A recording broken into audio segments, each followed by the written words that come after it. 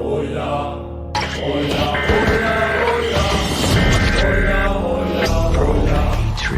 and violence that they keep Emergency broadcast system. and everything is gonna be okay.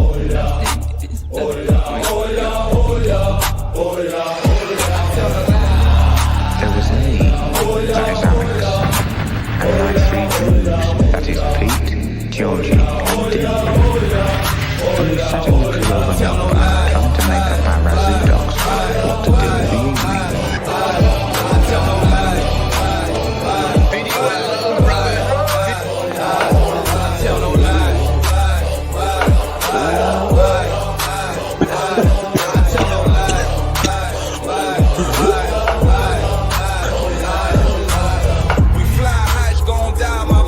Motherfucking Orthodox guy, motherfucking doc guy. Oh yeah. Oh yeah. Hey, what happens when you bring 9 soldiers from Brooklyn together? Listen, if we don't stick together, we're not gonna get anything done.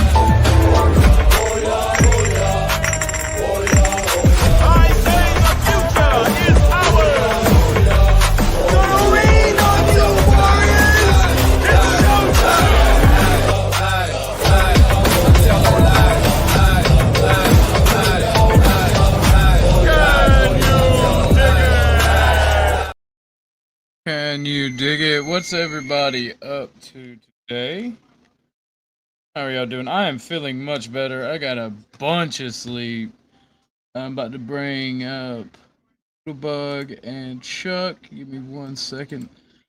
I'm moving a bit slow today. I haven't shared the stream in all the places yet. I got one more to go. Man. Get that on up. How are you guys doing today? What's up, Chuck? What's up, Tootie Bug? Good morning. What's up? What's up? And My shit, hair not good? Y'all can hear me good? I forgot to Okay. put the link in the chat. And I had like 2 hours to do that. That is ridiculous. What the hell? Anybody can join the panel. And how are you guys doing today? I had me Not some too good bad. sleep. I did good. I did not. I didn't have good sleep, but I got a lot of sleep. Oh. I feel you. Sorry for the dead air. I was chugging some water. It's okay. Sound like you So killing the good. bottle along with it.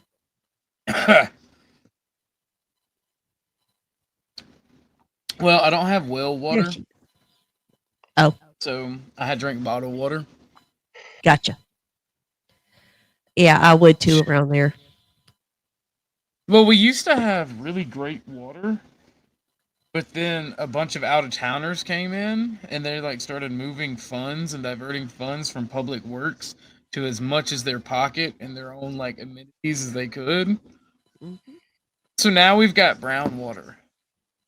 And it's like it's not just my county, it's like the whole fucking counties surrounding me as well. Like it seems like ever since all the carpetbaggers and out of towners moved in and started getting into public works. Yep, they keep moving more and more south of ATL. They keep expanding that metro That area. metro mentality. Yeah. Oh yeah. That's why Eagles Landing is so fucked every day, no matter what time of day, no matter which way you're going. What's up, Leah, Lauren, Thumping Weevil? You can hit the panel if you want. I like talking to you. I watched some of your show, but I was so messed up yesterday that I just wound up going to sleep.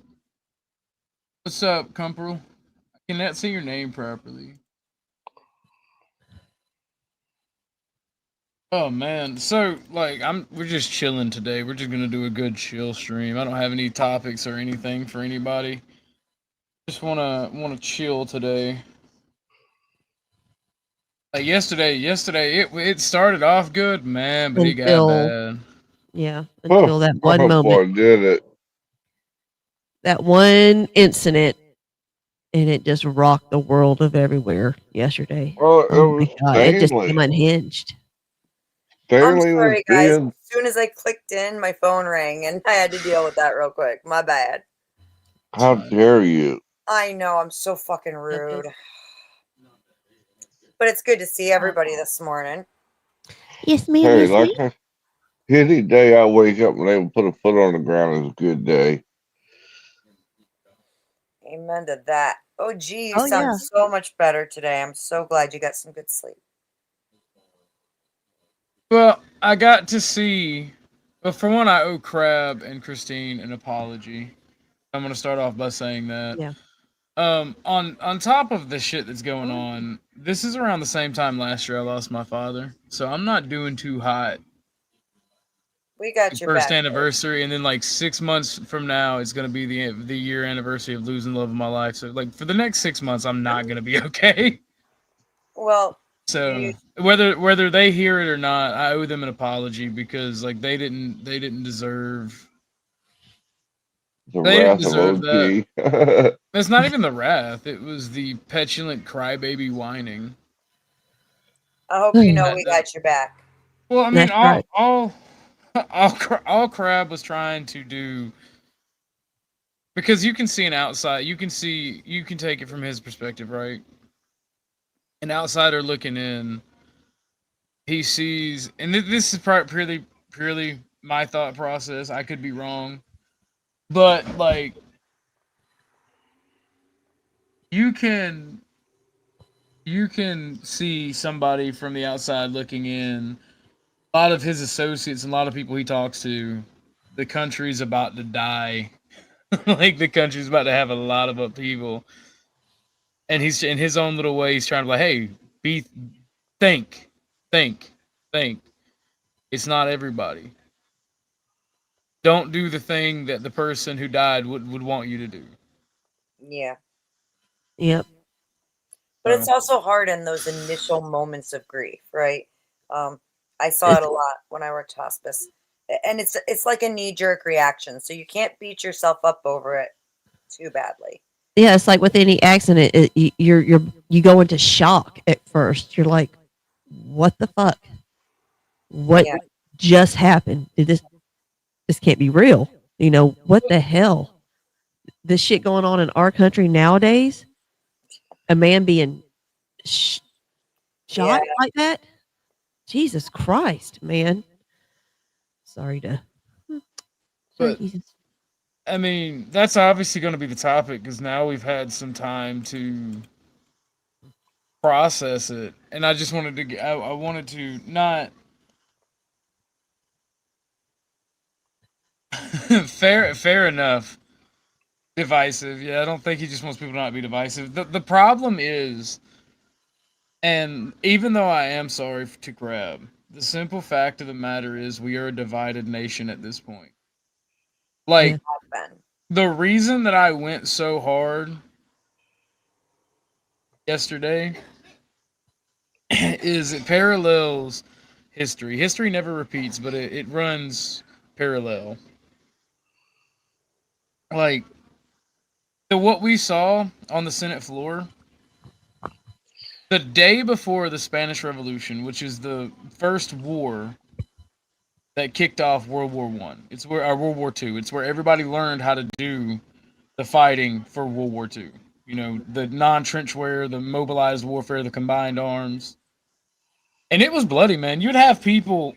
If you ever get the chance, go read some of the civilian accounts of the Spanish Civil War. And this is Spain, I believe, 1935 or maybe 1932. I can't remember the exact year it popped off.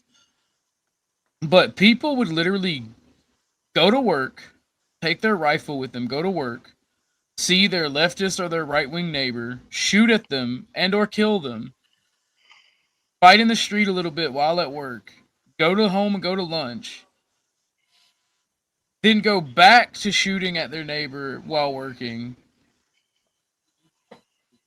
and then go home and go to sleep and repeat the process till the war was over. Like their life didn't stop, but they were engaged in a civil war. It's literally how a modern mechanized civil war would be fought. Clocking in to go to war. The simple fact of the matter is, too, one thing that people don't see what I'm looking at, like, is before the Spanish Civil War popped off, something very similar, like the day before, something very similar happened in their version of Parliament. And one of the person that was talking basically said, we brought it on ourselves. It is what it is. And then the other side yelled and bickered with him. And then the very next day, the Civil War popped off. You have our Congress literally arguing and screaming at each other over a moment of silence. Yeah. No, what the That fuck? was disgusting. And wasn't it Crockett is the one that started the shit? But here's the thing, it doesn't matter, right? So, like, it doesn't matter who started it. The simple fact is, once it was started, the quote-unquote conservative or right-wing kept it going. That's the issue. Nobody knows how to take grace under fire in the metaphorical sense. You think everything, like, we as a nation, as a society, think that everything's a slight worth fighting over when it's not. Yeah. Like, if you wanted a moment of silence and the other side didn't, what Charlie and people like, well, what Charlie and people like him would have wanted, or better, a good compromise would have been, let the fuckers leave who don't want it, and then everyone else do it. Or The simple just fact is, carry on doing it without them and don't acknowledge their stupidity. Just have your moment, and if they want to sit there and yell, they can sit there and yell, but those who want to pay homage can sit there and pay homage. the And problem it just shows the world how stupid the other ones look. well the problem is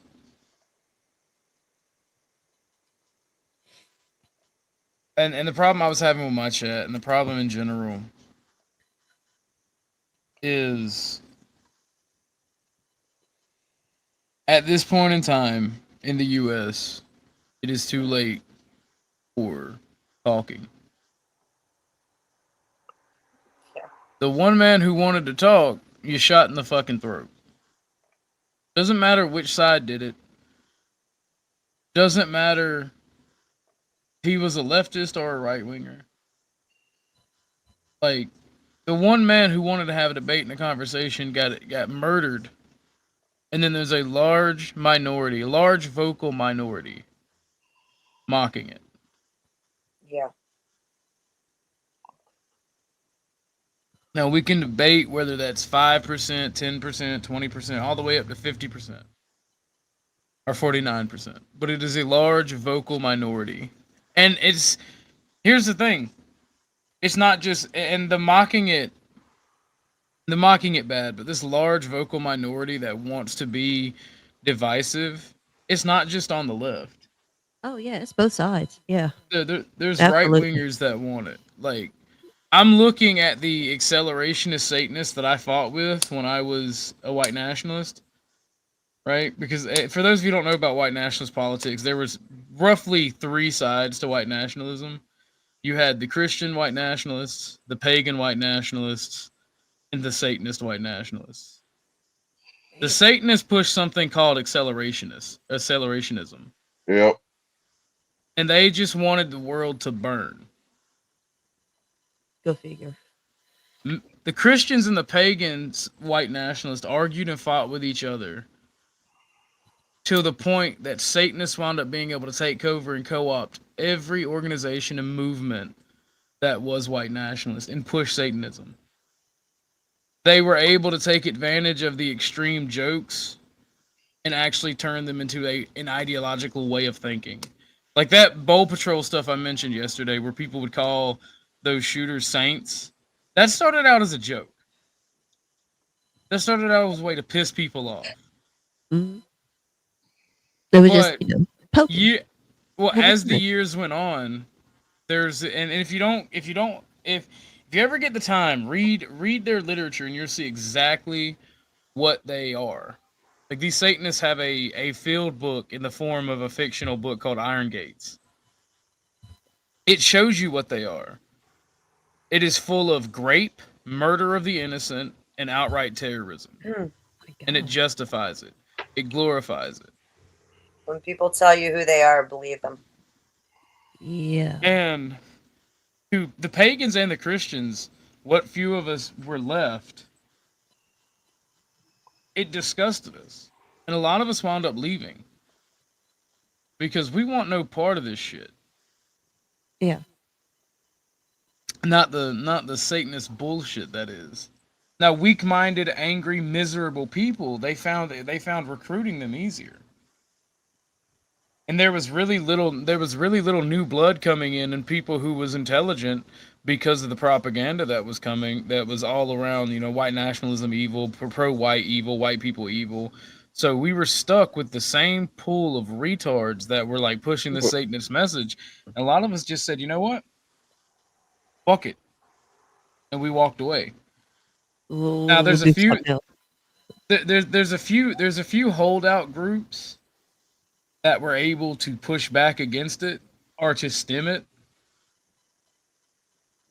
But like by and large, like white nationalism is dead in this country. What you see when you see these groups come out, that's a very nefarious, subversive element that are still holdovers from that Satanist bullshit. And now, like I said, there's a few groups. Patriot Front, believe it or not, are not feds, and they stem the tide by promoting family values, right? But the issue with Patriot Front is they're quaking in their boots because of a lot of the Charlottesville arrests. See, people say they're feds or they lost funding because of U.S. aid going away. But I'm telling you, I know the people involved. They're not feds, and it makes me angry whenever boomers see young, fit men standing up for their country and their values, regardless of what side they're on. They want to shout "Fed." It angers the fuck out of me. The simple fact, along the same time that the U.S. aid started getting deconstructed, the Trump administration started going after people who went to unite the right in Charlottesville, or the Biden administration. I'm sorry. Like for the past year and a half, and Trump kept doing it. Trump allowed it to be done when he took office. So a lot of people don't pay attention to that either. There's a lot of dissidents and former white nationalists, and even people that may still be white nationalists. And you don't even have to be a white nationalist, just a right winger who went to unite the right in Charlottesville. Okay. They're being hunted down. Being younger and your beliefs, what are your thoughts? Because I don't know if you've expressed this or not. Your thoughts on the whole Proud Boys group and what they're representing. They were legitimate federal agents. Their founder was a federal informant. Gotcha. I know that he was, not white. So when he, Well, I mean, the Proud Boys were not a issue for us. Like most of the guys who joined the Proud Boys, like on the ground, like we as white nationalist groups, like we got along with them. We didn't trust their leadership for obvious reasons, but by and large, we got along. Base principles. Yeah, we got along because we were both right wingers.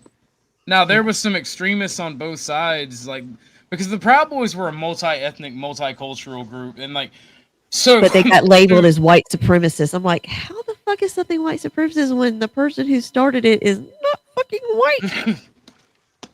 Riddle me that, but no, that's not. They don't care about because that. anything right wing inherently benefits the majority of people in this country, and what are the majority of people? Exactly. So They always forget that ratio. They always forget that. well, I mean, like Man. the issue with the Proud Boys is they thought that they could be violent and get away with it because they were multi-ethnic, and they found out really quickly that that doesn't matter. See, they thought if they had that shield of multiculturalism, hey, we're not racist, and this is why if you look at like white nationalist propaganda, you'll see memes and you'll see videos of it doesn't matter, white men, if you say you're not racist, they'll still call you racist. Because what racist has come to mean is just anti-white. And that's a Yep. fact. You can be the most unracist, uncaring white person about race, and they'll still call you racist. It's racist, like that video I played where it was like the Babylon Bee, where the Yeah. Klan was talking about like if you don't see color, that's racist now. Yeah. Yeah. And that's why you see a lot of white nationalist propaganda where they're trying to tell people that it doesn't matter, and it doesn't. It doesn't matter if you're not racist and you're white; they'll still call you racist because racist just means anti-white at this point in time. And if you happen to be white, automatically you are a racist. You know, it's sad too because Why argue it? What the fuck ever? it's sad because I know in my days, like, and yeah, there I go sounding old and shit. Sound like my mom. In my days, kids, My What's day, up, Sonny. that was really the rhetoric that was pushed on us kids was, you know, no, we don't see race when we look at one another, or you're not supposed to Race treat, sure as fuck sees you. Look at the little Ukrainian girl on the train. not Yep. supposed to. The point of it was that we weren't supposed to treat anyone differently based on the color of their skin and whatnot. And so now to see the progression of what that means today, like, genuinely saddens me and hurts my heart because my childhood was fucking awesome. Yeah, when you grow up poor, you're all poor. No matter what color you are, you're all poor. And And that's so what it was. that's not what the fight's not about the race. It's about Hit the everybody panel, my being broski. poor. You know, Exactly. so we don't give a fuck. And Exactly. that Theo Vaughn spoke some truth when he was like, "Nah, bro, they took our shit. Let's go find them." Yeah, Right. exactly. I did agree with him on that shit. The thing about it though, as you grow older when you're poor, and the black folks and Hispanics are told you're out to get them because you're white, it Mhm. gives them an excuse, and that's what most humans want is an excuse for their situation. So they buy into that, so Yep. they're given that excuse, and you become their enemy. Man, Yep. it And makes me that's the sad thing, and you're not gonna get rid of identity politics. no. They are ingrained in human nature. You can if you're the best you can get is a bunch of white people virtue signaling. Oh, I'm not racist. I'm not and sacrificing their children on the altar of diversity. Right? Mm. You're never gonna get rid of identity politics. It's But sad. Sorry. Go ahead. what you can do is you can embrace meritocracy. You can embrace ideas that benefit your group but apply them to everyone. Yeah. You know what I'm saying? Like you don't have to have segregation. In fact, the government and public amenities should not be allowed to be segregated. What you Agreed. can do as a nation is you can punish a criminal regardless of their skin tone very fucking harshly. You commit murder, and it's literally provable. We have video of you doing it. Within a week, you're swinging from a rope. Yeah, because that's what's really dredged up all the court systems and everything is all how long you can fucking fight this shit in court. You can people on death row for fucking 30 years. What the fuck is that shit? Well, see, and you know, Tootie Buck, I want to agree with you because I agree wholeheartedly, right? Mhm. The problem is with evidence, with new evidence and new science, people have been able to prove their innocence. So, like, I understand that, but if we have video of you murdering somebody, Like the Ahmaud Arbery case, right? For something that's not black on white, right? The Yeah. Ahmaud Arbery. We have video of them murdering that man. We have video of them following that man. Fuck a life sentence. All of those Was people that involved should be hanging. the Can I Brooklyn make a one? Oh, sorry, Oh, Chuck. Go ahead. go ahead, Chuck. And no? then No, I was gonna say that's something I've been looking at recently. Is we're gonna reach a point, we're almost there now, where because of AI and all this editing software, you're not going to be able to believe what you see on video, Yeah. that is a quote good point. unquote, video evidence, as you just called it. Well, do Yeah. y'all know? Do y'all watch a lot of YouTube outside of the Panelverse? Some. Yeah, I float around. Are y'all familiar with the show with the television with a YouTube channel called the Infographic Show? No. Sounds We'll play familiar. we'll play a little bit of their video because they brought up a really good point about what Chuck said, and it was in regards to the U.S. Civil War and how brittle. And this is before the Charlie Kirk thing. How brittle the piece is right now, and how easy it could be destroyed. I Mm. feel like we're going to be Oh. seeing that in real time very soon. Well, no, their main talking point, and I'm looking for the video now. We're not gonna watch the whole thing, but we're gonna watch. Enough to get an idea. Well, just the opening part of what they talk Mr. about Mister, because good to see you.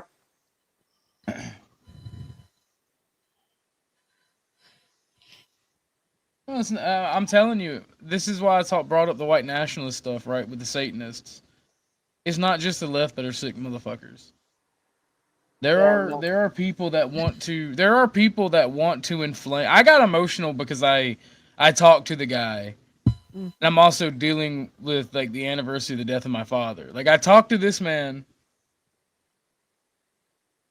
back in 2016 at the rise of Trump, and Now, make y'all no were really mistake, young then, weren't you?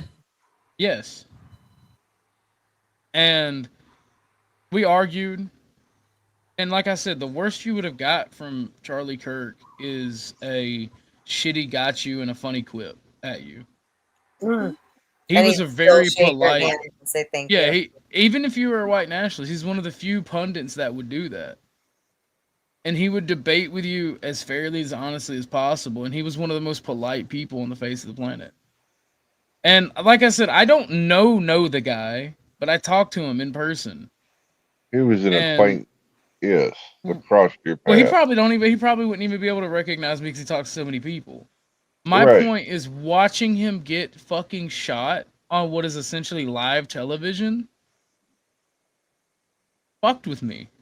Especially when Yep. I've had so much death around me the past year. And it's something that you actually can witness it. It's not just some freak thing that you're seeing on TV in a movie or whatnot. This is Or something just that have to happened hear about. live, and it's just it is it's you. We're all probably still in quite a bit of a shock still from it, I am. and yeah. And then today of all days, you know, Oh yeah. it's a lot right now for Americans to be handling and to have people coming in and trying to act like what we're all feeling and thinking isn't valid. I Fuck can't yeah. I can't find it. You can't find it. What the hell wrong with you? Maybe it's been taken down. Possibility, they may. It very well could have been, but it could have been a Well, much older video than what I think it was. Mm.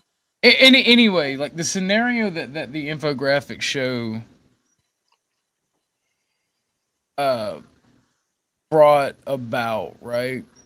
Or was talking about was obviously a hysteria about the Trump election and like a constitutional crisis.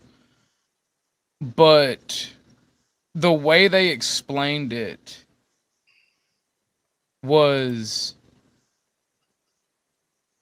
basically using AI and deep fakes and like by using Chinese, Russian, like state backing. These AI companies or a AI company with state backing from one of those countries would be able to match someone's talking patterns. Like really sophisticated to the point it does not look fake. You cannot tell, it is indistinguishable from reality. And you know they've been Yeah. test driving all this in movies over the years, and that's Yeah. how they're Well, getting this shit perfected because through movies. And anybody that doesn't believe that Hollywood and government is not intertwined is nuts. well, no, it actually is it should be a well known fact, understood fact that Hollywood and movies are Hand in hand. our Hollywood and the government are anyway. Um, Bosom buddies. the thing is, like, they were talking about how they faked the video, the deep fake video was of a Supreme Court meeting where they had basically suspended the Constitution or parts of the Constitution to allow for a third term. And Oh, one of those saying this this obviously, could actually happen. yeah, and well, no, like, the precedent, the thing, the I wish I could find the video because it's explained even better with like the actual video. with the footage. Yeah, because they were talking about if there's ever something like a constitutional, because you remember the whole argument about Trump running for a third term. Yep. Yeah. That's what they were Still basing it going. on. Well, that's Yeah, what whenever that's that what whole they, Trump 2028 hat came out, everybody was fucking going nuts thinking, see, told you he's going to try to run again. Not that, realizing that he's got children. that's the thing. They were basing it off if he did decide to run again and the constitutional crisis that would cause. And they were talking about how it would be easy for a government to use a deep fake, a state-backed AI to use a deep fake to cause problems in the U.S. And once you get that ball started, it can cause a bunch of, with the turbulence that we already have, it can cause a bunch of secondary and tertiary problems that leads to the collapse of the nation. And like their premise was already on shaky ground because the main video was talking about what would actually happen to the economy, to everyday life for us, not necessarily international relations and the international economy, but what would happen to us. What's up, Grid? What's up, Mister? Grid one, Donna. good morning. Donna in Austin, Texas. But that's what the main premise was about, and Grid should come up here. He knows a lot of politics stuff.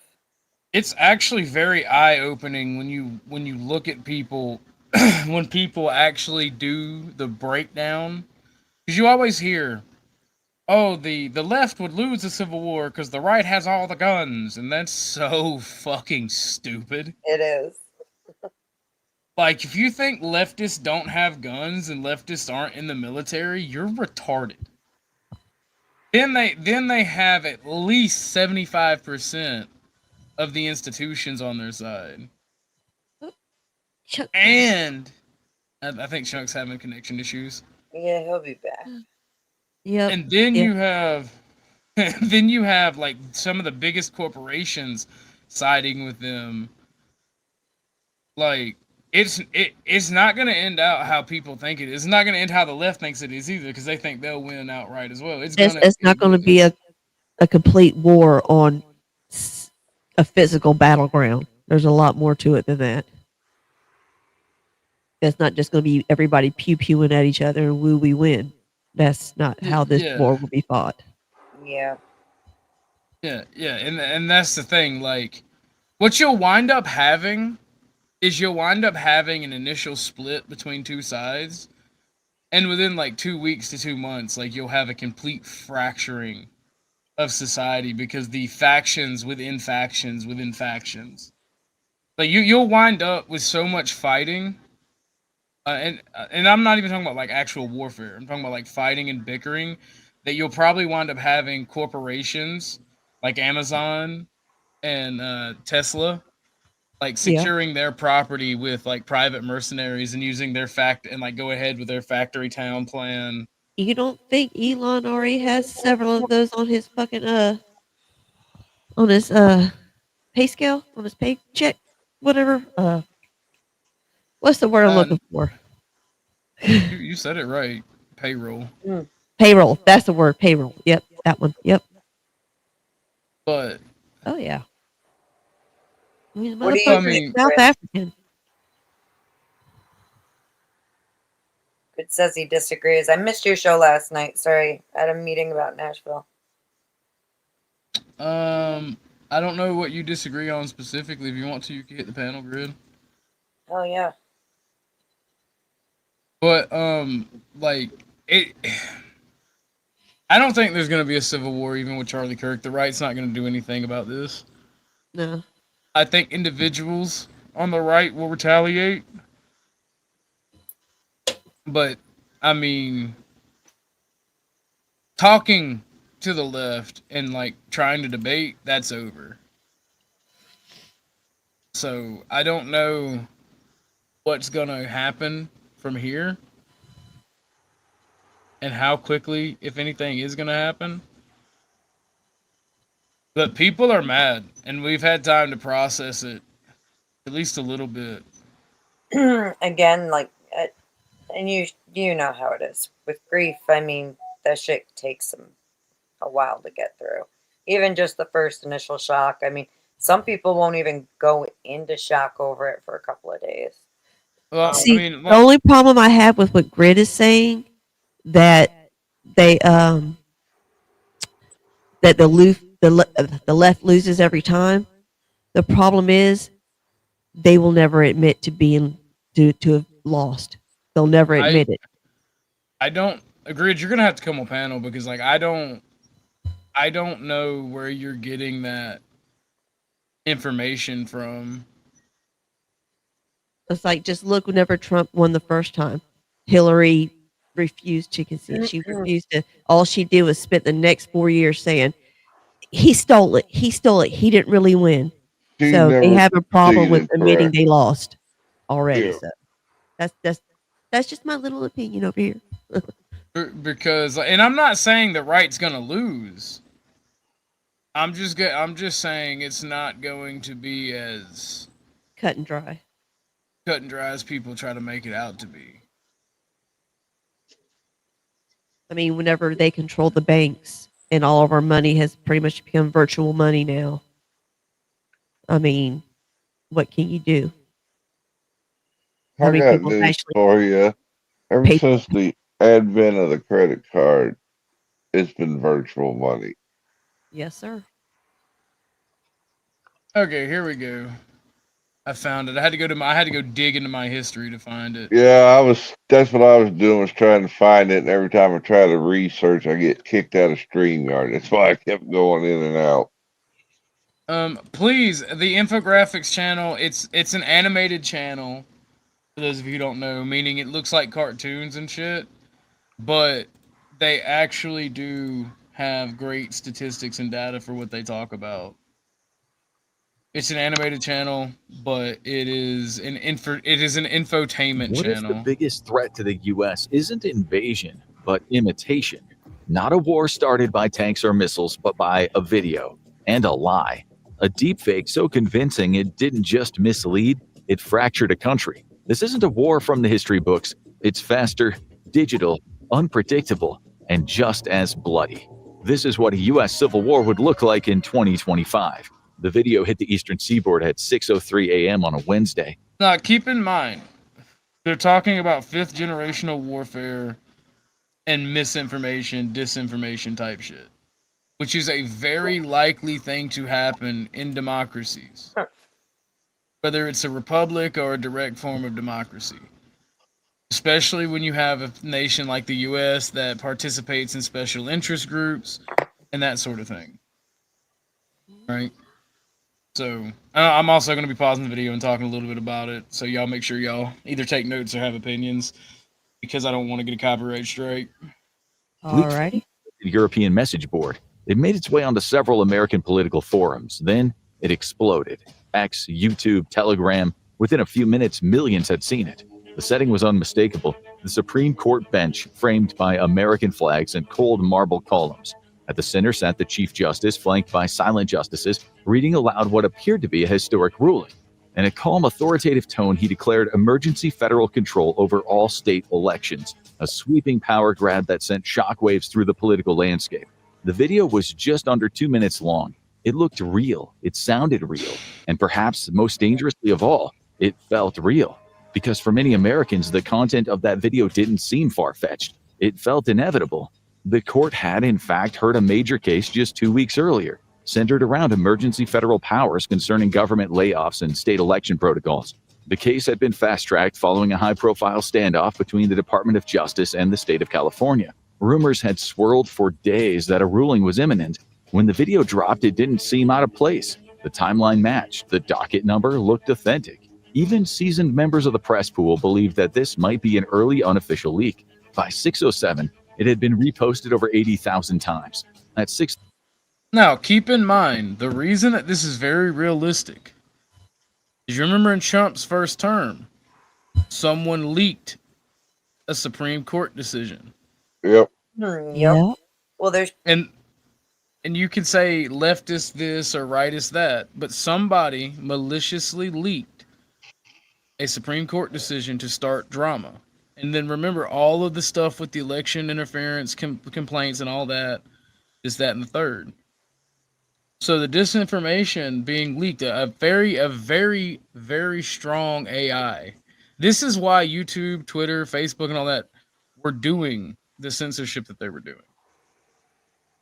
there's more than just that. For those who don't know, back in the 50s, when War of the Worlds first was done, it came across on as a radio broadcast and sent like whole communities, if not, it sent a good share of people into pure panic because they thought what they were hearing was an actual news broadcast about aliens attacking. Yep. True story. People panicked. It was crazy. My mom told me all about it so we've seen I've heard about that. this actually, we've seen it happen without fancy AI, just a radio broadcast. And it shows you how long the media has been manipulating people. Shows how easy it is. Yeah, that But too. it's not really something like World of Wars isn't really manipulation. It just shows you how dumb people are. 'Cause remember, I don't know if y'all are watching. Like, remember when me and Ike were talking about this, and Ike pointed out that these people that had lived in these towns were so filled of hysteria that these people that had lived in these towns for years, or maybe even back then their entire life, a 40 and 50-year-old man that had lived on the same homestead or on the outskirts of town his whole life went out shooting at the same water tower that had been there since before he was born. Yep. Just because he didn't listen to the beginning of the broadcast. Yeah. And this is why commercial breaks are important, to tell people, hey, this is dramatization, this is entertainment purposes, because people are stupid. But no, Don, I have not heard about any of that. If you have any information, let me know.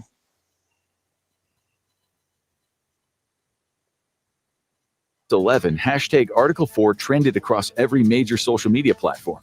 By 6:15, armed groups in Idaho, Georgia, and northern Michigan were already mobilizing. Online forums lit up with claims that this was a second Patriot Act, where others celebrated it as a long-awaited end to state nullification. Across the country, people already full of distrust and resentment became defensive, suspicious, and braced for impact. Then came the second video. At 7:08 a.m., a new broadcast appeared on Signal, then Telegram, then Truth Social. The governor of California appeared on screen, seated behind his desk at the state capitol. He looked composed, deliberate, and resolute. In a calm but defiant tone, he announced that California did not recognize the Supreme Court's ruling. It was, he said, a violation of the constitutional rights of the people. The state would be forming a coalition for constitutional restoration, inviting other states to join in resisting federal overreach. He ended with a chilling declaration: any federal incursion without legislative approval would be treated as unlawful. Within 30 minutes, the video had racked up more than 20 million views. But there was one problem. Both videos were fake. The source was traced to a previously unknown group operating on the darknet and secure foreign servers. They were believed to be a hybrid of rogue domestic actors and foreign contractors with access to next-generation AI video generation tools. But this wasn't the usual AI slop. There were no lip-sync glitches, no uncanny valley stares, no telltale digital seams. This was synthetic footage indistinguishable from reality, built with access to proprietary modeling datasets and advanced voice cloning tools far beyond consumer-grade capabilities. Lip movements synced with breath patterns, micro-expressions matched each speaker's known tics, background audio recreated courtroom acoustics and ambient rustle. One metadata analyst would later admit it looked more authentic than the real thing. It took nearly 2 hours before the Supreme Court issued a formal statement denying the video's authenticity. By then, it was too late. Dozens of local officials had already issued statements. Militias had formed roadblocks outside of state houses. Some police departments announced that they would not comply with the DOJ. Others pledged allegiance to the emergency order. And see, like that thing, that right there, like you, with all of this stuff going on, like even if it was fake, people would still believe it. Yeah. And it would cause so much bullshit. So was this video actually really made? No. Or is this just It saying what was a what if situation. Yeah, Okay. it's just a It was a what simulation. if situation. Okay, just making sure. Woo wee. Like imagine, like and that's a perfect logical situation and scenario minus political assassinations. What's up, Squatch?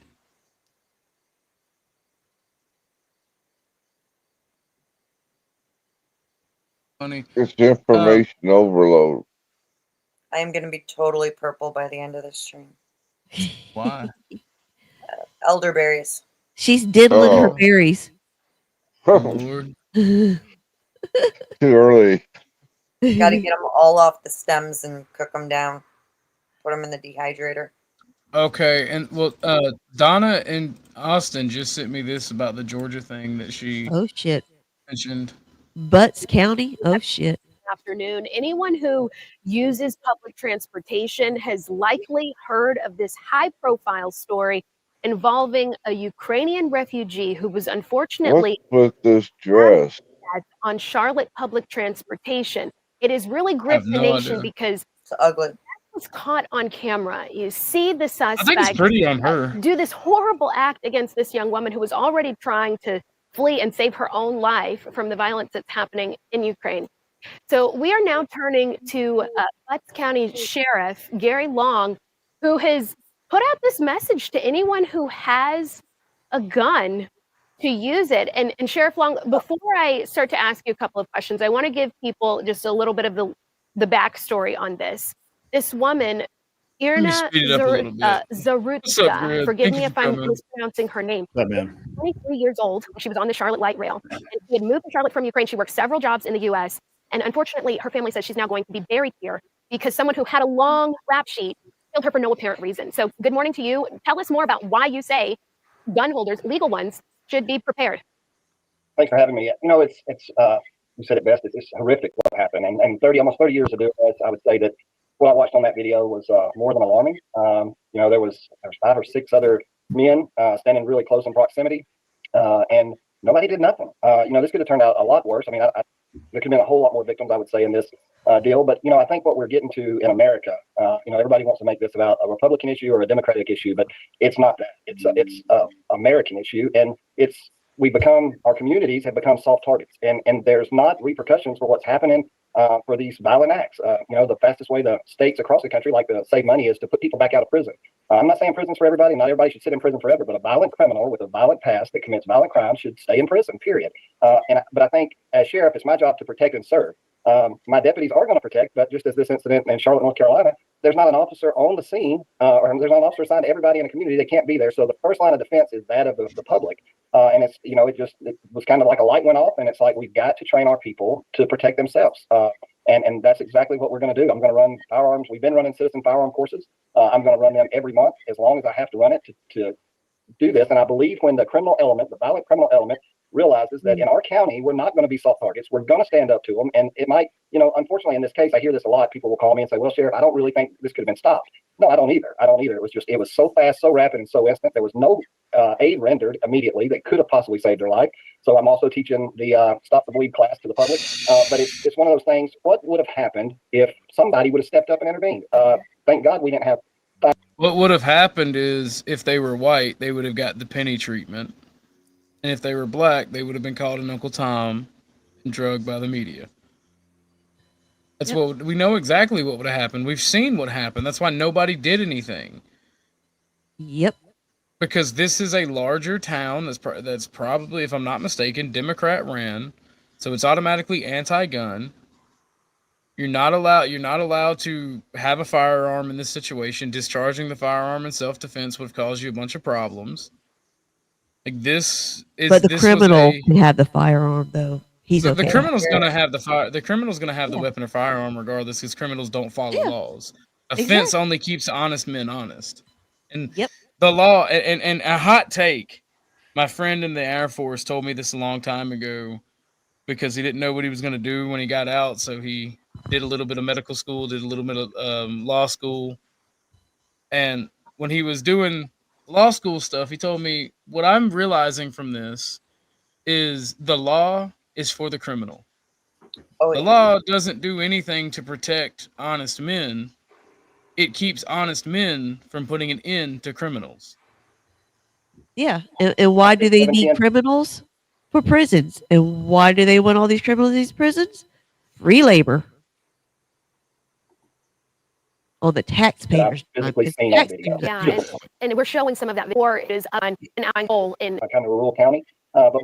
But the thing about it is, our nation is facing so many serious issues that we're fucked. What's up, Grid? How you doing, bud? I'm good. You wanted to talk about why the left will lose if there's an aggression. I'm willing to talk about that. Because this has been war gamed out, and the left loses every time. And there's a couple of very good reasons for that I don't think most people who kind of talk out their ass about this sort of thing don't take into account. The leftist natural environment is a city. Cities are very easy to starve. They're very easy to shut down. It takes a minimal number of people to shut a city down to where no one goes in, no one goes out, no food goes in, no food comes out. The shit doesn't come out. The water doesn't go in. The power doesn't go in. It's very easy to choke these places off. Exceptionally easy. And that's why the left loses in every single time you war game this out. You don't have leftists out in the fields in great numbers. You don't have leftists in middle America in great numbers. And certainly what you don't have among leftists, while you have the occasional leftist mass murderer who is capable on his own of committing really, really ignorant acts, what we have on the right is we have a cadre of men who have served this country, who believe in this country, who believe in what it stands for, and they are literally mass murderers. I know several of them. They're literally mass murderers. And you don't want those people to go kinetic. You really don't. Because I don't care what police force you put against them, the police force is going to lose. They're just going to lose. Because these are people who are legitimate mass murderers, and they are capable of great violence. Well, I agree with you, and I've talked to several veterans. The problem is with that is at least a third of the military are leftists and would side with the leftists. Yeah, but not not body stackers. Uh, Support personnel. I agree with you with support personnel. Absolutely. but it 100%. takes 8 men to make a body stacker function properly, at least in logistics. Not But in the even free world. even then, Not in Grid, the free world, man. Not in the free yeah, world. it's specifically in the United States. Why do you say 8 that? logistics personnel, because that's the statistic. Eight. I understand that. I understand the. I'm asking you, why do you believe that? These are men that go behind. These are men who live off of nothing. Don't need radio communications. Don't need anything. Matter of fact, one of my friends, a guy named Clay Martin, he's helping vets right now come back.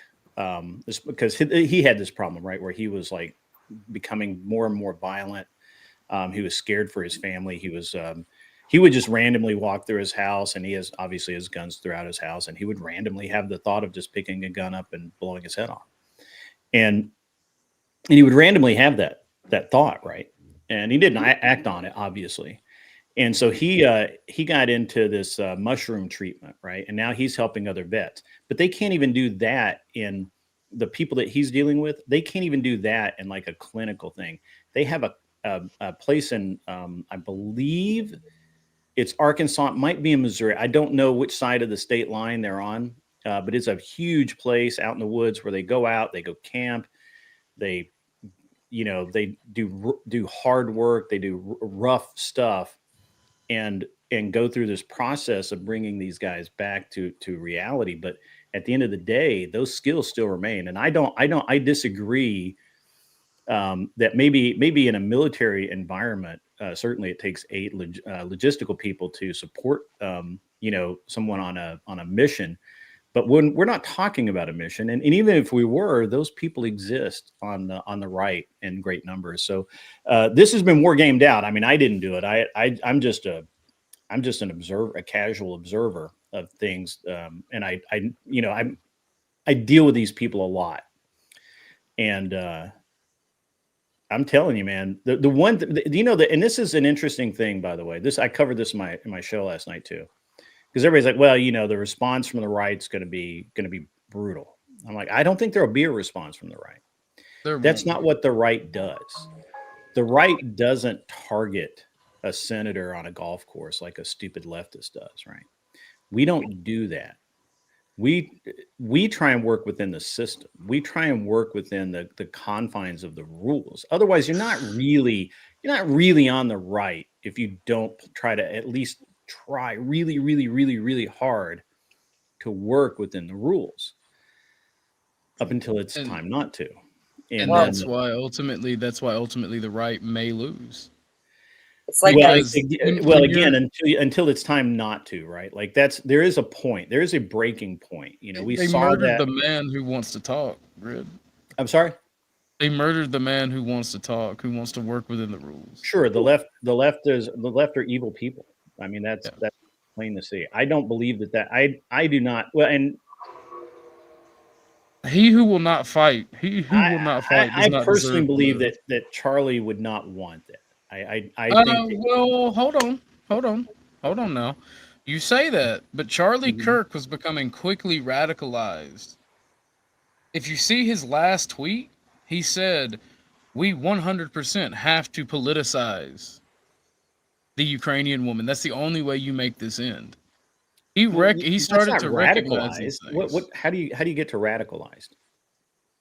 When you publicize an issue like that, what other thing is there? Radicalizing. It's publicizing an issue that needs to be publicized. That's not radical at all. So as a matter of fact, the fact that it was ignored is radical. Like, that's insane that it was ignored for 2 weeks by the entire leftist media until a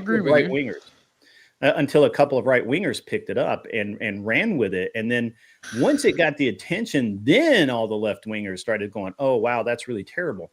But up until that point, it was only the right who picked it up. And that's not radical at all. That's just the right thing to do.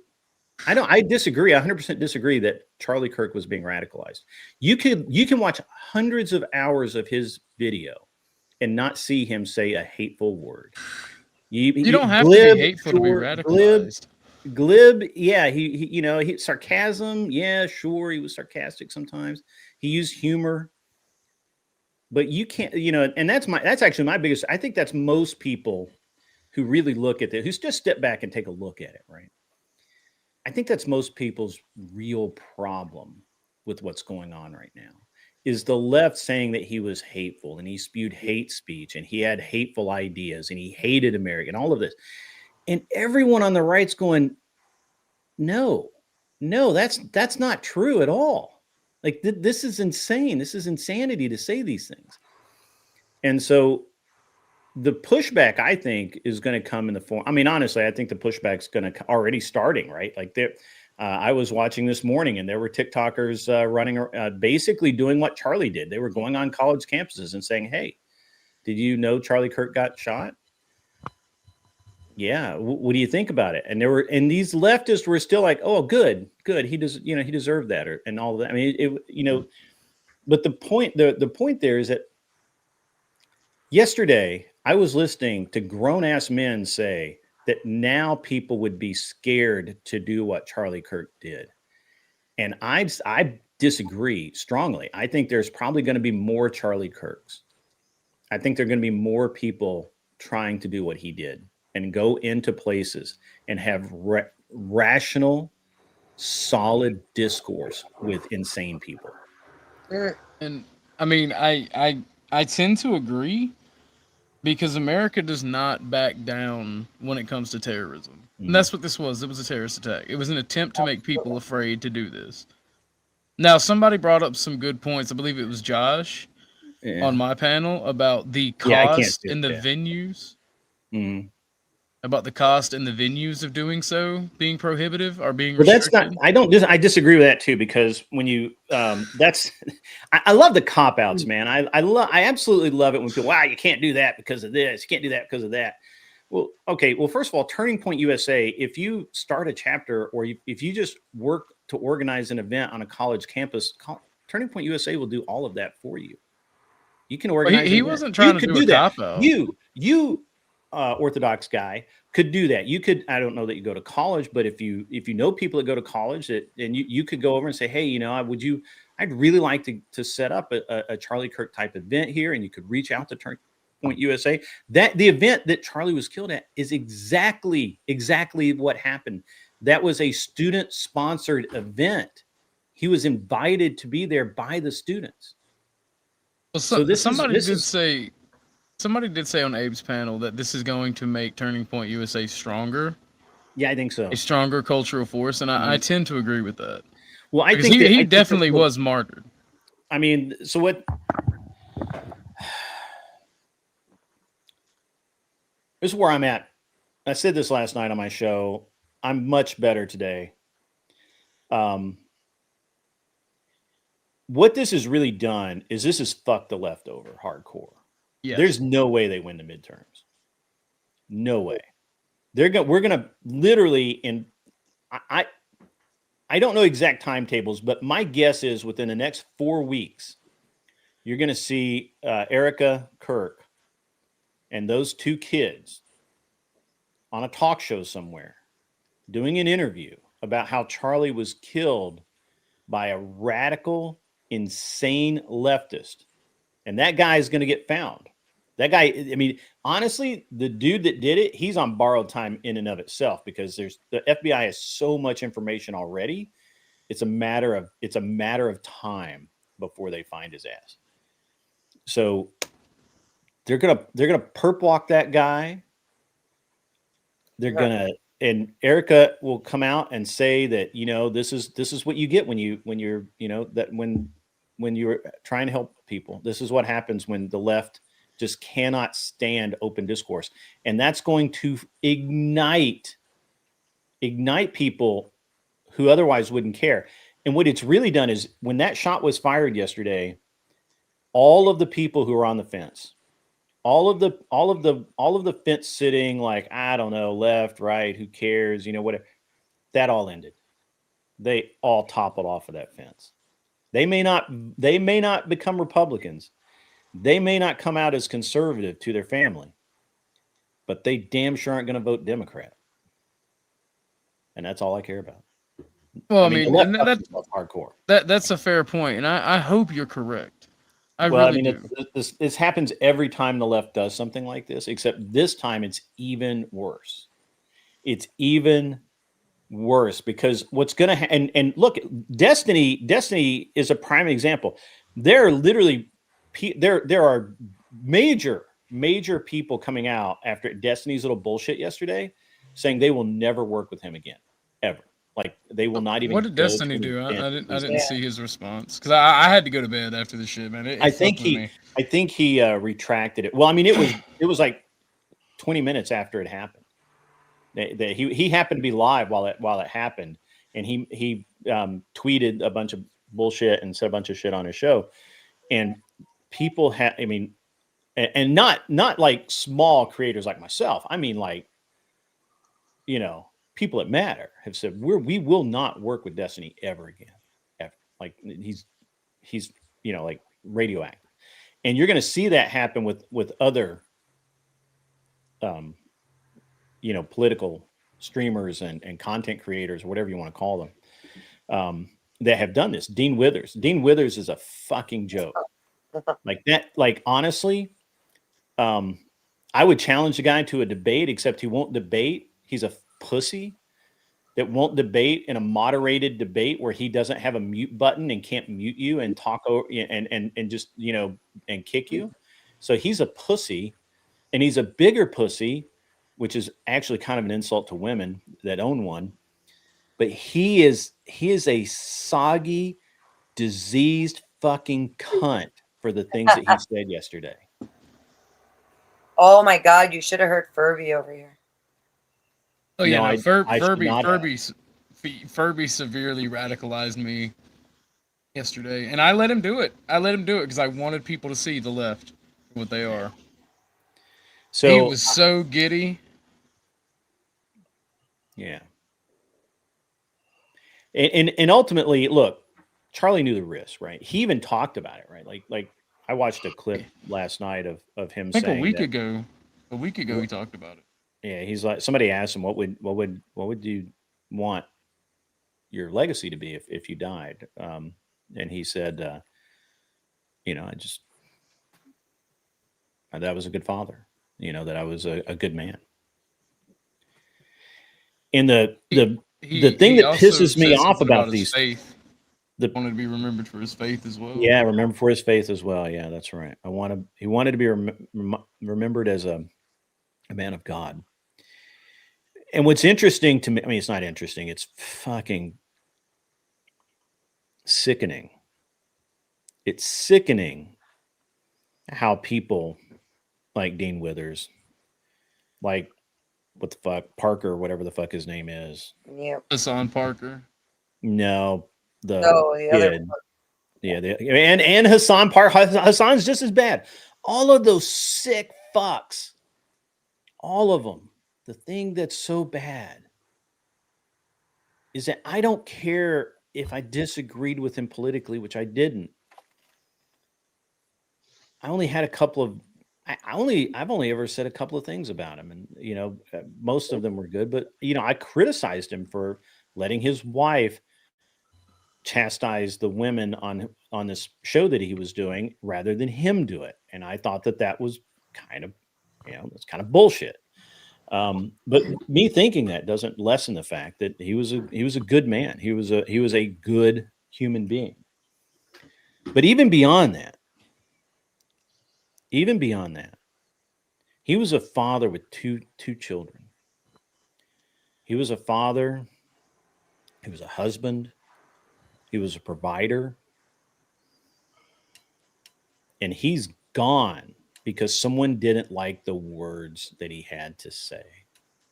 What, he was only 30, 31? 32. He was 32.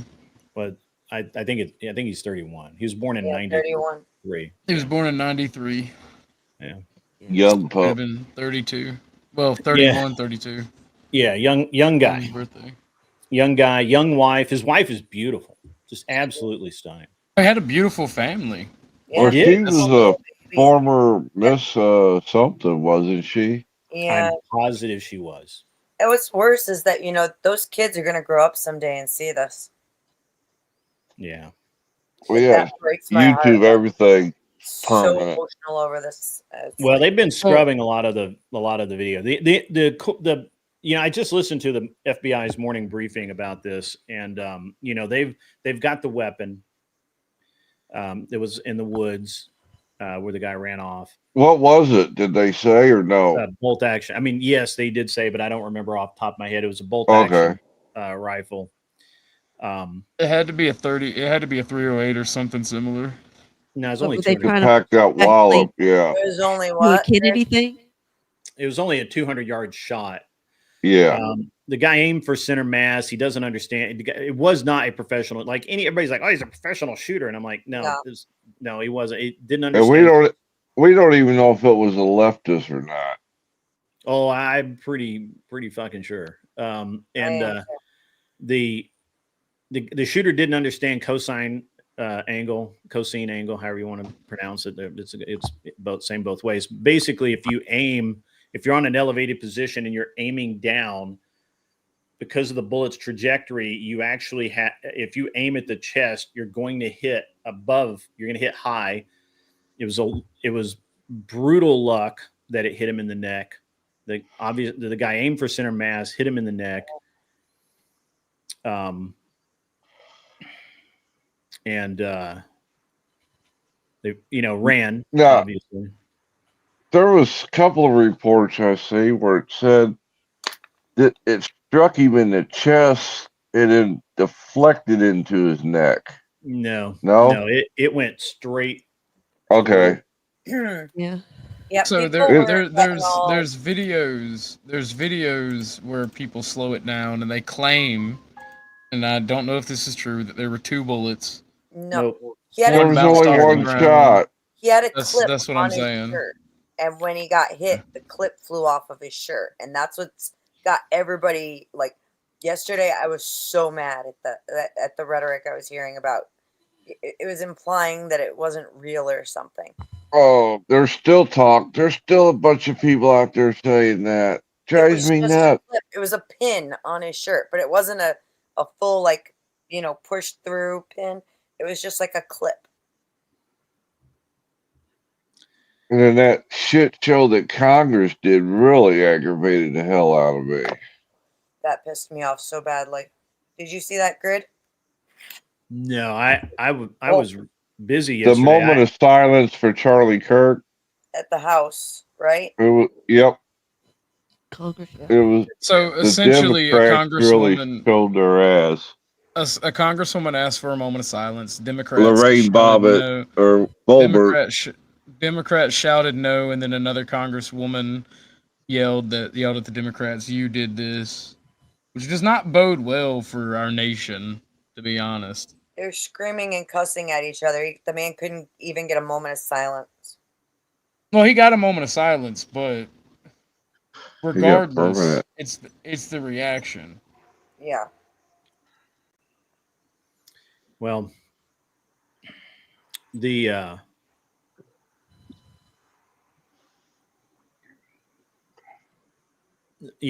thing is, I watched the FBI report. They have a lot of information, a lot of evidence. They've got palm prints, shoe imprints. They know what car he was driving. They've got tire impressions. I mean, this guy is he's not getting away. This is not the shooter. This is the gentleman that I found a video and we showed it on Abe's last night. This is the guy sitting on somebody's shoulders or sitting in a raised position, where as soon as Charlie is hit and hits the ground, you see this guy turn towards whatever camera and he's cheering and smiling. This is the guy. Disgusting. Oh, gotcha. Yeah. So, not that it would have saved Charlie's life, but I said on my you should watch my show from last night. It was pretty good, I think. But one of the things I think everyone regardless if you ever think you'll actually need it, everyone should go and take a life-saving medical course. Oh yeah. And carry a tourniquet, could save your life, could save somebody else's. If you take a good trauma care course, it'll help you out a lot, and you'll be able to use some tools to keep people alive. And everyone should have a do not die kit in their vehicle, on their motorcycle. They have them around that strap around your ankle that you don't even feel it. But you may save your own life, but you're more likely to save somebody else's. And I've been on a range when somebody shot themselves and would have died had we not had a bunch of people that had emergency training and a lot of fucking equipment. In your opinion, Grid, is training more important than equipment, or is it 50-50? Well, the equipment's irrelevant if you don't have the training. Fair enough. Yeah. And the training is cheap. I mean, it's like you can go do a 2-day course, like $250, $500, something like that, which I understand is a lot of money to some people, but it can literally save someone's life. Mikey Balls, who's probably been on your show before, you've seen his show, right? He lost a leg in a motorcycle accident. He died 4 times. They brought him back. He would have died. He was seconds away from bleeding out, but someone applied a tourniquet, a belt as a tourniquet. If they had not done that, he would have died. And he's here today because somebody had this much fucking training. Yep. And it's worth it, I've got a do not die kit right here. You wanna show it off so people Right know here. exactly what is in the do not die kit? Yeah, it's called a. I can open it up. Show us your goods. Because this is something That's an worth Israeli talking. bandage. This is something worth talking An about. Israeli bandage. Well, that's neat. This is actually a rubber tourniquet. I don't like this one. It's not my favorite, but if you need it, I don't like the rubber ones either. This is a breathing tube, goes down crushed throats, and that's all I really need to keep you from dying. I also have a tourniquet, and I have some other stuff on my gear, but Should throw some tampons in there. Not for that. purpose, but the Israeli bandage is pretty badass for stopping bleeding. Yeah. But it can be used for a lot of other things, which is why. Say what you will about the Israelis, but they make some good equipment. Oh yeah, Medical equipment at least. Yeah. It's called an Israeli bandage because it was developed by them. I don't know where mine was made. Well, that's what I'm saying. Like the development and research coming out of Israel on medical equipment is very top notch. Combat stuff, anyway. Those guys know how to. Those guys know how to put people in the dirt. They've been doing it for a long time.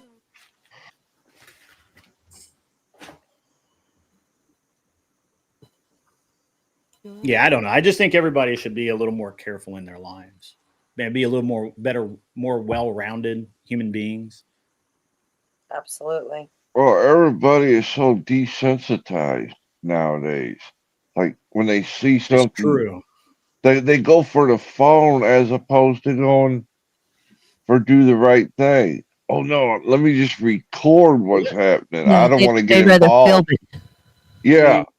Well, look at what happened on the bus. I remember that train, right? The stabbing, the Carlos, whatever the fuck his name is. That poor woman, man. That poor woman. I carry a thing for a purpose. I don't carry it to look like I'm Billy Badass or, whatever. There's a purpose for having that thing, That poor woman died. A 23. Yeah, they just watched or turned their back. They didn't even comfort. To be honest with you, I think she had a serious injury that without really, really specialized training, you're not going to stop. Like, I honestly think that where he stabs her, not sure what he stabbed her with. It looks like it penetrated the rib cage into the heart or into the lungs. And what it looks like to me is that it bled, sure, but it really looks like it was filling her lungs up, because if you watch the video from the time he like thump and walks away, it's like 10 seconds and she collapses. Oh yeah. I mean, it's like watching the Kirk. If you've seen the close-up Kirk film, So yeah, there's no question. So I'm not saying that somebody could have saved that poor girl's life. I couldn't have, I don't think. But somebody should have been there holding her hand, trying to comfort her. Some woman died alone on No. nasty ass floor of a train. No, that last part's not true. That last part's not true. Because here's the problem. We see it with Daniel Penny. We see if anybody would have stood up to actually do something about the guy attacking I'm not talking about addressing the fucking moron. That's what cops are for. I'm talking about if they had just comforted that girl. They dying. They didn't. Watch the video. The dude gets out of his chair, gets halfway out of his chair, and then sits back down. I went over it as she's dying, but once the guy leaves the train, they rush over there to her. From what it looks like, she was still alive when they rush over there to her. Once the guy's gone, the video cuts off. The video I've seen cuts off when the dude the Latin woman just walks by her, doesn't even look at her, and the the dude, the black guy, gets I'm assuming he's black. He could be like Somali or something, but he gets half out of his seat and then sits back down. Let me see if I can find it, because when the video cuts off, I haven't seen video of this, but when the video cuts off, you can see there are still images from the rest of the video that once the guy is gone. Nobody else has said anything about. I mean, like literally, this is I showed it yesterday. Like, once the guy is off the train, like, everybody kind of goes over there to help her because the immediate threat is gone. In some states, like New York, if you have like a nursing degree or a CNA or any of that, it was 2 minutes before anybody did anything. If there's an accident or something and you do not stop, you can be criminally charged. Yeah, if you don't render aid as a professional. Correct.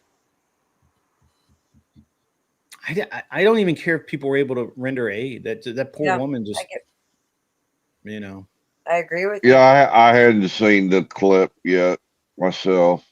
The indifference. You watched the 7 minutes uncut. I mean, I will concede. It doesn't matter if somebody went in afterwards. The point you're trying to make stands, right? About nobody helping, everybody sitting there.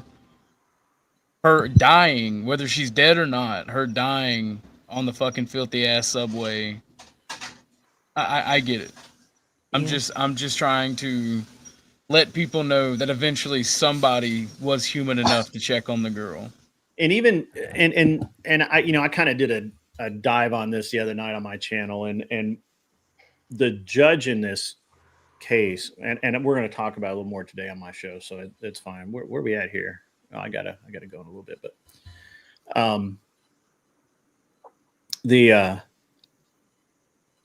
the judge. This is what's so evil. This is what actually makes it evil. Is this man was sentenced by a judge to this treatment center, but he was never required to show up. Now, the treatment center still got paid. That treatment center was partially owned by the judge, and what I'm hearing is her lesbian girlfriend. So they co-own this treatment center. I remember you talking about this last night, Grid. Until proof is actually laid out there, they're going to fire the judge. No. All right. They're going to fire this judge. Like, okay. Just the way you said it made it sound like there was some he said, she said I don't in there. know that I've read that it's a lesbian girlfriend. I don't know, because I I don't like to say that people are lesbian or gay or whatever without knowing, right? Yeah. But anyway, and what they're now connecting is not only was this woman, this judge, sending these people who should be incarcerated in jail under lock and key. Not only was she sending people there, other judges were sending people there to her system. The news not Lowe's too, like literally just go look. Is it documented that she has an interest in the rehab center? Yeah, they're calling for her. They're calling for her removal. She's had multiple bankruptcies. She did not pass the bar. And we don't know that she ever actually tried to take the bar. That's when you look it up. When you look up her name, it doesn't show her ever having passed the bar. However, she become a judge. Oh, all right. Hold on. I'm getting to that. Okay, so sorry. apparently in North Carolina, you can, if you have a 4-year degree, and there's some contention that she actually has a 4-year degree. I don't know that that's been proven yet, but because she's hired, at least she provided some proof at some point. We just nobody's been able to document that, right? Like the press is digging into it. They haven't been able to document that she actually has a 4-year degree. But if you have a 4-year degree and you have a number of years of applicable experience, like court reporter, or you are a clerk of some kind, then you can be appointed as a magistrate circuit court judge. And technically not a full-on judge, but still, she was presiding over these cases, and so basically, what it's looking like now, I mean, all of the evidence points to that this woman was running basically a scam where she would take known criminals on small charges that didn't get kicked up to a larger court, send them to her treatment center. There's no requirement for those people to actually go there. They're not under arrest. They're free to do whatever the fuck they want. You understand? Like, this is why this guy's on the train. This is the saddest part of this whole deal. And now, they're calling for this judge's removal. She may face charges over this because they're digging into her whole record, right? It's Yep. like they're digging into everything. Good. And you have to wonder how many other jurisdictions are like this, right? A lot. Yeah. I almost guarantee. If it's in one place, it's got to be in others. Yeah. Yeah. There's, it's as bad as the illegal immigrant in, I think it's Virginia. I can never remember what state this is in, but he picks up this 19-year-old call girl, hooker, whatever.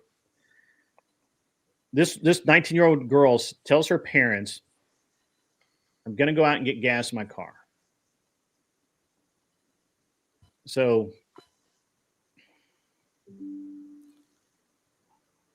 she leaves the house. She doesn't come back. Family can't find her. Car's found at the gas station. Nothing going on. And then, the video from the gas station shows her getting in this guy's SUV or truck or SUV. I think it's an SUV. They apparently go back to this guy's apartment or a room, house, whatever he shared with a roommate. They have sex. She's never seen again. Apparently he killed her and threw her body off a bridge. Oh my God. Now, the irony of this is because the city that they're in is a sanctuary city, even though this guy had been pulled over for DUI, nobody ever called ICE. and they didn't lock him up. They let him go. Do you know where that happened? I want to say it was Virginia. So, Random Independent, is that you? Who? someone called Random Independent, I guess. I don't Somebody know. in the back trying to get in, Oh. knocking at the door. So,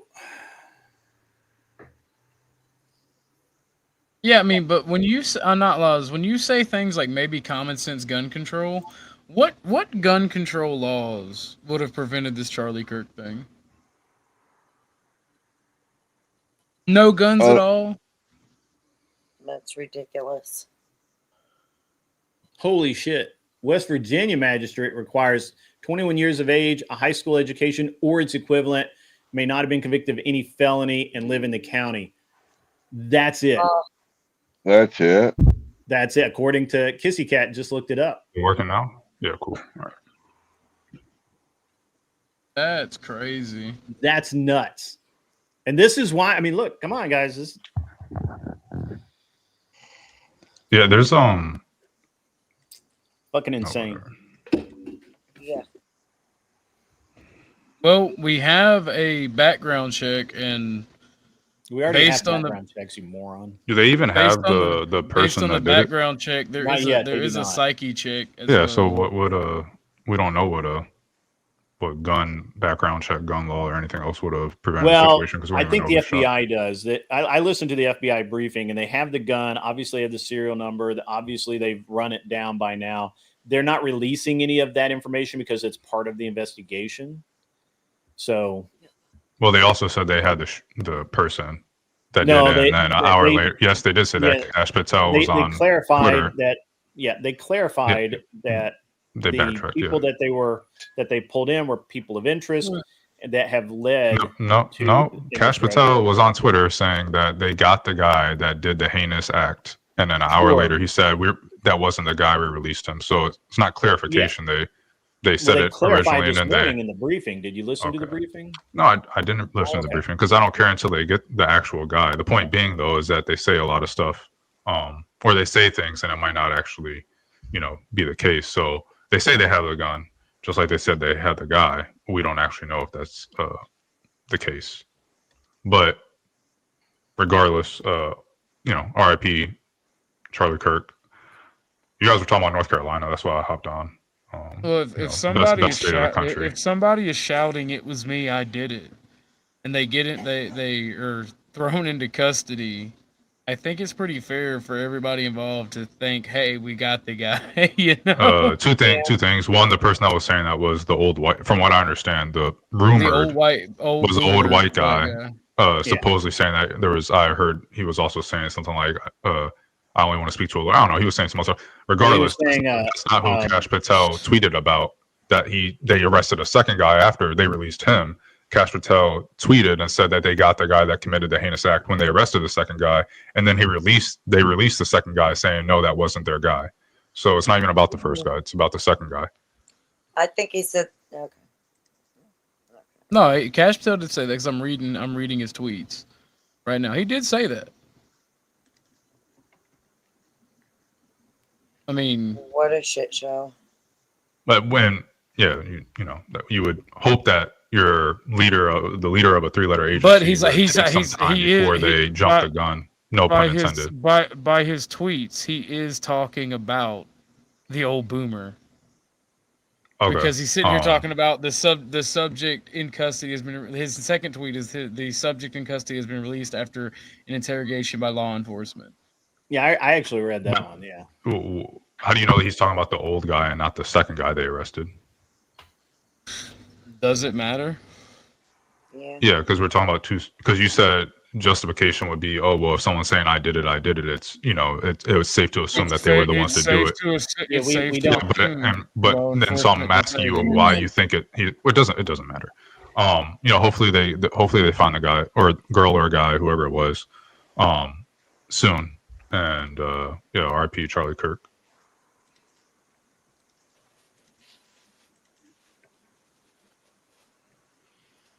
You guys were talking I mean, 70 something. It's kind of crazy that. Yeah, I actually found it interesting. Like the line of questioning that happened prior to him being shot was what it was, and I was like, it's just it could be it's most likely just a coincidence, but it was very interesting that it was that line of questioning right before he got shot. The old man was the Oswald Patsy. Lord. The Well, I mean, there was a Okay, so lot of there's- things that were going on yesterday. There were people giving out a lot of disinformation, which happens in these situations, and there were people talking about there was 2 shooters and all of this. It's always and, the case, yeah. You know, it's there's a lot of like really kind of. Did y'all know his daughter was actually there when it happened? Yeah, the whole saw family something- was. I Yeah, read that she saw was in some- the hotel with her mom. Both of the girls and the mother were in the hotel. And then Glenn Beck's daughter was like 10 feet away from him, right? Yeah. Crazy. Either way, from what I'm reading, his kids witnessed it. Whether they were in the hotel's room or if they were there. Oh, Because Lord. there's a bunch of disinformation going on. Because like I am reading, because like there's a whole argument right now if they were there or if they were in a hotel room. Because I clicked on the thing, and people are arguing, and I'm like, either way, they witnessed their father being killed. Yeah, because more than likely, if they were in the hotel room, they were probably watching it from Watching the it on hotel room. TV or watching it. Yeah.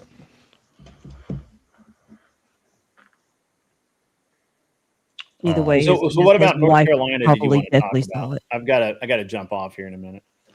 Oh, I just was gonna ask you to say again, which I know you had said something like it sounded like you can be a magistrate judge without going to law school. Yes. Is what I got from it. Yeah. Yeah, that's true. Yeah, I had to look it up. I don't know. I know that a lot of states, not necessarily the judges, even though I think someone had put in there that Virginia, you can do There are something 32 similar. states that don't require a law degree for it to be a judge, including gotcha, the yeah. Supreme Court. I think the same thing with to be a lawyer. A lot of I shouldn't say a lot, but at least several states have apprenticeship programs. I know California has one. I think you have to be an apprentice for like 7 years or something like that. Some crazy amount of work experience that covers for having a degree, which I'm not necessarily against. I the mean, state of I'm not a big fan Washington, I of think you don't even have to take the bar anymore. which I'm not again mistaken. I'm not necessarily against. I don't not a big fan of gatekeeping a lot of professions where they get to monopolize how people get in and set quotas on how many people they want to be in this position and inflate salaries and cause other issues. So I'm not necessarily against that. There's definitely going to be issues with either approach, but I just yeah, I don't think that I think as long as you have experience, that's you don't need a degree or you don't need certification. Experience in law without going to law school. But you can't practice law without passing the bar. Well, you don't have to practice. Paralegals have plenty of experience with law without practicing law, for example. And for the internship or the apprenticeship programs. Well, you don't actually have to go to law school. That's a misnomer. What you have to do is pass the bar, and there are people who have had degrees in philosophy or hard sciences, and they've gone and passed the bar and become a lawyer because they just studied really hard for the test and they passed the test.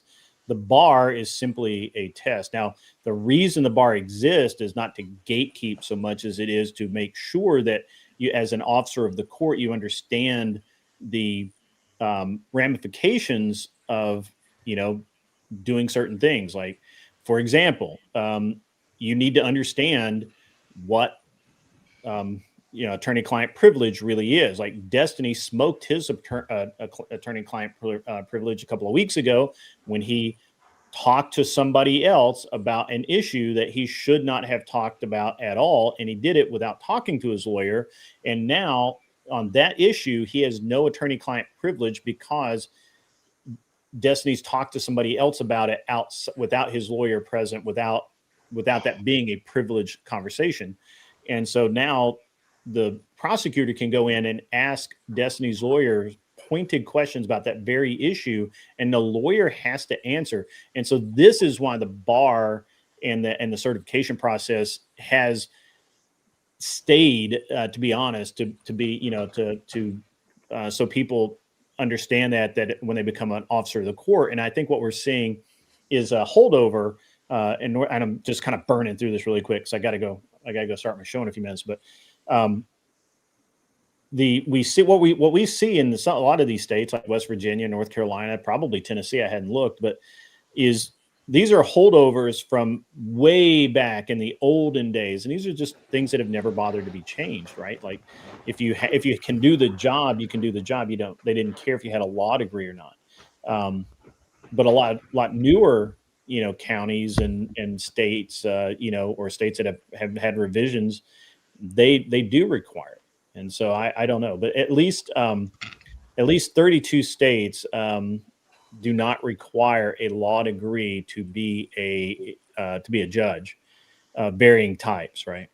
So, I think another interesting fact that, and I'm going to have to look this back up because I remember reading it, but I'm 99% sure it was at North Carolina, but it could have been another state. But it seems like in North Carolina, if you were a magistrate judge for a number of years, right? So this is how, in theory, this could work.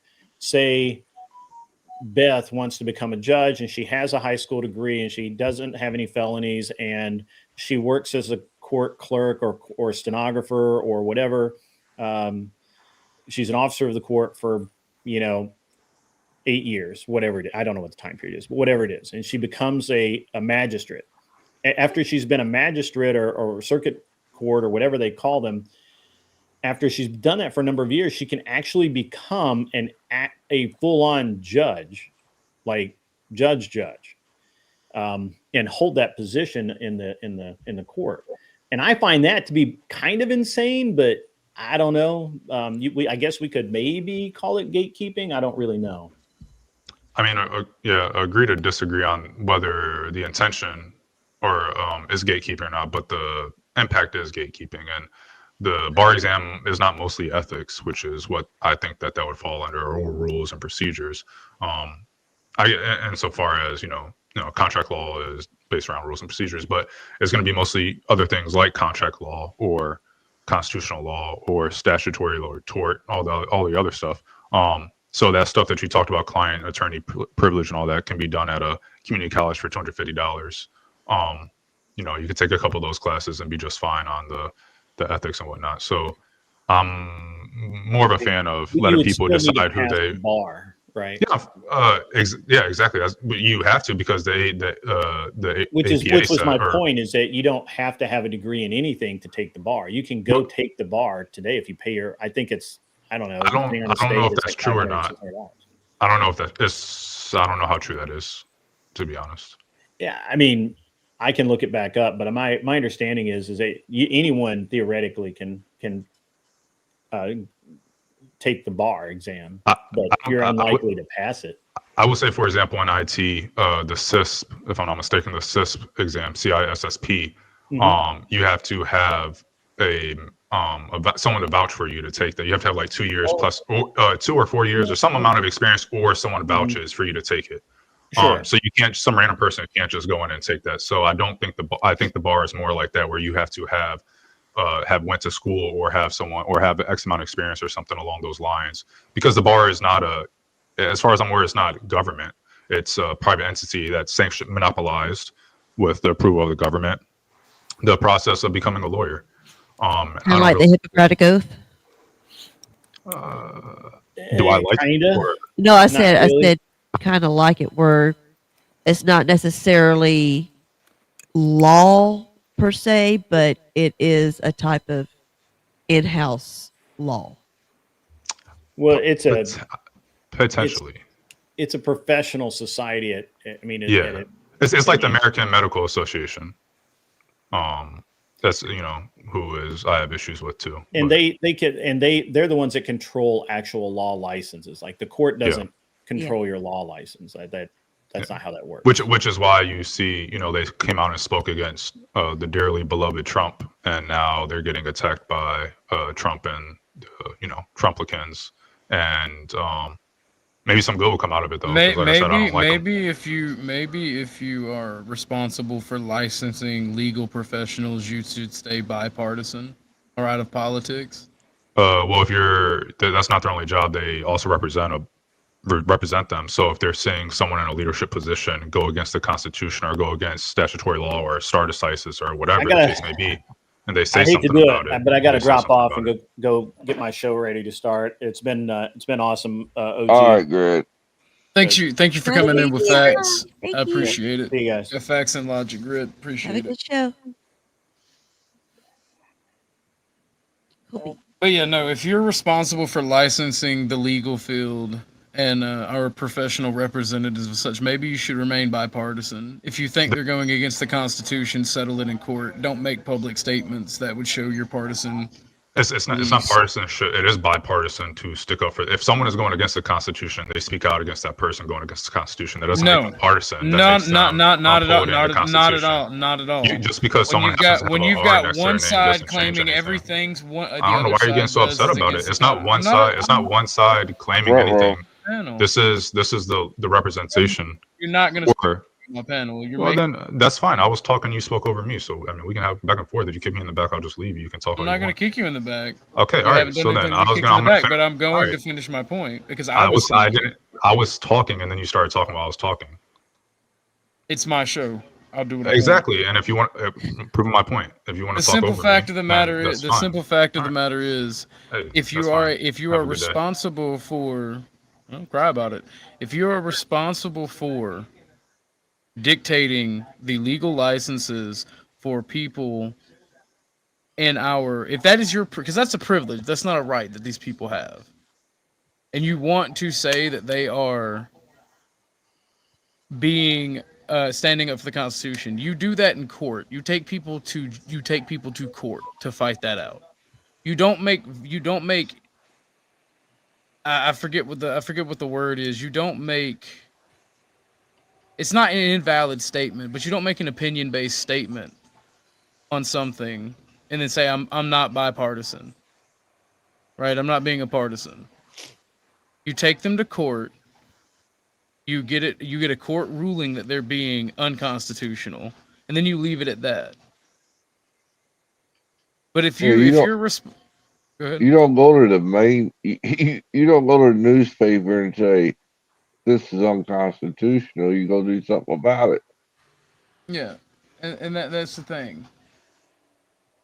Like the simple fact of the matter is, and like I don't know what a random independent was talking about because I was in the process of saying that before he interrupted. And I was trying to get that point out. Like you have one side that is saying everything the other side does is unconstitutional. You don't sit there and tolerate that partisanship from the organization or institution that is responsible for administering the licenses for your lawyers within your nation and the people that are going to argue law, because that shows bias in that institution and it erodes trust within it. It is a privilege, not a right. The bar does not have a right to exist. It is not enshrined in the Constitution. It is a privilege that they are granted because they are an association of professionals in the legal field. It's another club, so to speak. No, that's my only point. That is by special invitation, if you will, only. You have to go through a series of tests to be able to get into this club. Yeah, and the thing. Go ahead, Chuck. I wouldn't necessarily call it a club. I guess that's why I did the quotation marks. I don't know if you can see. Okay. Yeah, I did club. I got you. You know, like wink, wink. Well, and that is that are inquisitive. That's a fair point too, though. People take those cases because they're biased, but at least they're taking it before the court, and they're not eroding the trust in that institution. Right? And like people are so hateful for Trump. I don't like Trump. I don't like Trump as a leader. I don't like Trump at all. right? I've been very open and vocal about that. I don't like Trump. I think he's gutting our nation and gutting the institutions of our nation. And I think that he's full of nepotism and he's enriching his own family and his own. But I'm not going to sit here and act like one side doesn't say everything the other side does is unconstitutional, and they have a predominant hand in every institution out there. That's what I was telling Grid. They have a hand in every institution, including the Bar Association. And you don't get to be partisan and go against the people of the nation. I mean, all you got to look at who owns the bank. Whoever controls the money controls the world. I mean, in my opinion. So that's a big fair issue. enough.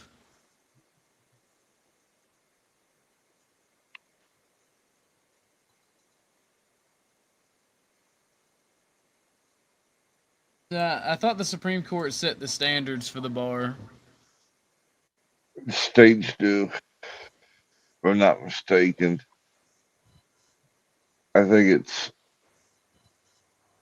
most states have it defined now that the requirements in order to take the bar. Yeah, I guess because since laws are different in every state, they have to have their own way of testing people. Their own serious things they got to know. I mean, the simple answer is write the law simple enough. You don't need a freaking 20-year degree to figure out what they're talking about. No shit. I'm being a little facetious with the 20-year thing, but I'm just saying. No, I mean, it's true. You have to keep going back because new things are written, laws change. So you have to keep going back and looking at old cases and all that kind of hoo ha.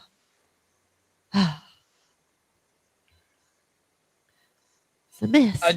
I don't see how the Charlie Kirk thing leads to a conversation about gun control. Why would we ever give up our firearms because you leftist terrorist just murdered someone on live television? Exactly. Like that is I'm not going to claim it's a leftist till I got more information. it doesn't Well, okay, that's even if fair. it's not I mean That's fair. that's fair, but even if it's not a leftist, even if it's a weird right winger, right? Why the fuck would you give up your guns? Oh no, there's no reason to give up your guns because Never, of ever, one ever. idiot. If it was our own government, or heaven forbid, a foreign actor, like somebody was blaming Mossad, and I'm like, I get why you blame Mossad, Yeah, I'll and follow that. the logic tracks, but at the same time, no matter who it was, how does the conversation go to gun control? It always does. You haven't noticed that? Anytime a gun's involved, oh, we need gun control. Well, a criminal's going to get a gun regardless if there's gun controls. What do people not understand that? A criminal don't care about gun control. A criminal just knows where to get it. Well, that's the thing. Like, laws only offense only keeps an honest man honest. I use a lock. A lock only keeps the honest man honest. Yep. Same scenario. The principle. The thing is, here's what we see in the UK, right? For the criminals that are too poor, stupid to get a hold of a gun, or who don't want to face the legal time of being caught with a gun, they use a knife or a machete. In China, they have mass stabbings. They have mass stabbings at almost the same frequency we have mass shootings. The simple fact is, when humans want to kill each other, if they have to use a fucking rock to bash you in the head with, they will. Gun control that you leftists, not laws, like you, Mass shootings don't only happen in the U.S. That's hyperbolic. No So don't ask me shit. not to be hyperbolic. Like the simple fact, look at New Zealand, the Christchurch incident. New Zealand had some very strict gun control, but yet that still happened. The simple fact is, you want gun control, and even if you say common sense gun control, like background check, we already have background checks and psych tests. Part of the psych test is within the background check. If you have went to a psychiatrical institution, Do if you you have see gone to what he a, said about automatics? We I don't. don't. Automatics are Whenever, not legal. What the hell is he talking about? yeah, most people don't understand the difference between semi-automatic and automatic. Hold on. Jesus freaking Jesus Christ! I mean, we do have a God-given right to own automatics, but our government doesn't allow us to own automatic weapons. Yeah. So that's a non sequitur. See, the problem is you don't actually know what you're talking about. You can get a license for one. Yeah, but that's the thing. You have to pay a $200 tax stamp. You have to buy an automatic weapon that was manufactured before 1969 or 1968. And an AR-15 is not an automatic rifle. by the way, hate it for my you. friend Tourism asked me to share his Rumble link if y'all are interested. Hey, Crow. Yes. The gun show again. A Canadian, a foreigner, trying to talk about American laws. Go to a gun show and buy a weapon without them submitting a background check. You won't, because gun shows are held by people with federal firearms licenses, FFLs, and no, they don't sell automatics at gun shows. We have them at the Shriners Convention Center over here in Mobile all the time. At least Unless of course you've already been pre-approved for a tax stamp and have the ATF regulations on file. They'll meet you at a gun show and do the sale and transfer there. Sure, but the gun show loophole is not a thing. And people do travel across state lines to go to gun shows, and they purchase firearms and they take them back to their homes crossing state lines. So people talking about you can't travel with them, you can't buy them and go and horseshit. Yes, you can. Just read the laws of each state that you travel through and how you're supposed to be transported. Yep. Like, I agree with this statement, and I'm trying to work on my emotions, especially over the next 6 months with all the shit on my mind. Yeah. Hey, Crow. Yeah, hey. So these fucktards on YouTube got me again on some bullshit. Oh shit. What happened? Well, they got my channel.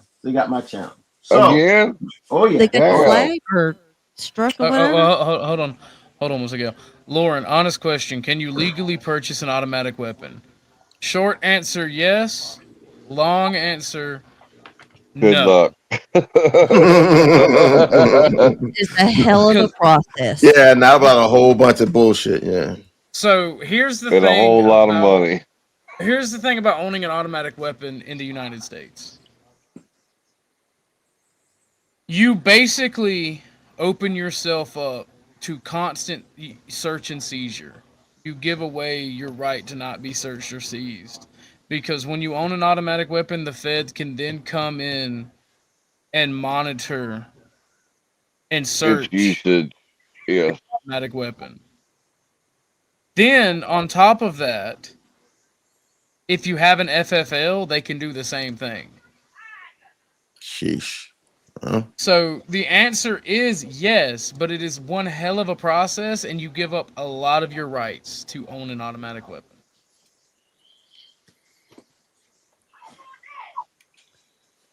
So yeah. I'm fine with my little Walter CCP. I'm pretty happy with her. Nobody's calling for Civil War. The fuck? it's not a civil war to want the left to be held accountable. I understand that you're not used to being held accountable, but all the right wants is the left to be held accountable for what they did. Yeah, well.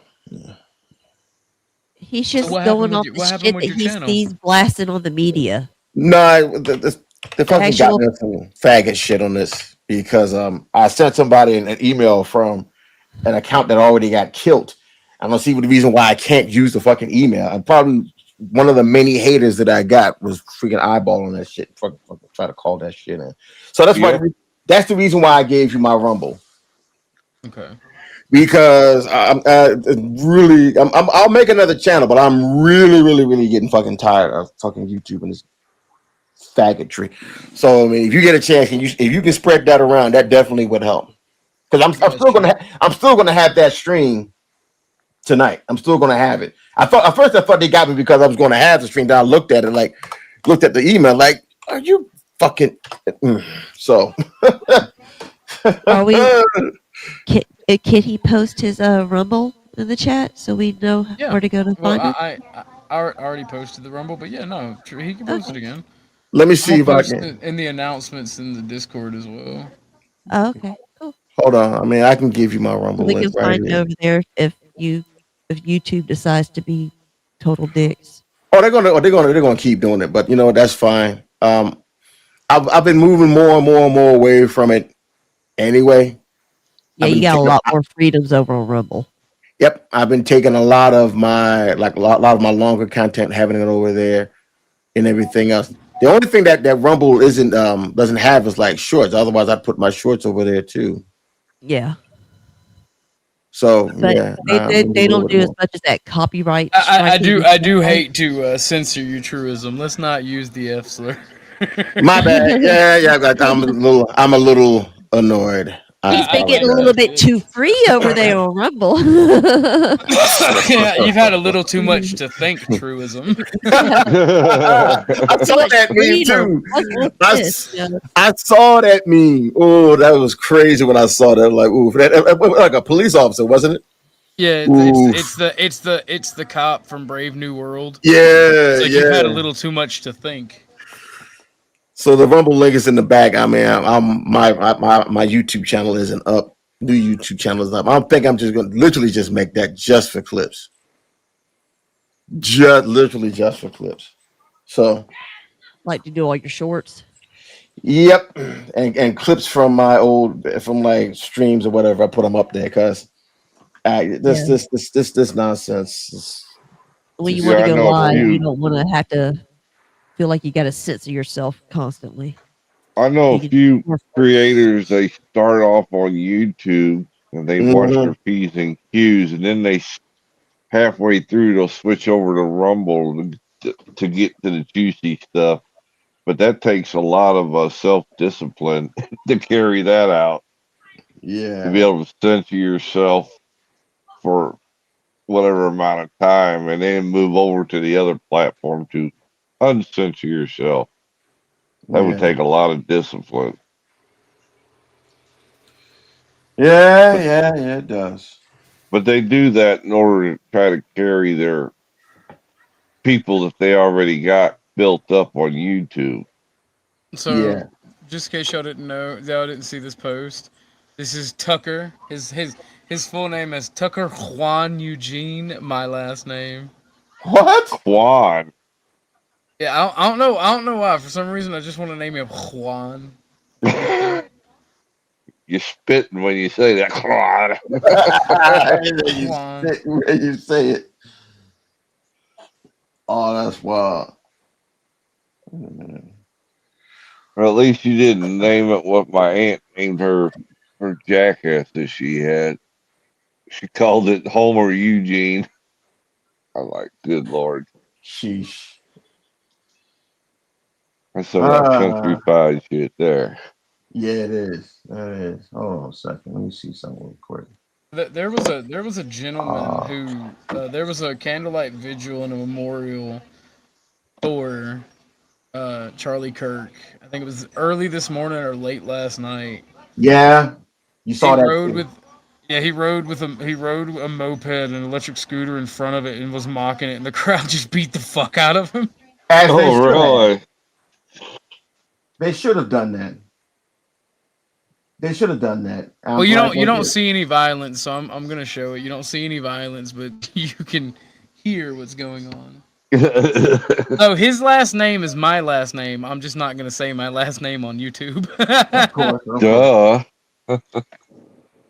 But his full name is Tucker Juan Eugene, my last name. Well, see, I disagree with this.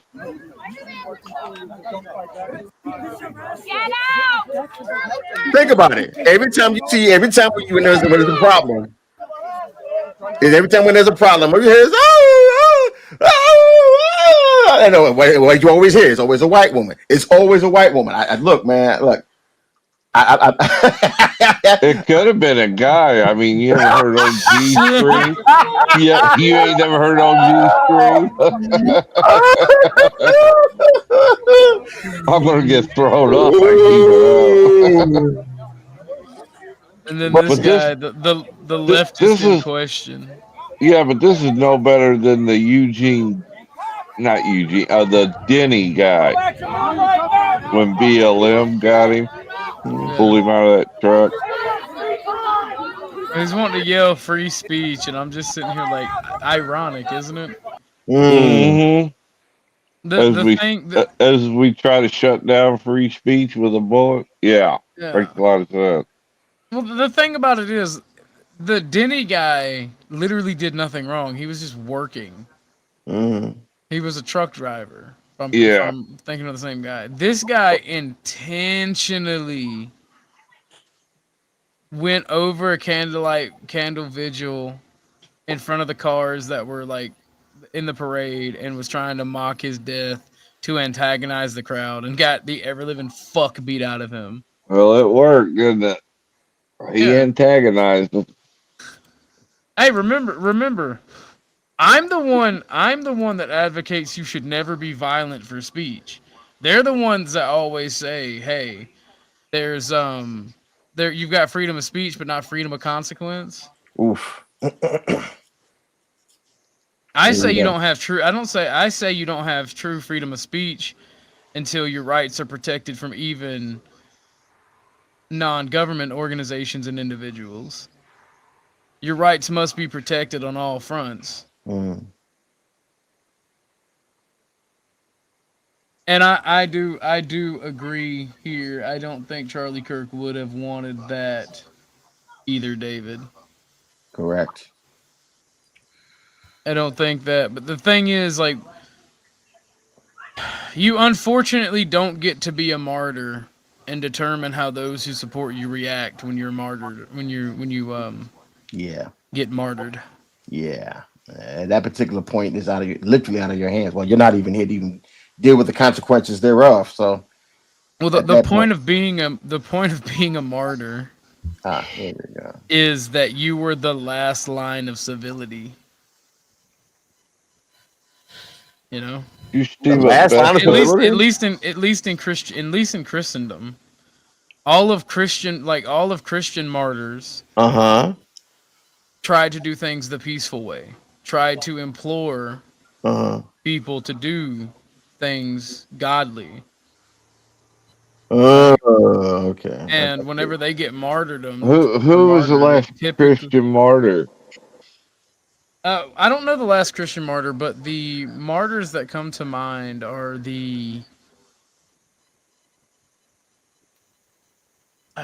dude with the dude who was stuck in the I can't remember. I can't remember. You fucked me up asking questions. Oh, sorry. It's okay. Well, no. Let me be an asshole, Chuck. If I'm wrong, why don't you tell me how what would be correct? I'm waiting. I was just curious. You said Christian martyrs, and I was trying to think of the last one myself. Well, I was speaking in generalities about the Christian belief in martyrdom. not necessarily particular individuals. Oh, okay. My And the reason mistake. I was doing that is because Charlie Kirk is a Christian. So that makes him And- a Christian martyr then. Exactly. By that particular thing. I see what you're saying. Gotcha. Exactly. Okay. Because he did say he would want to be remembered by his faith. So, and I wasn't trying to be a smartass because you did kind of fuck my logic. You did kind of fuck my logic up there because I can't even remember I can't remember any other one by name. Now I do know My that there were bad. I do know that there were in ancient Europe when the European kingdoms were still kind of between pagan and Catholicism. There were a group of knights who were martyred and they were killed because God says render unto Caesar what is his and render unto me what is mine. And those knights had pledged loyalty and fealty to a king who was not Christian. And through their martyrdom, people wound up deposing that king and installing a Christian king because they saw their faith. And then you also hear the same story where the king put them to death, then felt horrible about it, saw their resolve, and in a way to into a way to find atonement, wound up converting to Christianity as well. Oh. But in the modern time where we have actual historical record and historical fact, you can see the Christian martyrs in Spain during the Spanish Civil War. Right? A lot of them they would see the leftist or the communist side digging up nuns and they would speak against it and they got killed before the Spanish Civil War. Jeez Louise. You see the people like Charlie Kirk. Sheesh. Yes, Beth is just over here working on her boxes. She's working on her box. Pulling elderberries off the stems. Oh, my bad. Okay, my bad. She's Almost done with this bowl. she's playing with her berries. I'm You exhausted. almost said the other word. I like this. I like this meme. By the way.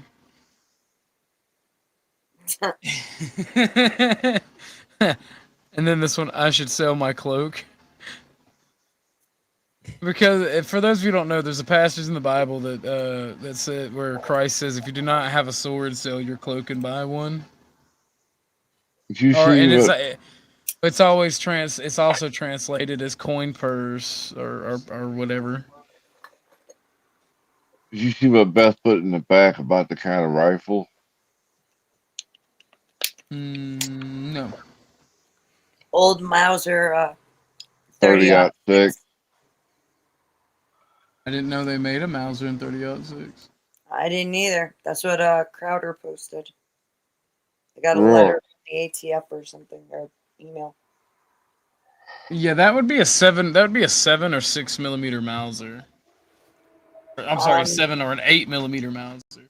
Unless it was rechambered in 30-06. Where is that?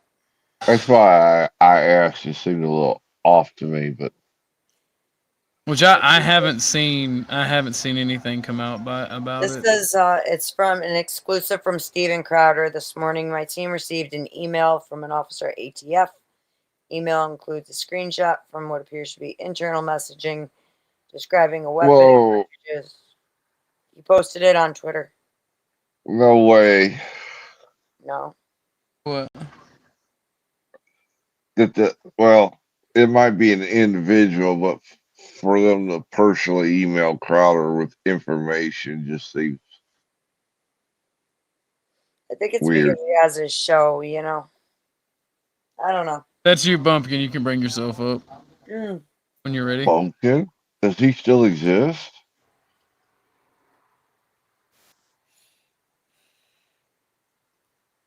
I am losing my voice. Unless he can.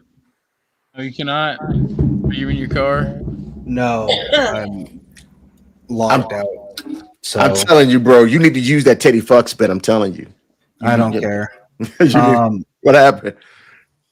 No, yeah, I logged out of this and I can't log back into it. I'm done with the StreamYard. If you catch my drift. Yeah, I got you. I sent you everything though, so in the telegrams. This is wild. They killed him. They fucking killed him. Yeah. Yes, they did. And this is not, it's not going to get any better, to be honest with you guys. Yeah. Oh, I have a video pulled up because I hope Grid is right. I genuinely hope Grid is right about the supposed civil war. But people that have taken in the data and have done research into the topic and looked at it objectively, right? And this gentleman, Monisor Z, he did 2 videos. One in which he was saying the same shit that Grid was saying, where the right would just destroy, because the obvious things, we got more war fighters on our side, we got more the more of the countryside, more of the logistics, da da da da da. And then this guy got to thinking about it, and he made a part 2 to that video, and we're gonna actually watch that video now because it's only 35 minutes. Bubkin, feel free to tune in whenever you get the chance, Yeah, not a problem. or whenever you feel the need. Rising domestic strife and the potential for a second American Civil War has gripped the United States. And while some dismiss the risk entirely, By the way, this was a year ago, so this video was, I believe a year ago. Let's see real quick. Yeah, it was a year ago, and things have only gotten worse. Yeah. Overblown, the risk does certainly exist, though some can't be blamed for feeling it sensationalized. Heck, there's even a movie about it now. There is a widening divide in the social values held by the left and right in the United States, to the point that we are reaching irreconcilable differences, and the stakes of power are growing increasingly higher, with neither side willing to concede to the other. And this is highlighted by the fact that chief figures in both major parties are emphasizing more than ever how crucial the upcoming election is. Joe Biden and his supporters call this a war for the soul of America, a fight to save democracy. Trump and his supporters say this is our last chance to save the country and that America will be lost forever if we do not win. I've already spoken about the cycles of power in America and how we are due for a new realignment which would be initiated either by Trump or Biden winning their second terms, and which would forecast the course of the next few decades of the country. One which either way will be defined by a more inward domestic focus, albeit to varying levels, a greater centralization of power within the federal government and likely the executive office, higher investment in public works and services, and a likely shift towards self-sufficiency in energy and manufacturing. Social policy and foreign policy are the key points of contention here, and where we see diverging visions for what the future of the United States will be. Whether the result is civil war or utter political demoralization from the losing side of the election, the country's tipping point has been fast approaching since the 2020 election, when both sides of the aisle seemingly became convinced that their opposition cannot be dealt with on a fair playing field. To the Democrats, they believe that Trump, in response to losing, attempted to use violence and terror to change the outcome of the election, while to the Republicans, they believe that Biden and his allies manipulated the election to steal a victory away from Trump. What does this add up to? A great deal of both parties have lost their faith in the authenticity of the election process. They no longer trust their opponents to be good faith actors in power. And this goes into the infographics video that we were talking about the election, because if Go ahead. Go ahead, Chuck. I'm going to say, what speed are you running this at? 125. 1.25. Okay, just checking. Transitions, and clearly there has been no bridge to heal the differences between the two. The natural result then can only be that a losing side in the next election will totally surrender, except that they can't change the system as they desire and collapse as a faction. Or they will resort to violence. And that is where the risk of civil war comes into play. Hello, audience, Mr. Z here with another video for you. And one has resorted to violence. Yeah. So, all right, go ahead. I mean, it's a fact. If you're new to the channel, welcome. I have videos like this every week, so be sure to subscribe, stay notified, and stay tuned. In the several years of discussing and analyzing the circumstances around a possible second civil war, my most controversial conclusion seems to be that the conservative faction simply does not stand a chance. I say this as someone who has been involved in political circles for some time, as well as acquainted with several people on both sides of the aisle, not to mention studying politics, history, and especially American history for close to a decade by this point. The weaknesses of the right in the event of a second civil war are numerous, and include both physical and psychological limitations. What is meant by the latter is the psychology of the right in America and how likely it is to respond in a civil war scenario. In essence, it is one thing to put a loaded gun in a man's hand and an entirely different thing to expect him to actually fire it at the right time and place, fire it accurately, and of course, to not fire it at you. The psychological factors can aptly be summed up in a single word: misestimation. Whether it be an overestimation of the right's capabilities or an underestimation of the left's capabilities to just a plain misreading of the likely battlefield, the right is miscalculating in every direction, and that bleeds into the actual practical physical aspect of preparing for and fighting a conflict. I'll break this section down into a few segments. There is very much speculation as to how battle lines will be drawn. Will they be between states? Will they be rural versus urban? Will civilians be fighting each other in the streets? Who are the combatants? This all depends The heavily on answer what is triggers yes. the war. But the most Yeah, the likely answer is outcome, yes most to that. especially if the right instigates the war in response to a major political loss, say the 2024 election, will be insurgency against the federal government and military. The reason for this conclusion insofar as a right-wing insurgency is that polarization is most intensely felt on the civilian level, especially on the side of the right wing. We're not likely to see the Republican Party in one voice say, "We are going to war," nor are we likely to see large numbers of red states secede and declare the federal government illegitimate, though I would not rule that possibility out, especially if manifested. Now, there may be some changes to this after the Charlie Kirk stuff because there are military personnel, and like I said on Abe's, look at former and current military. Look at what the grunts are saying. Because in order for the military to take a side, and he talks about this, you're gonna have to have social change. Like nobody can tell the future, but based off the statistical data that he's talking about and will bring up, he made his conclusion, and I kind of see it. I 100% agree with it, but the point is, if there is civil conflict in the U.S., it's gonna be bad, like very bad for everybody involved. On a smaller scale. I'll be There's a pushing few from that North Dakota line into Minnesota. states breaking away in support of a rebel group, or sympathetic states simply providing aid and assistance to the rebels while remaining in the Union. In all likelihood, the spark for war, if triggered by the right, will come from organized civilian groups. Insurgency is the scenario which the vast majority of militant right-wingers have been both physically and mentally preparing for. This is manifest in the fixation upon gun ownership as a challenge to perceived threats of federal tyranny. It is apparent in historic and contemporary right-wing state-level and civilian-level acts of resistance to federal demands. It makes itself clear in right-wing fascination with prepping, survivalism, even homesteading. And it must be emphasized that this does not scream conqueror. It whines, "Please leave me alone," which further leads me to suspect that a right-wing insurgency within the United States would not seek to overthrow the government or claim the whole of the country for itself, but more likely than not. We've already proven that we lost.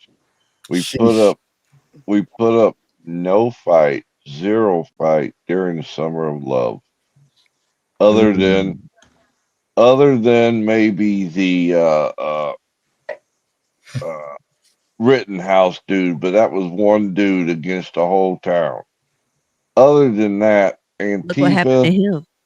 BLM was free to do what they wanted to do. Nobody jumped in there to try to help out. You know, they totally took over, what was it, Minneapolis or somewhere in Minnesota where they burned the police station down and nobody raised a finger. This conversation too. Who? Yeah. Grid One Motorsports. I like that guy, and I wanted to bring because I brought this video up in the background when he was here, but he was making great points and cogent points of what we should do, so I didn't want to interrupt him. Like Grid said, get the training because it's free. Well, not free, but it's cheap. Get you a fucking keep you from dying kit, a tourniquet, some Israeli bandages. I mean, Do they have to be Israeli? Well, they're called really and actually, because they were developed over there, but they're really. I know. I'm just fucking with you. I know Orthodox Guy. Actually, I made the same joke, and you know I'm autistic, so when I'm talking about it, I don't pick up the joke. I'm glad that we are the same person. Go ahead, Ben. A lot of places that do like the free CPR courses and stuff usually have at least basic life-saving, advanced life-saving as well. I'll give everyone free CPR training right now. I'm CPR certified. As am I. Last bunch. As am I. I'm actually looking into because me and Grid's conversation, I was doing some research while I was being quiet and muted. I'm actually looking into the civilian marksmanship stuff that the sheriff was talking about in that previous video and what Grid was talking about. I'm actually seeing if my county offers it through the sheriff's department, and they do, so I'm going to be looking into that. I also got to buy some more ammunition just for target practice in general. See, Grid floats in a different circle than us peasants do, I think. Grid's Yes. he does. He's a Oh really yeah, good guy, though. Well, even he's if I one of those disagree, rubbing elbows types. well, even if I disagree, right? Like, I like Grid. Like, Oh, I do too. just because I challenged him on the stuff with Jess, and it wasn't really even a challenge. Like, people don't need to get it twisted. I like and respect Grid, and think that he is a fucking wonderful person, and he is full of wisdom. So I don't mind. Like, him like Ike is like some of the type of people I don't mind shutting the fuck up and listening to because of their professionality and their education and their wisdom. Correct. Like, I don't mind being quiet and just listening to them. Plus, they're very logical people, and I fuck with that. Yeah, yeah. I'm Would down be a with that. civilian I level mean, secessionist movement of sorts. Go ahead, Chuck. no, I was just saying. I agree. I like Grid. I just happen to disagree about the Civil War thing with them. I'll get into the specifics of where the most likely locations for such If a there movement to were manifest one. would be towards But this is what I'm saying. What I'm saying, right? If we don't get a chance to release the negative energy that's already happening now, sooner than later, this is going to be a problem. That's why I Yeah. said it yesterday. What you're looking at here is simmering, raging, roiling, boiling resentment on both sides. And it keeps ratcheting up, up, up, up, up, up, up. And we all know if you've worked on any kind of pipes or any kind of plumbing or anything is like this, if you even just had a fucking hot pocket in a daggone microwave, and if you leave it in there long enough, and you don't take that daggone thing out and put it It'll somewhere where it blow can up. rest, it will blow up. Yep. So I'm saying we need something either sooner, like now, but if we go like another year or two, then we're going to have this. It's going to we'll be talking about, well, damn, where were you when the first shot happened? Because that's what's going to happen. I think if anything is going to happen, I think the Charlie Kirk thing was the first shot.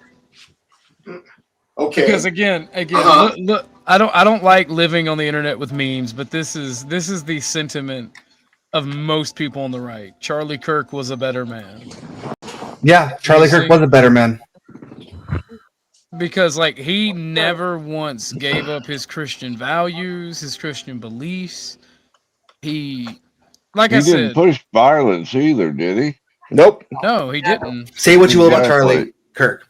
Say he was a conservative cuck. Say he was a lukewarm conservative. Say that he had underlying, ideological differences. A lot of other right wing people. Say what you will about Charlie Kirk, but he was a man that stood on principles, that never backed down, that always went out and gave a formal, civil discussion to people, and he was never afraid to do so. And they shot him in the fucking neck for it. Which is insane. Yeah, he was a better man. Do you know who the youth? Because by the way, primarily, who Charlie Kirk influenced was the youth, because he was 30. The young, yeah, It was the young. It was the young, people. You've me and just Orthodox pissed guys off an generation. entire generation of fighting aged men. And guess who they have to turn to now? Who's the second option to them?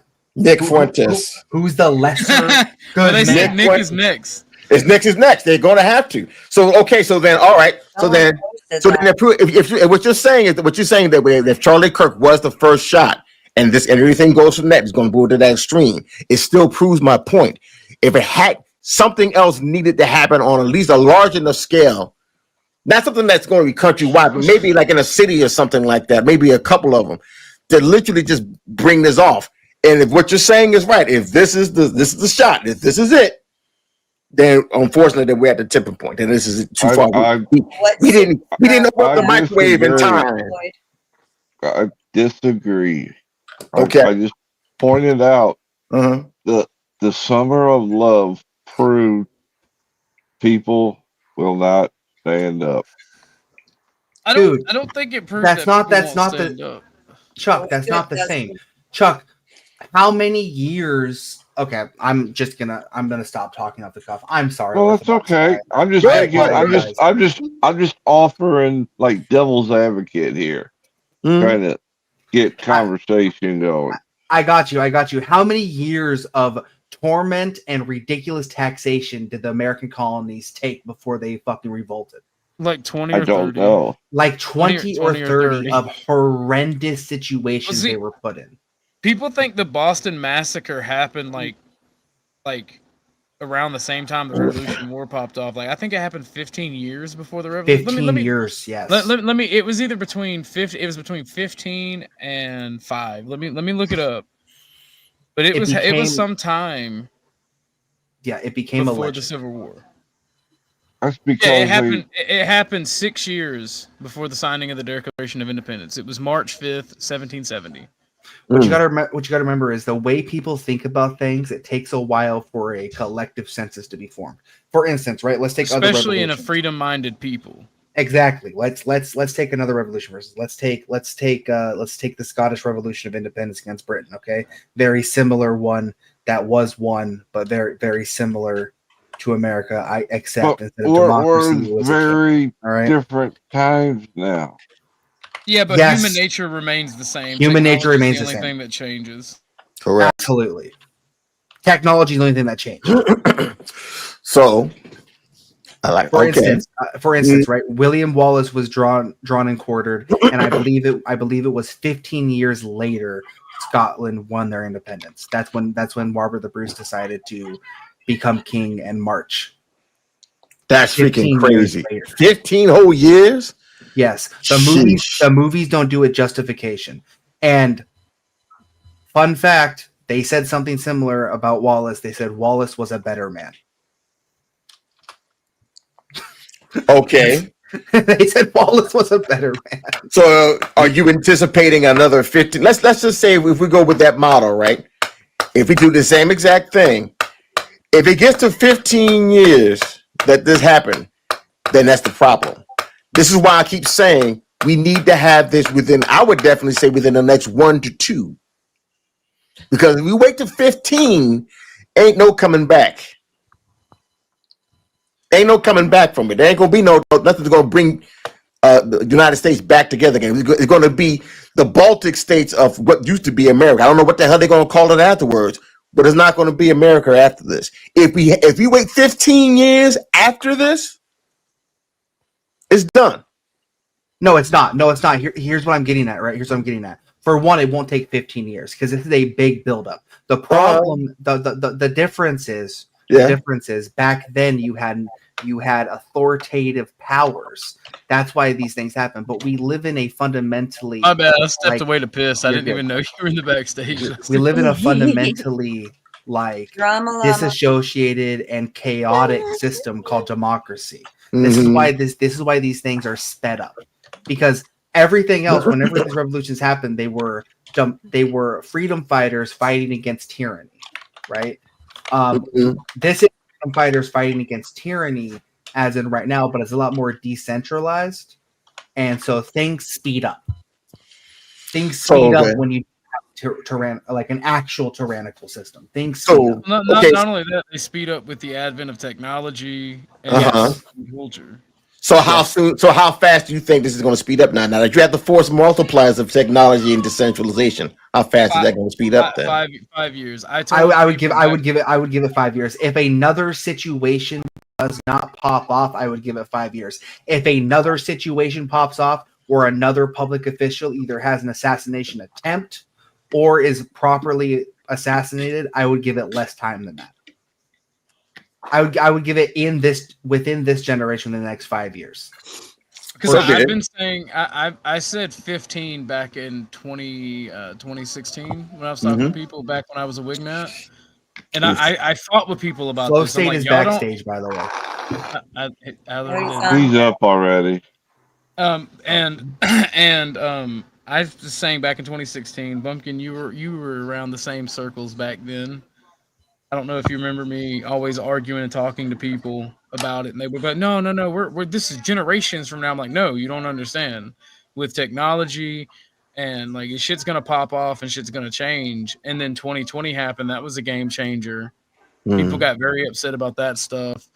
Then even stuff like Charlottesville, like you saw your government say, okay, some people don't have the right of freedom of speech and association, but they're evil and bad, so you're okay with it.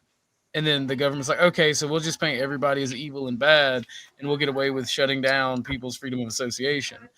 And well, when you do that and you create that bipartisan within society, that's going to exacerbate things. And here we are now. So I say 15 years that I gave is still about around the same time period, right? Because it can happen a little bit sooner or a little bit later. That 15 to 20 years is what we're seeing happen. But what do you think is the outcome, or what is the action that's going to happen? I don't know, because here's the thing that I said on AIDS. The right wing, as we know it, is so splintered. Yes. Because here's the thing. Let's say tomorrow the right wing unifies. Because remember, we have libertarians, we have social conservatives, we have national socialists, Anarchists. all these people. And here's Socialists the get thing. on the left. Yeah, fuck you, no. In fact, There's no room for socialists. That plays in my argument, because National Socialists and fascists are going to be the ones that actually are focused on fighting the left, and then the libertarians and the capitalists, they're going to be the ones that want to drive the knife into the fascists and the National Socialists who are fighting the communists. And the people that are National Socialists and fascists are keenly aware of that this time. We've learned from history. A socialist is 1 inch away from being a communist. What you're gonna see? You're retarded. Stop. You're wrong. Damn. You're wrong. True. The simple fact of the matter is, what's gonna happen is people that are fascist or National Socialists are gonna sit back and let the communists and the leftists brutalize the capitalists and libertarians. You guys have got to be the two cutest, pudgy little white nationalists. I'm telling you. You can't even own guns. I don't want to hear it right now. Okay, we're talking about like IRL. Can't or don't, fat boy. Can't. I gotta find. Listen, man, I'm off the cuff. We just discussed this a while ago about the guy that did the shooting. Okay. A criminal can get a gun anywhere, anytime. Yeah. Exactly. Well, let's not insinuate, because even though he's being an asshole, I like Dusty and don't want him to get Dusty raided too. again. So let's not insinuate anything. That's not what I meant. That's not what I meant. Don't mistake what I like. I like Dusty too. He knows it's just banter. He knows I'm not serious. I'm not serious. So I'm talking about Chuck talking about, criminals can get guns and the correct answer was both. Neither. Oof. Can nor do. The simple fact is, like, we can banter amongst ourselves, but the simple fact of the matter is these are the situations that we're dealing with. This is the thing. This is the thing on the right. This is the beginning of the libertarian uprising.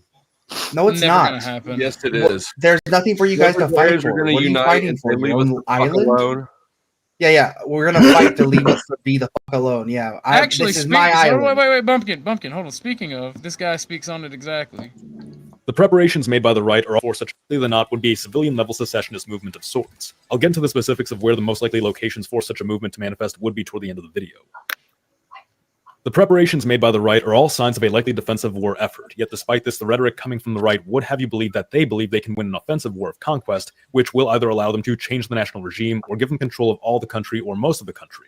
Similarly, you'll hear conservatives criticize the left as being weak, inexperienced in survival, and not well armed, as though they were anticipating a scenario in which conservative civilians will be fighting liberal civilians. The left-wing civilian population does not need to fight if right-wing civilians instigate the conflict. They have virtually all national institutions at their back in such a situation. The right seems to think that the left has not been preparing for war just because left-wing civilians don't stock up on guns, ammo, and canned food. But while the right has been preparing for a rebellion, the left has in fact been preparing for war. From screening soldiers for radical beliefs to pressuring for social justice reform in major police departments, promoting officers based on ideological qualifications, discharging soldiers for refusing to comply with COVID regulations, dominating the mainstream media, buying up millions of acres of farmland across the country, the left, or more accurately, the social liberals of the United States, have gradually been tightening their grip over some of the most strategically valuable institutions in the country for the last several decades. At best, this is the right setting itself up for disappointment, and at worst means the right has no realistic strategy for victory, whether defensive or offensive. In fact, the only realistic offensive strategy at this point would be a political or ideological strategy, not one of civilian preparation for combat. Sure. So, in the event that there is some type of conflict, the whole leave us alone argument, you don't get to scream leave us alone when you're getting pummeled. You do if you have a loud enough rape whistle. Fair enough. In order for that rape whistle to work, there has to be somebody with authority. Watch your words. To come and help you.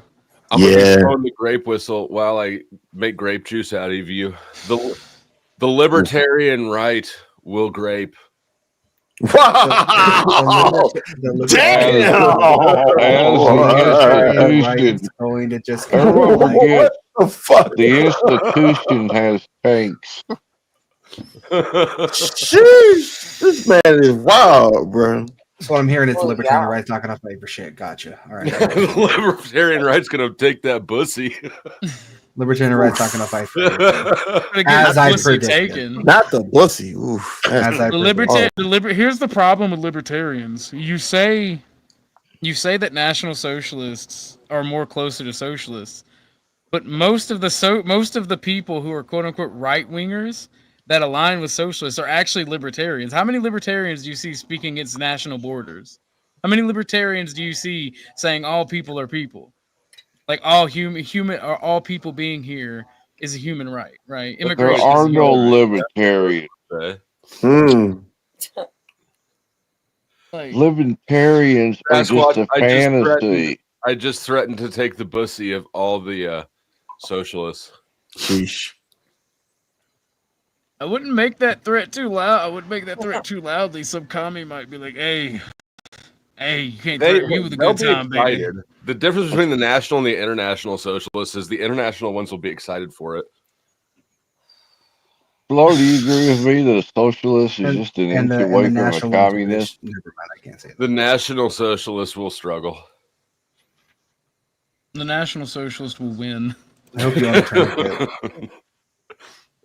You guys really are the most lovable Nazis. It's because culturally you agree with us. It's economic that piss you off. You can't have nationalism with socialism. You literally can. It's not my fault that you listen to a communist. Here, actually, hold on. Let's do this. Vladimir Lenin. Oh, Vladimir. I'm done having this conversation. Uncle Vlad. Uncle Vlad. Where are you going, Bumpkin? No, it's just like I'm done having this conversation with libertarians. I really am. Like, listen, I understand we're joking. I understand that we're joking right now. We're just having a banter, but I want to put this perspective. This is a genuine discussion that people are gonna have in circles because they're retarded and they can't unify over literally anything, dude. I told you thing you can do. Beth, I told you they would struggle. Yeah, you did. You're right. Struggling. Who's struggling? Like, we're just speaking facts to you, bro. We're speaking facts. I think that both of you are struggling. Yep. I'm afraid so too. If he's going to Uncle Vlad for his research. Do you know why, Chuck? Do you know why I'm bringing up Vladimir Lenin? Because you like him? No, I hate him. He's the fucking idiot that told the world that socialism is the stepping stone to communism. Yeah, he's the and one. you guys took his word for it because you trust a commie. Even a broken clock is right twice a day. You quote the commie to prove communism. You quote the communist to. I mean, I think that he's in a position to know. Oh, okay. So we're trusting. Or he's in a position to lie to you, so capitalists don't use socialism. Show me a prosperous socialist country. And if you say Denmark, it's like a neighborhood. Any part of Europe before the immigration crisis. True. Any part of Europe before immigration. What are you? Their social safety. Their social. I'm talking about Western. I'm talking about Western Europe. When you say Western Europe, their social Europe. their social safety nets were working rapidly good before mass immigration. When did mass immigration happen? Mass immigration happened. It depends. Mass immigration happened in Germany around what? 2011? 2005. 2005 is when it started. Whenever there was a small wave during the Gulf War, but then a huger wave during the global war on terror. Yeah, and 20 of course, social safety nets fall down when you literally have millions of people flooding across the border. Why is healthcare system taking so long? I don't know, because everyone in the world's trying to use that said welfare system. Why is there such long waiting lines? I don't know, because Abuela and Bakar al-Shalal is also trying to use that said in Germany. I don't know, man. That makes fucking total sense, right? But no, it's the social safety D3 said, "Who the fuck?" D3 said, "Who the fuck is drinking a big gulp?" Pumpkin spice crap. I'm not surprised. Sound like Look, a milkshake. I get pumpkin spice. I get the bants between ideologies. I get it. I understand it. But one thing that we have to understand is right now we are all right wing, and these people, whether you like it or not, the people that are responsible for Charlie Kirk's death see you as no different than me and Bumpkin. So where's the right wing, left wing dividing line? Is it transes? It's both Transes. No, it's both it's both a social and economic thing. See, I took all the tests. Economically, I'm a centrist. I'm pragmatic when it comes to economics. But culturally, Let me I'm hear as you say right-wing all as it gets. taxation is theft. I will say some taxation is theft. I will meet you halfway. Okay, he is a centrist, guys. He's a centrist. I told you were an edgy libertarian. Well, no, our founding father Benjamin Franklin said there's You're only two an things certain anti-libertarian. in life, and that's death and taxes. Does that make it right? Yes. Off the foundation of Yes, it America, does. the No, founding because fathers you of need America. taxes. You need taxes for the problem. It's not the problem that there's taxes. It's the problem with people seeing how the tax money is used. If your taxes Correct. were used for things that you needed and wanted, no one would have an issue with it. It's because you're seeing a bunch of Yeah, a bunch you're of right, I can't. I'm trying to censor myself. You see a bunch of artards using it in ways you do not like, and that is the reason why you feel that it is theft. If it was used for the greater common good, it would be no problem. Just asking because that's the difference between the international socialist and the national socialist. By the way, the national socialist would spend your tax dollars on the citizenry. The international socialist is like, I want to enrich my I want to enrich my pockets Fuck and the spend money on everyone else. citizenry. So that's the Build problem. the poorhouses again. What the hell? Should build the Look, poorhouses. Actually, what we should do, what we unironically should do, is build the mental institutions back. Yes. Make asylums great again. Yes. Every one of us would be first in line. Chuck, would you disagree with that? Would you disagree with What's that? No.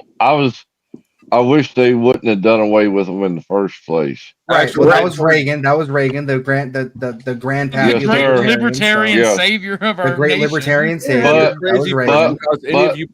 But what was the reason that happened? Because it was too much money. They spend money on It was bullets. too much money. It was the mistreatment of people that caught the ire of the public. It was the mistreatment of the Doggone, people. did we really need to hear an asshole speak that badly, Dusty? Yeah. It was the mistreatment of the Yeah, people, and Reagan had a choice. He said, "I could reform these, which would cost the taxpayer more money, or I could do the libertarian thing and just cut the entire thing and just tell people to get over their own problems." And we see now that they really got over their own problems. This morning. Because as you see, there's a whole bunch of us sitting here right now that are qualified for these institutions. I see a bunch of people arguing and bitching when we should be talking about how at minimum what we can do is at least talk about policy changes that would You benefit sound our like country. Jack Talcott now. Oh, Re-education camp for twice you. a day, right? I hear a whole bunch of people arguing and bitching when you should be getting behind me and helping me achieve my ambition. You don't have to get behind me. In fact, I How prefer none very of you men to get authoritarian behind of me. you. Tootie How Bug or very Beth can get behind me, but I'm authoritarian not wanting a bunch See, of no. At that point, it becomes pegging, bro. You don't want that. It's gonna be. Yeah, well, I that. was thinking more of they don't have a penis, so they can stand behind me. Nah, they can get one, man. That's what they call strap Me on. and Flo You are got to the be first careful two about for that. the bro. re-education Ask if a libertarian camp. will fuck a purple bird. Hey, hold on, whoa, hey. Bird is the word. You about to get pecked in the doggone eyes, boy. You could play with me. You know what they say? You know what they say when you piss a crow off? Even his descendants will come after you. Better watch that beak, big bird. Hey, we all know birds ain't real. They can't hurt you, though. Come on. I do have whipped cream on my frappe. But I will say this. Wait a minute. Hold on. Albert Hitchcock has been proved. You can't be talking about fucking men with a whipped cream frappe, bro. You drinking pumpkin spice. Yeah, that is kind of effeminate. See, I just had to. I had to block that out when I heard that. It's the About that life. Real men don't drink frappe. Almost done, Tut. Jeez. Almost done. He's always claimed to be a basic. You trying to say you the basic bitch? No, I don't know. You're a basic white woman, bro. Oh my god! This is a pumpkin spice frappuccino. Ooh, oh my god! Not even my wife drinks one of those. That's soy. That's what the soy people drink. That's number one on the Karen menu. Yes, bro. Full on bitch transformation, bro. That is hard, bro. Even I drink mocha fraps with a double shot. That's exactly how I trap my wife. I'm gonna be honest with you. I don't even see why fucking Starbucks is really on that popular in the first place. I don't see how. I don't either. I don't see how. People don't want to spend time making their own food, making their own Where shit. did the other Yahtzee go? But I don't see why, because my wife doesn't drink it. She'll drink the Dunkin' coffee and stuff like that. But I spent, how much money did I spend? I spent like $200 on a freaking Keurig, and she don't even really do that anymore. Yeah, we get a little cake cup and go from there. It's just a fad. You shut up, Chuck. I love my Keurig. Oh yeah. He's not talking about. He's talking about Starbucks. Sasquatch's whole vibe last night because I ended my stream right when he got back with his little cup of coffee. Yeah, you fucked me all up. Shit, dude, that was so fucked up. I mean, I thought about that before I went to bed. I was like, that motherfucker. All right. Anyways, so you were getting the Fourth Reich together. Go ahead. Actually, I want to make a point about this. I'm not here against the struggle. I enjoy it. I embrace it. He pushes back. Struggle more, my fellow strugglers. That's See, for the this man right here is a libertarian. Just play along with it. I don't know if you are or not. I'm not sure I fit into a political box. So, I'm telling you, I believe I should have all the power, but if we're not going to do that, we're going to have to do this voting shit and figure it out. I'm just saying that the libertarians are here for one thing, and it's grape juice. All jokes aside, right? If you think that I'm wrong, what is the solution? What do you think is going to happen? Pineapples. What are we solving? One way to get along. Well, I mean, there was a man murdered in our in our nation for debating and speaking to people. I think that I would put this in the category with other murders where, like, we don't need to have a whole civil war over it. We can just, like, let the police do the police thing. Well, the issue is this person is a public figure, is a public speaker, is very well known, is respected in some circles, and just hated, absolutely hated in others. That's going to have a ripple effect across both the political and legal landscape. Because I mean, the other thing that we could do is take the bait and help them start revolution. Yeah, it's not just. Here's the thing: it's not just another murder. It was political terrorism to shut down debate and discussion. Which has been happening for a number of years. Right, which nothing would help further than starting a civil war and helping them along with the revolution. My point exactly. There's going to be no revolution. The government has tanks and airplanes. The whole hook. It sounded like you said they had Hold on. Let me get a grip of it. You heard that too. I All thought the I tanks, seriously thought you said the government airplanes, had tanks. the whole nine has drivers. Every one of these people has a guy that has to press a fucking button. And every one of those individuals has a mom, a sister, a daughter, a cousin that they really love. And whenever the actual law-breaking individuals decide to actually break laws to make their point, those people will not push the button because they care about someone. I feel bad for scaring away the other socialist. Plus, the buttons way It's too all your close to fault. their tank. They'd enjoy it. He finished right after you finished sucking down that latte. I still have half of it, but it's like the icy half, you know? Yeah. Where you kind of got to keep stabbing the straw and then slurping and That's then stabbing. Get a Yeah, we spoon. heard That's what I think. Hey, Logan. I do apologize for that. It was Well, the unexpected. question still I'm glad I stands was not wearing because- earheads. Because the leftists, Your they head. don't have to have a revolution. They own all the institutions. So if we don't fight back, we don't Yes, they debate do. them, we don't do something about it, they're going to win without a revolution at all. There doesn't need to be a revolution. Well, if They're they've got already all winning. the institutions, then we've already lost. Yeah, that's definably false there, OG. They have political strength in the institutions, but not a total hegemony, because if they did, they would just change the Constitution and create the liberal utopia that they're trying to create, whatever it is. The fact is that there will have to be bloodshed to change the Constitution. I understand that, but war. the problem in of itself is, like you said, they have the political power. When people are trying to politically fight back within the rules of the system, they get shot for it. They have radicals that are willing to kill people for their beliefs. You know, my wife almost divorced me because I damn near came this close to double dipping. Double dipping, like your A chips. woo woo. My wife was eating some mozzarella sticks downstairs, and I went in, took Mozzarella sticks? one. Mozzarella sticks. I went in, took the one, dipped it, took a bite, and I slowly edged towards the. Get out of that Motorola stick. Slowly edged towards that, and she was like, "I will call the police. I don't know what I'm going to tell them, but I will call the police." Like, damn, all right, my bad. This is euphemism for You sex. should have your fingers cut off. Oof, like, all right, no problem. I mean, I get it, you know, double dipping. But I mean, man, come on, man, marriage. If you can't double dip in your wife's marinara, that doesn't sound too good right there when I say it like that. I'm on my second wife, and I haven't drank after one of them because I don't do that backwash bullshit. I mean, I guess. But yes, you are correct, OG, yes.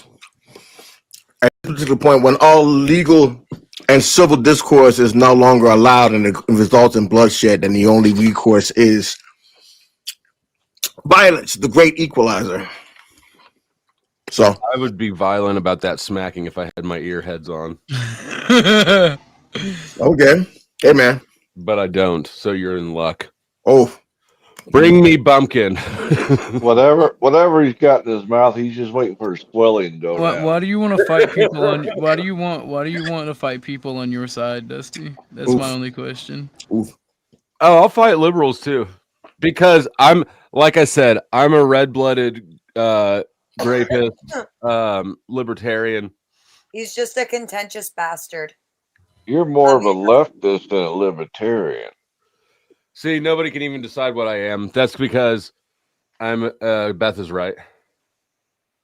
You're an anomaly. No, he's just a contentious bastard. He I'm likes an to argue. amoeba. There is a definition, but I hesitate. What's the definition? We got to know. Don't hold back now, sweetheart. No, Here comes the diagnosis. he's gonna let it go. I'm not doing it. You can't have an honest opinion. Come Well, on now. No, that's I can have an honest opinion. You can't have my honest opinion. It's mine. I'm taking my ball and going home. Well, we're going 3 hours in. Let me do a grift break. Give me money. I like money. Please and thank you. Go ahead, guys. Oh, This is crazy. where we at on the dono goal? I can't see it. 550. Ooh. What happens at 100 or 1,000? Oh, we just proved people that said terrible things wrong, but we're not going to talk about it. Who was it? Actually, the goal is actually null and void at this point, to be honest. Who Yeah. said terrible things? He called off the war. Yes. We're not going to talk about it. You did, yeah. It was 10th Man? Chuck, you gotta We're not listen to going that to talk part. about it, Dusty. I'm finally done stripping down elderberries. Leave those How, elderberries. Nice. how do you Nice. strip an Elderberry, elderberry? Purple. Yeah. Like you That's what voted my in finger's the going to look like after Seven. Bumpkin. Oof. Bumpkin couldn't handle the heat, so he left the kitchen, huh? I think he left the basic bitch discussion, to be honest. That seemed to hit him a little too close to home. You said something about a pumpkin spice latte, and he dipped. I think he's on his way to Starbucks. Another soy boy. Here's how basic I am. I have my pumpkin spice latte. I have my cinnamon scented pine cones. Oh my lord! Oh my fucking god! You You know what? I don't care that you have your camera on. You're not getting top billing after that. I don't give a fuck. He's turning into Little Miss Chris. My goodness. Where's 10th Man? How is it that Katie does not abuse you on a daily basis? If you don't have live, laugh, love somewhere in your house, I would not be I'm surprised. sure he does. Is Katie wearing the britches now? Huh? I think Katie must be wearing the britches now. You going on Karen, and she seems to be the one. Housebroken. Out here taking care of your I man's demanded room to be for you. housebroken. Guess who the one is of us that kept walking by the scented pine cone aisle in Walmart? Me. Like Oh, I said. Lord. Domesticated. Oh my They're god. only $3.97 per bag. We got 3 bags. Not gonna cover up that skunk smell, dude. You can We try. got rid of them. Only try. Did you find any kits, by There's the no way? live, laugh, love. There is a Limp Bizkit poster. Yeah, there was some kids down there, I think. What's that? I'm an eclectic individual. I like pumpkin spice and Limp Bizkit. I like Christina Aguilera.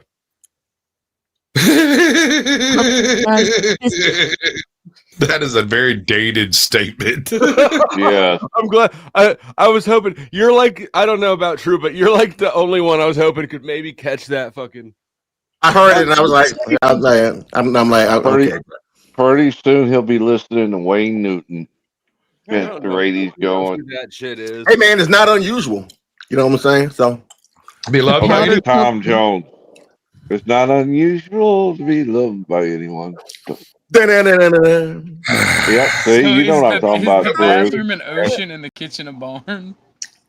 Is You this a won't let it lyrical go. reference? It's about your scent choices. Oh no, the whole house is cinnamon pine cones. What are you talking about? We put one in our bedroom and one in here because I smoke in here. Really need 2 in here, and then one out in the family room, and the kids. Fuck the kids' rooms. hey, well, you know what? I'm kind of curious because we got a whole bunch of pine cones on my property. I'm wondering if I can actually get in on that whole scented pine cone thing. Do you know you how can. Cone? Well, You let me boil them. You are going to smell like fucking cinnamon for the next 9 months after you I make like it. how absolutely basic I've turned this conversation. Just But I'm saying. curious now. I'm curious now. National Socialist Pine Cone Boiling Party. Because the thing about it is nobody We are not wants to doing just this in focus on the Nashville. negative. We can be negative and sad and angry and talk about what may happen. Yeah. You admit that cinnamon scented pine cones make you happy too? Yes. No. No, I love cinnamon. I love pumpkin spice. I know. but, like I'm not I don't like pumpkin spice at all. You don't have it Me nowhere in my either. house. It's just stupid. No. I'm lying. My wife does like having pumpkin pie, so she has it, but I do not eat pumpkin like at all like that. For some reason. I like I don't pumpkin seeds. here's the thing. I'm not trying to use this for like to push a political narrative. Mhm. I just see the country going in a direction that I don't like, and I see that the right is going to get fucked over hardcore because we can't even talk to one Can't another. even can't even And get organize- together. You're on the left. It's the same problem you you equated to the group you belong to. Okay, well then the question comes down to: is there a solution? Is there something that can prevent a civil war? All right, I got an idea. So we take all the Jews. Oof. Pause. This has been Why? tried before. This has been tried. I mean, You're not going to get rid of him, bro. I'm sorry. just saying. You're going to kill this channel, yeah. I will stop making. It's hard for me not to make jokes. I'm sorry. I'm gonna say this to you now. They are in your media. It's all right, Dusty. They're Accept in donations. your finances, and they're in your politics. And let's just say, and I said this before, let's just say you actually can do all this. Are you really trying to go through some weird McCarthy era type tactics to do so? And let's say if you do it, and let's say you do it, right? Okay. Do you know what they have on you? Right, obviously. You're right. Where's your Cash App? But I'm saying this to you, right? If McCarthy, if you're going to go through all that, right? All they have to do is wait you out. Just wait you out, and they'll just come back when there's another candidate that needs to be financed in one way or another. They'll just sit and just wait on you, finance that person, and they just slide right on back in. You know, look, this is an enemy you cannot beat. I'm halfway sorry, through bro, you can't. McCarthyism, he got attacked. That's what I'm saying. You're not going to beat McCarthy fucked it like up. that. It's in the back chat, Flo. Listen, McCarthy did the whole super secret spy squirrel thing with the communists for like what 6 years, Something and then like he that. got bored Hold with on. it. He goes, You got my last one right. Yes, I did. Okay, I was just making sure because otherwise some dude was getting paid. and then he pulls the shit out of the box. He's like, "Look, I'm looking for communists," and suddenly every asshole on the street we're seeing communists in their soup. Mm-hmm. Yep. The silent majority got tired of hearing that bullshit and just rolled over it to make it go away. That's how McCarthy fucked up, and I think he did it on purpose. Well, that's why I appreciate Crab after coming back thinking about it, because saying all leftists, all that type of rhetoric, it's the same thing McCarthy did, right? Pushing it and pushing it, I get it now that I've calmed down. It's weird watching someone I've talked to get shot in the throat on live TV. It's just very fucking weird. Yeah, that'll mess you up for a little bit. I never really followed him like that, but I mean, I haven't. You didn't follow him like a pheasant hunter. Come on, bro. But no, I did not. I did not. No, I did not. I didn't follow him. No bird reference intended. I think what the problem was. I think maybe I kind of. Thank you. Hold on one second. Thank you, Dusty. Let's. I'm gonna update the thing, and I'm gonna play some of the cornfield for everybody. Go ahead, True. Oh, now we're talking. I'm going to say I think I kind of equated him as some kind of background noise, because there was a lot of things going on. There was him. There was Ben Shapiro. There was a few other folk that was doing this whole college tour talk thing. So I kind of put it in the back of my mind. So I didn't really pay much attention. It's like, okay, this he's just doing this thing. So I definitely want to go back and look at all of his old stuff and see what was the big folder all about him. So I'm generally curious now, because especially now that I'm seeing a lot of, I'll just be honest, a bunch of mud monkeys fucking doing the monkey tornado spin because he died. Why your channel gets new there, bro? I really, yeah, man. You need to contribute to the bad joke jar as well. That might be fair. We had a money in the bucket. We had a furry creature here yesterday. You can't be using the racist rhetoric because they all assume you're white. They all assume you're white, and so they're just like, okay. It's just what it is, bro. Hey, look, hey, it is what it is. Hold on one second. Ike, it's autumn, so you should be thinking about cinnamon scented pine cones and pumpkin spice frappes. You get any softer, my lord. I think Flo realizes that everybody is maybe not emotional, but really angry, and he's just trying to lighten the fucking. No, I really like these things.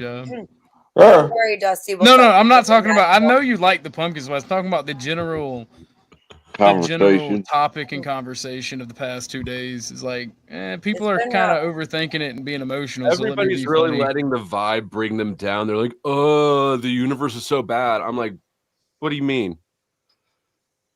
It could be a lot worse. Because right? as where I'm sitting, like I'm still getting paid more than I've ever made to hang out with you fucks I on the mean, internet.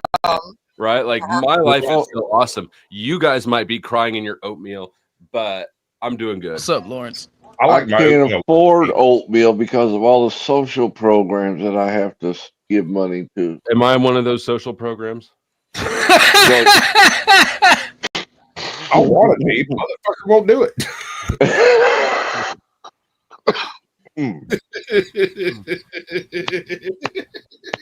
What a dick. Well, we were getting cornfields. Where'd it go? Well, I'm if pulling he it up ain't got it, one of you women gonna have to do it. Ah, Silence. Stormcrow City. So I got another extra great video for Stormcrow. Kitty cats. No, yeah, you'll see.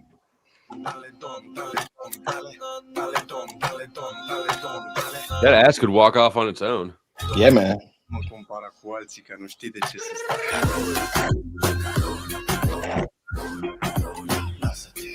There's just some great, beautiful things in this world worth appreciating in these bad times. I even gotta appreciate that shit. The male uniter. Get across all spectrum. Where do I apply for the And job of appreciate. porn?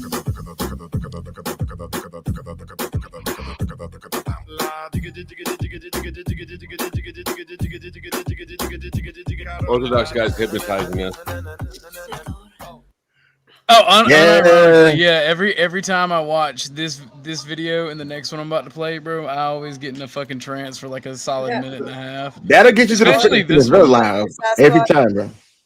Like, well, this one really does it to me because of the fucking music, like, unironically. And like, I just really appreciate this one. Oh yeah. Oh yeah.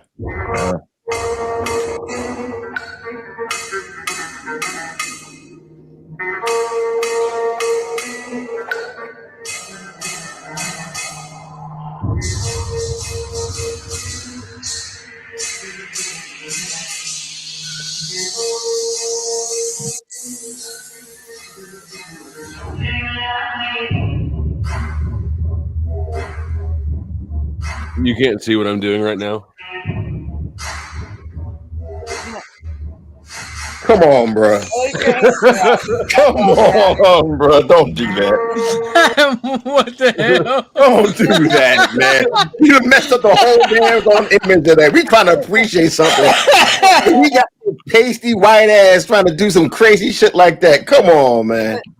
At least his hands were up. Bruh. Jesus Christ. I had to keep you from getting hypnotized. You know That what? worked. What if I got hypnotized even more and was just so taken over by the gay disease? You know, just rendered unhelpless. You know, I had to take it. Well, it's a good thing I'm safe behind my computer screen, like all the rest of my douchebaggy interactions. No, I actually, I have enough respect. I think that you would be this way in real life to people. I don't think that you're a pussy, unironically. I am this way in real life to people. That's why I have to come to the internet now. Ortho, you haven't watched the video when he was with Jack Talcott in the hotel room? Grabbing, I'm sorry, I don't subscribe to Dusty's OnlyFans. We were sitting on a bed and I put my hand on Talcott's knee expecting some sort of reaction out of him, but I got no reaction. He was just chilling there with my hand on He his did knee. not flinch one bit.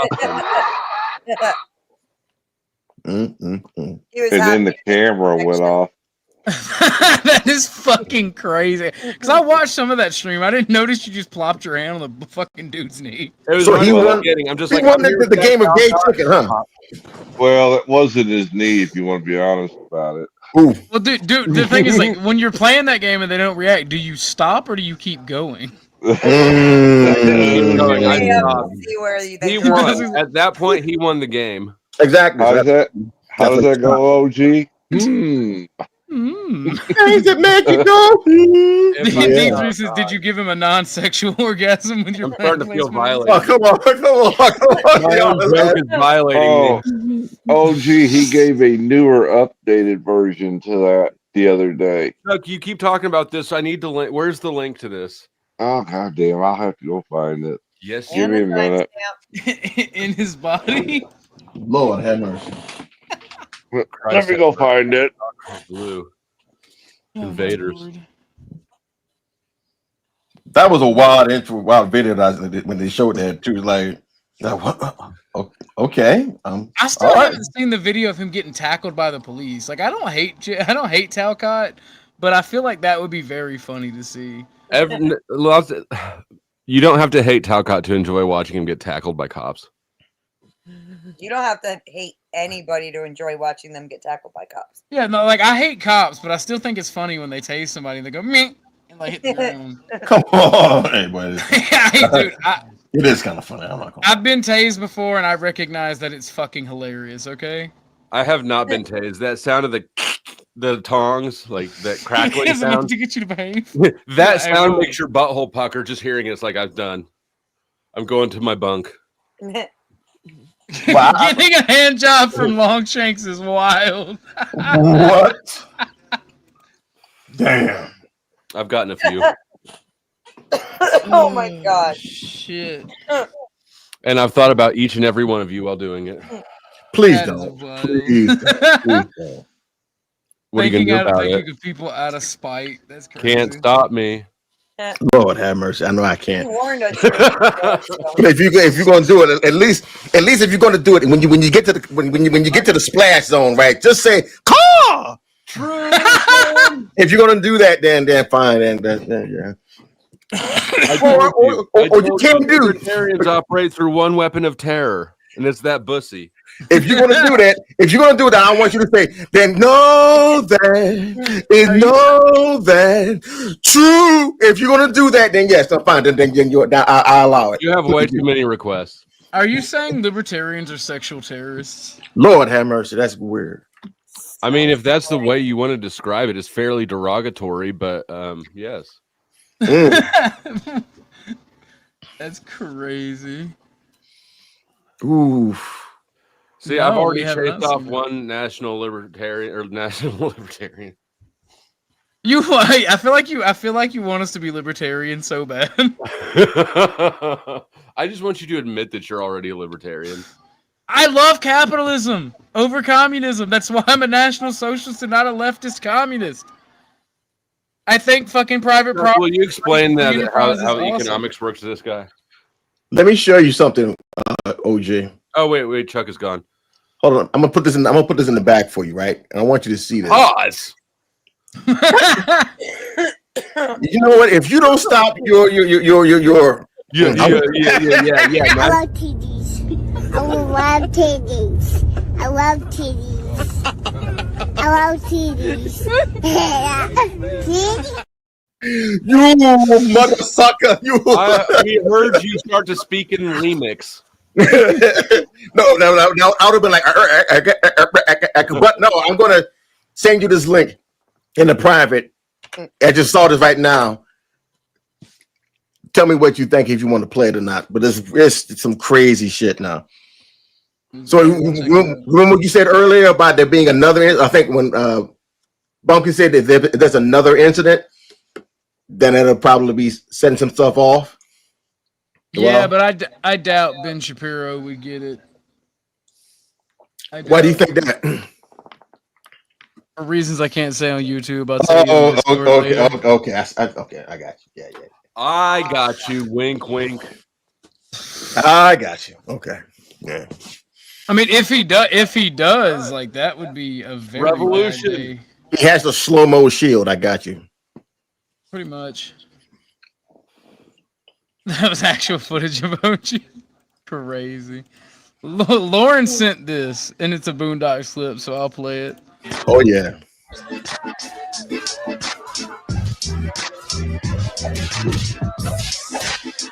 Excuse me, brothers and sisters, please.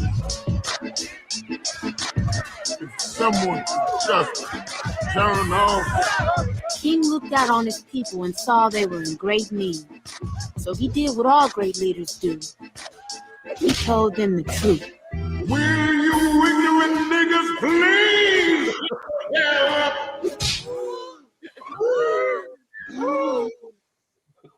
He just said what I think he said. Is this it? This is what I got all those ass whoopings for? Yes. It was a dream that little black boys and little black girls would drink from the river of prosperity, freed from the thirst of oppression. But lo and behold, some 4 decades later, what have I found but a bunch of trifling, shiftless, good-for-nothing niggers? And I know some of you don't want to hear me say that word. It's the ugliest word in the English language, but that's what I see now. Not ugly, not hard are. And you don't want to be a nigger, because niggers are living contradictions. Niggas are full of unfulfilled ambitions. Niggas wax and wane. Niggas love to complain. Niggas love to hear themselves talk but hate to explain. Niggas love being another man's judge and jury. Niggas procrastinate until it's time to worry. Niggas love to be late. Niggas hate to hurry. Black entertainment television is the worst thing I've ever seen in my life. Usher, Michael Jackson is not a genre of music. And now I'd like to talk about soul playing. I've seen what's around the corner. I've seen what's over the horizon. And I promise you, you niggas have nothing to celebrate. And no, I won't get there with you. I'm going to Canada. Here we go, baby. Hit that moonwalk. I'm going to Canada. Hit that moonwalk.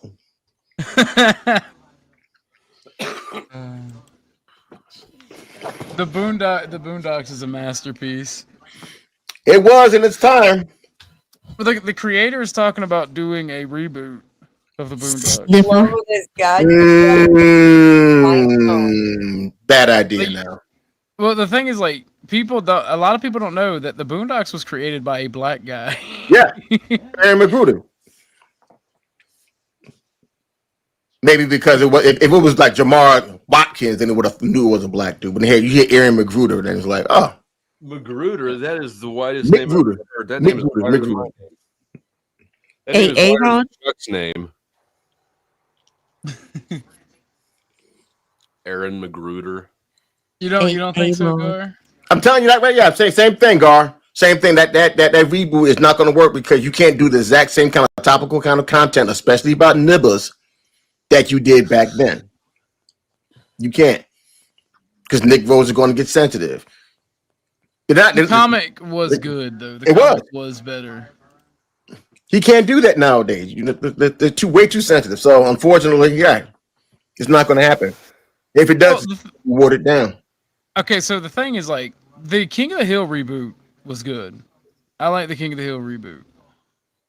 I think maybe if he does a reboot on Hulu or something, I think that it might be good.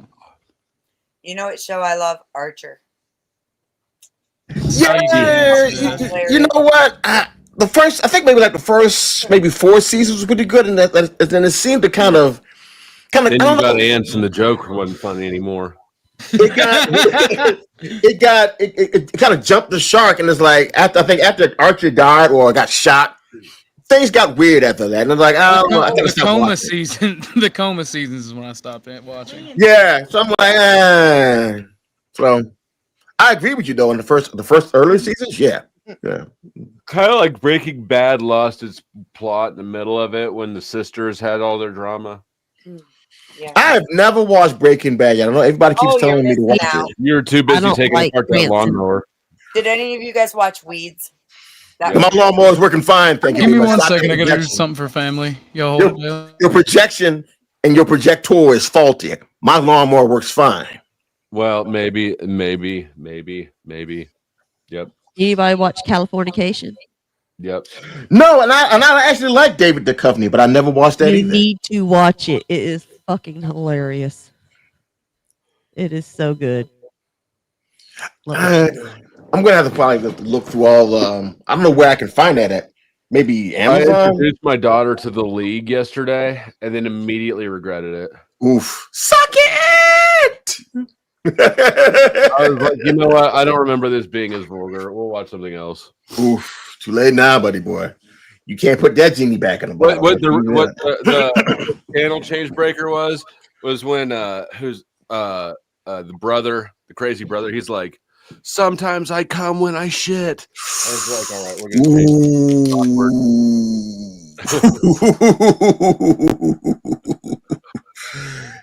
Daddy of the Year award for that one, buddy boy.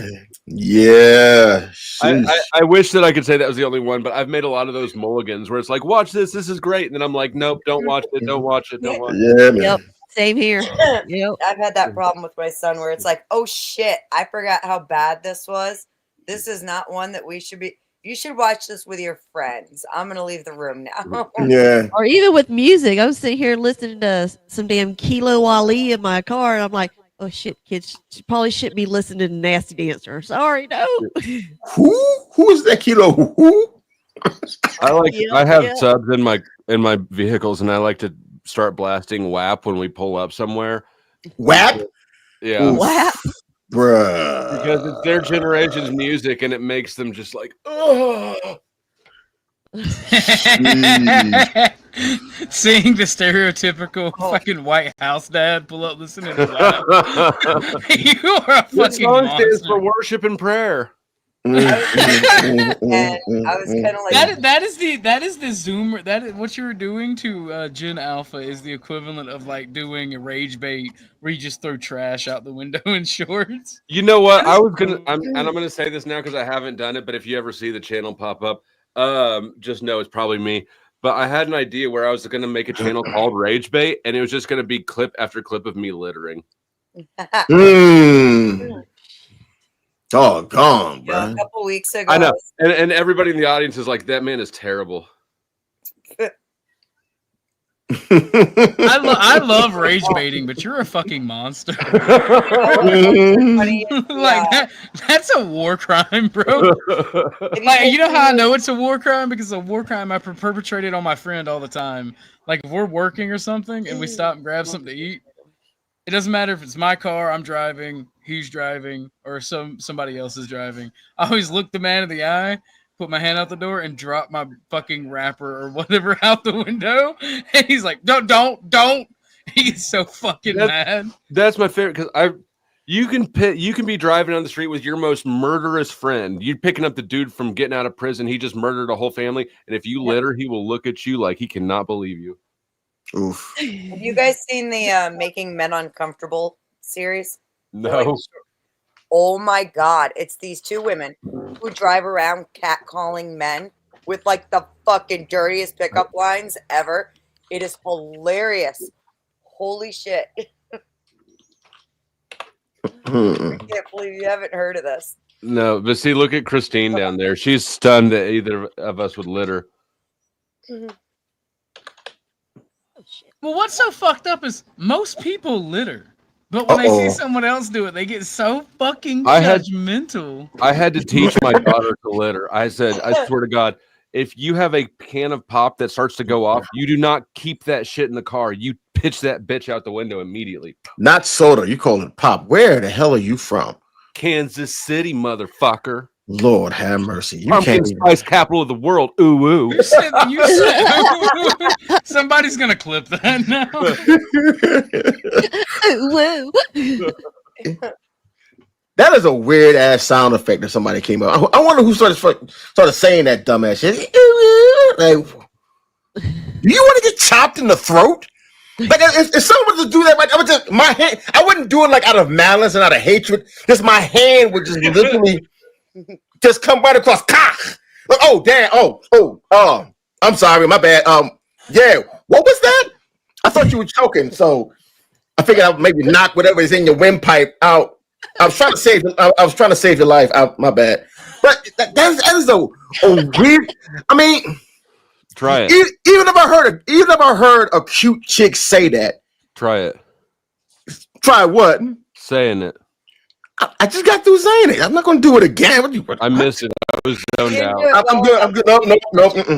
Nope. You ain't gonna clip me saying that. No, good. Let's try, sir. Let's try. I started, no. You're afraid. It's okay. No.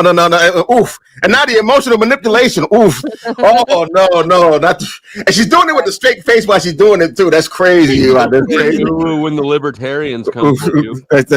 No, I'm not saying it. You know what I'm saying? Today's a good day for someone to. That's what I'm saying. This poor man. This poor man. He just can't.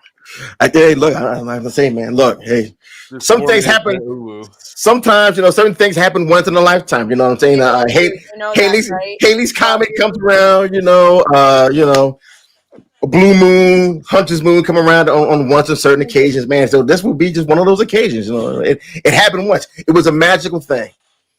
That will never be happening again. I'm sorry. I can't. Nobody even heard it because I'm sorry. I'm sorry.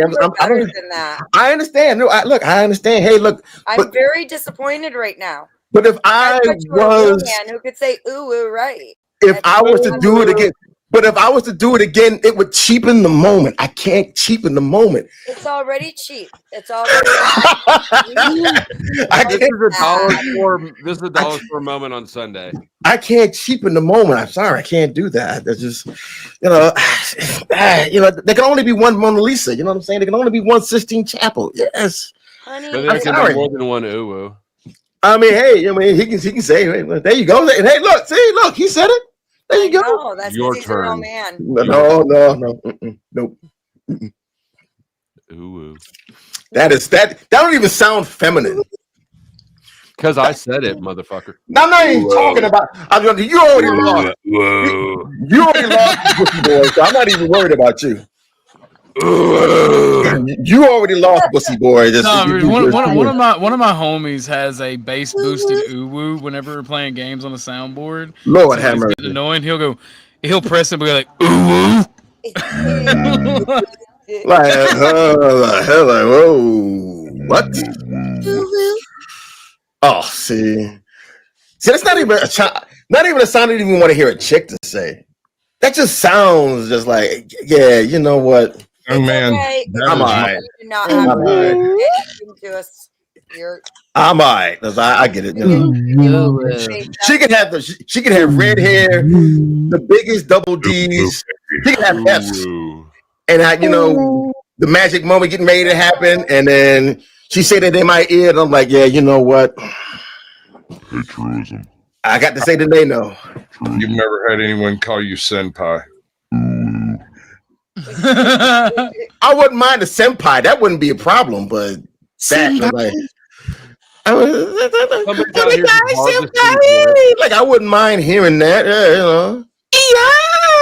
That I probably wouldn't mind too much. But good at that. You've been thinking on it. You can't lie to me about it anymore. You know what it sounds like, so don't come at me with that false bullshit. I can't, but that, man, I'm sorry. That would just ruin the whole party, man. I'm sorry. I couldn't do it. I think you're a chocolate covered banana. You know what ruins parties is when chicks call you daddy. Oh god, yes. That's like throwing the brakes on the mood. It's like, what the fuck? I got a daughter. Not for me. No, at that particular point, play ball. And I have a daughter. But you don't want to hear ooh woo? What the fuck, True? Because that shit sounds weird. The fuck? Notice being called senpai. No, it's not. It's part of Japanese formality. That's what they fucking call you. If you are a senior in a position, they're gonna call you senpai. And so if they're female the same, they're gonna call it that. I'm cool with that. Do women in a bedroom speak to seniors in a position other than doggy? Senpai? I mean, depends.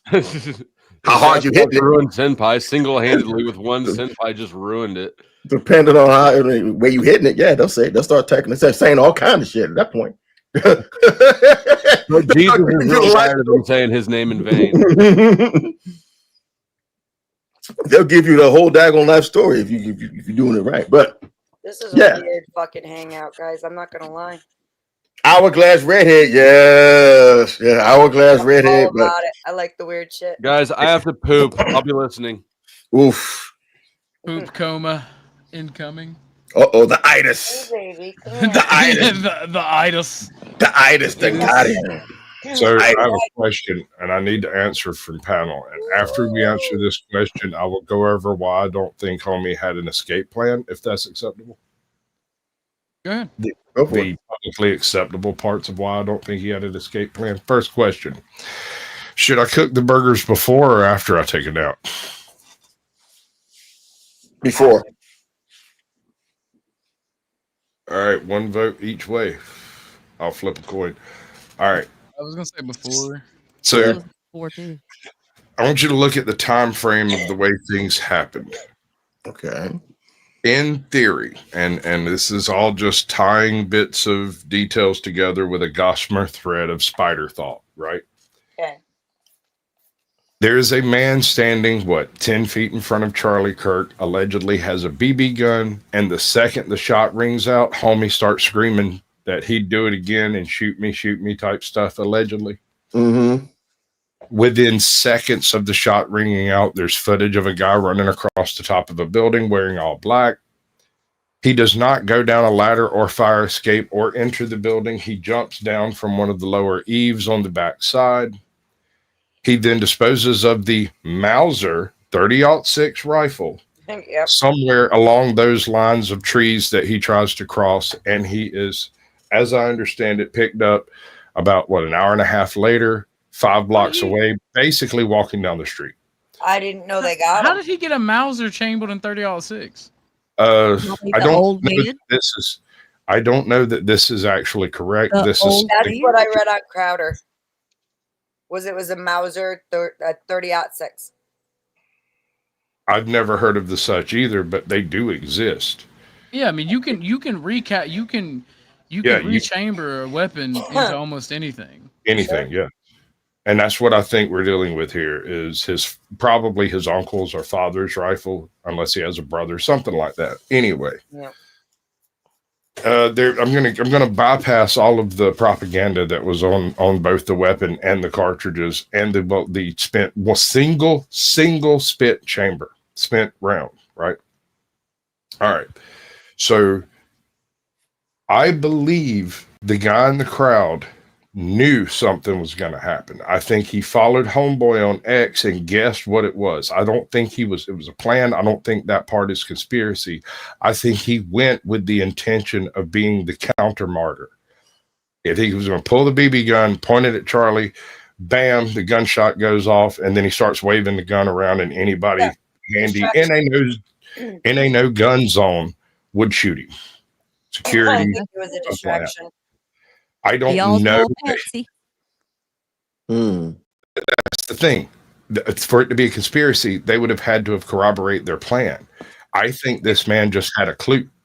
There was also that guy though who posted on one of the social medias about, something big's gonna happen at my school tomorrow. Just Yeah. Hold on, I'm covering that. I'm getting there. Okay. Just saying. There is decent evidence that may well have been one of his dark accounts, right? A sock account. We don't know, but it seems to line up given the stuff he was posting before. This was much more radical type stuff that was being posted on the Oman account, something like that. Anyway, so old guy goes down there. He's working his way up to Charlie. Pop, bullet goes off.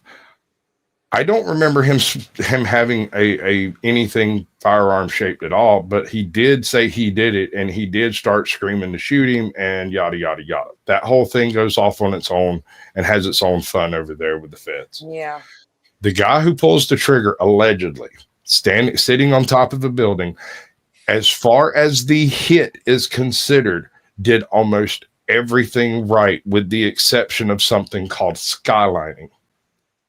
He positioned himself in a spot that allowed the crowd on the ground to identify him on the roof. There are ways to do that you don't do that require a little bit of training. Can I point out this is very, very similar to what happened with Trump? Just saying. Mm. There's a few differences. We'll get to that in a second. I'm working this out as we go. Okay. His plan, as far as we can tell, was to leave that position, dispose of the rifle, then blend in with the rest of the Antifa crowd that was wearing black on black. That doesn't make any sense. There was none of that. I didn't see any Antifa out there. They were all showing up in street clothes. They were the people Charlie was there to debate. So they didn't show up in black bloc this time. They showed up to actually debate him or whatever, right? Did you see anybody in black bloc out there?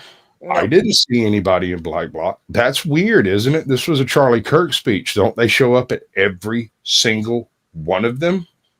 Yeah. I don't remember one where there wasn't at least a small number, 10 or 12. Unless they were prevented from getting into the area that the event was taking place in. You're going to have to show me evidence of that. Now, I believe that these people knew something was going to happen and avoided the place so as not to get caught up in the dragnet that was going to happen after. I don't know if they knew what was going to happen, but that something was going to happen. And that's why there was no card-carrying Antifa walking around dressed out in black bloc. Because had there been 20 or 30 Antifa running around in black bloc, when that man jumped down off the building, he would have vanished like a fart in the wind. Christine, I'm not saying it's the same. I said there's similarities. There's all things that are the same. Someone black on black on a rooftop that was very easily defined. Sure. All of that checks out fine, whatever. This is the common, if you watch Leon, what was the American, it was Leon in France. It was fucking Queen Amidala's first role. Anyway, he breaks down how to pull a hit. He does not break down how to get away. In that movie, he breaks it down completely to the nth degree on how to make that shot, how to get there, how to case the joint, all everything you need to know. What he doesn't do is cover how to get away, right? And I'm not going to cover that here now either. That's the part I don't want to discuss publicly, because I can go further on proving that he did not have a plan for after that shot. I could too. Right. Okay. Now, comparison to Butler. Yes, there are visual similarities, but and a 200-yard shot is not any kind of an amazing shot at all. Yeah, not at but all. The fact that the first that the Trump shooter missed at 60 yards is absurd. Yeah, I know. Anyway, he was a kid, and he was going for a headshot. That's the problem. It's not just that, but we can see from his prior marksman, like his training essentially, that he was not actually a very good shot. I think he was just a gullible kid that got put up to it, talked into it.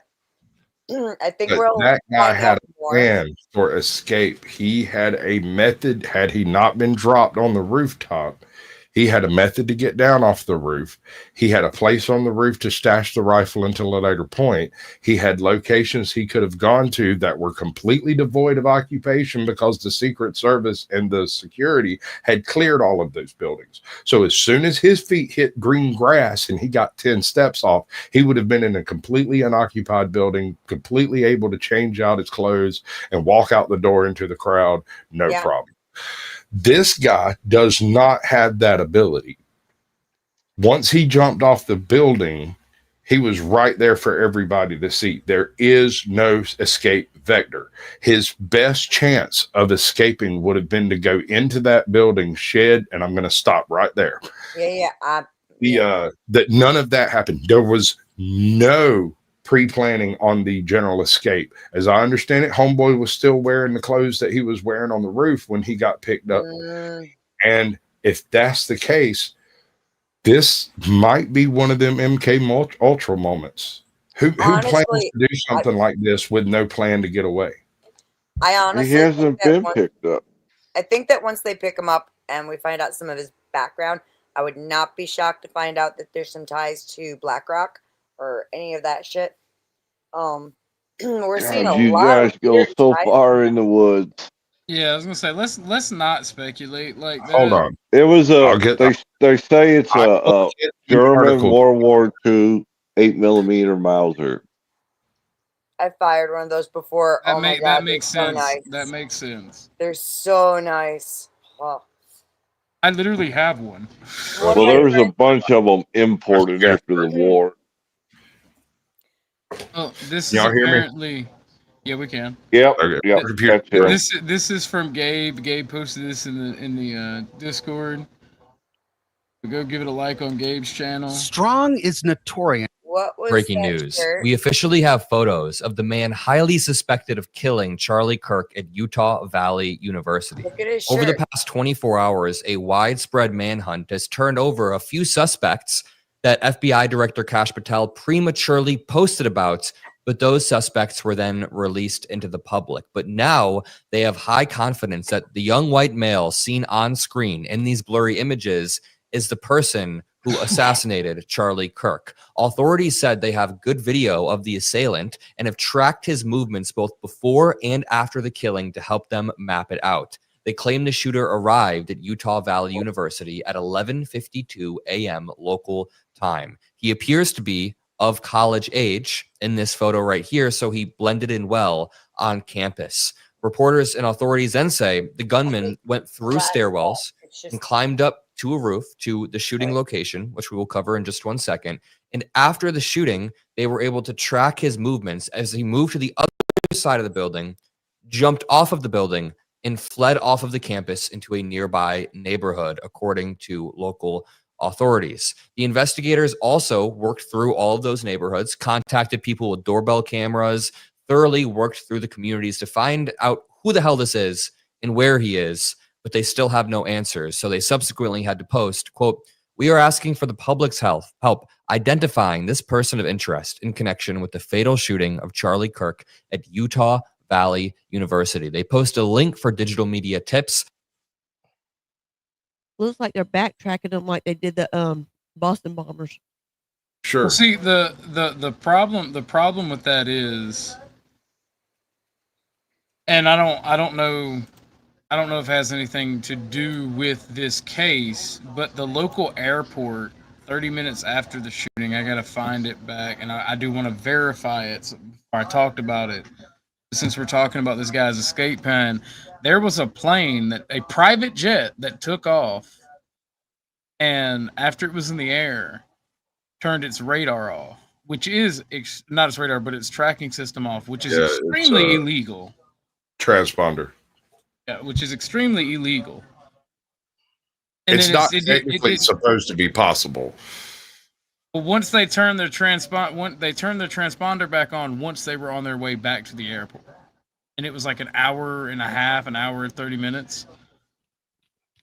You can, all right, depending on what type of transponder, you can get the same effect of having turned it off by getting real close to the trees. It's not radar. It does send an active signal, but it sends an active signal out along the perimeter of the plane. It's like rings in a puddle, right? And so if you get low enough, those rings get broke up enough that your transponder can get lost, unless there's another plane like above you that can relay it. And that's another thing. You do realize what happens when somebody turns off a transponder, right? Yeah. The FCC gets a notification. Yes, immediately. the FCC gets a notification. They typically immediately, actually, the FAA, the tower gets a notification that a plane has disappeared. It is assumed crashed until it is picked back up again. If it's an hour and a half later, they ought to have actual planes flying over that area trying to find wreckage. Do you think it's a false flag? And sorry for the yelling, guys. My kid got home, dog freaked out. You know. Okay, so are you suggesting the individual made it to an airport, or that an airport, or that only like not necessarily. 10, I'm suggesting that away from the college. I'm suggesting that turning off this private jet taking off, turning off its transponder, they would know that the FAA gets notified of that. Therefore, false flag with the airplane. Oh no. Okay, so there is one way that is possible, and it is a very specific series of events that would have to take place. Let me do this right. So I'm just curious. Like I'm just playing all through right. different routes. This will clarify a little bit of that and make you less curious about it. Damn, I don't have my camera on. Anyway, hey, my computer's working again. Cool. So if you had two identical airplanes, jets, prop planes, whatever, they'd have to be the same make, same model, and have very similar tail numbers, right? Close enough that they could be changed or have it changed, right? You could put one in a hangar 45 minutes away or so, and have one in a hangar over here waiting for homie. You take off. Before any of this happens, you have to remove the transponder, rewire it in a way that lets you turn it off. And then once you've got it turned off, transport it to a new plane, put it in the fucking new plane and fly that fucker back. After that, you have a plane that's completely off grid. It can go wherever the hell it wants, provided there's no actual pilots that see it, because they will fucking report that shit. So this is just a question from someone. Shortly after Kirk was assassinated, a private jet under the tail number N88KG lifted off from an airfield only 12 minutes away. 30 minutes into the fight, it illegally vanished off radar, reappearing later, headed back to Provo. And they ask, was this the assassin's getaway plane? The assassin would have to make it that far for it to even really, or at least most of the team. It's a 12-minute walk. Sure. From the college. Sure. This was also why, though. I mean, but then why take off, turn around, come back? I mean, yeah. You have to put the plane back.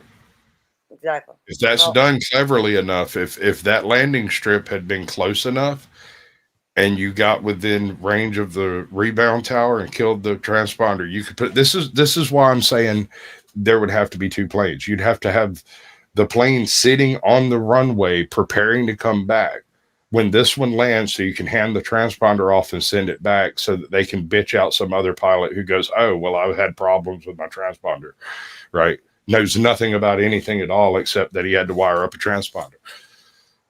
Don't be surprised when they find that kid's body in a tree somewhere. Exactly. Or it's just a fault. I'm curious about the old guy, though. The old guy really puts a bump at all of this. He's probably the owner of the gun. He's either an independent actor who chose this moment to try to become the left-wing martyr, a counter martyr, if you will, or he knows more than he's saying. I think he knows more than he's saying and is the distraction. Honestly. I think he's the kid's grandfather. They would know that by now. Because they would have looked into him. And Not necessarily, because they don't even have an identity of the kid. They just have a picture. Exactly, but that's the thing, is they can look through his family to see if he has someone in his family that matches the description even. See what I'm saying? That doesn't mean they're going to let us know. So fair. That's something they don't tell Could us. be letting them They feel don't nice tell us and shit secure. anymore. Could be letting them feel nice and secure so the kid comes home. Okay, so you seem to be walking down both sides of a conspiracy theory on this. That the kid will come home implies that he's not part of a conspiracy. I don't know. I'm just running. I'm running every. I think he's in a tree. Honestly, The video and the pictures of the kid, like that, honestly, just because he's videoed going through stairwells as well also doesn't mean he's the shooter. Yeah, We have no positive ID of the shooter. correct. And I'm just literally running every every thought process there is on this one. That's all. It could all be bullshit. Everything I'm saying could be completely wrong. We're just brainstorming. Exactly. Anyway, into a griff break. Ladies and gentlemen, this man works hard. Send him your money. Send it now. He's such a good guy. Thank you. They just suspended their afternoon news conference, FBI did, because of rapid development. Oh. Oh, they found him in a tree.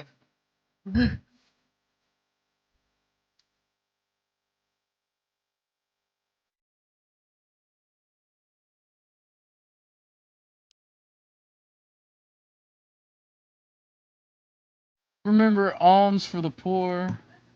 We do have a goal for $1,000. We are almost there. We're slightly over halfway. We're almost at 600. Your homeboys in And chat. oh shit! We also have Cash Patel. Ding ding a ding a ding a ding a ding a ding a Jeep running the show. Good luck actually getting it figured out. Yeah, not wrong. But Yeah, maybe that's a good thing. If they got rapid developments and they cancel the news conference, must be they're on to something. yeah. Arkansas Day Rudabaugh. I guess But that's what I'm talking about. I do know they used Air Force Two to fly Kirk's body from Utah to Arizona.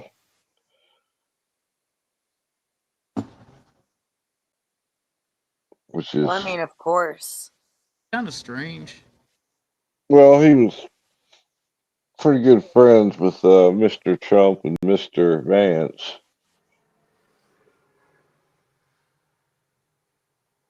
So they're not going to miss an opportunity for a public relations event, if you catch my drift. Of course. Yeah. I mean, in the short term, I think Grid is right that as far as the elections go, the midterms, we're gonna see Charlie Kirk and his family posted everywhere. Oh, Which sure. is kind of in of itself kind of sick, but still. And the girl.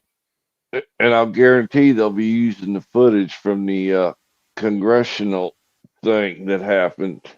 I mean, just like the girl from UGA got used for all the illegal people. But, Yeah. ladies and gentlemen, I'm thinking I'm gonna end it because hold on, I can't end it. Because I actually want to go over the. I just thought about it. Chuck, do you have a link for the FBI stuff where they said they suspended their press conference? Yeah, hold on, give me 1 second. I was about to end it, but then that thought, like, let's play it.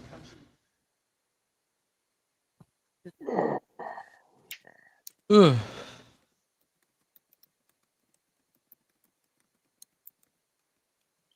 But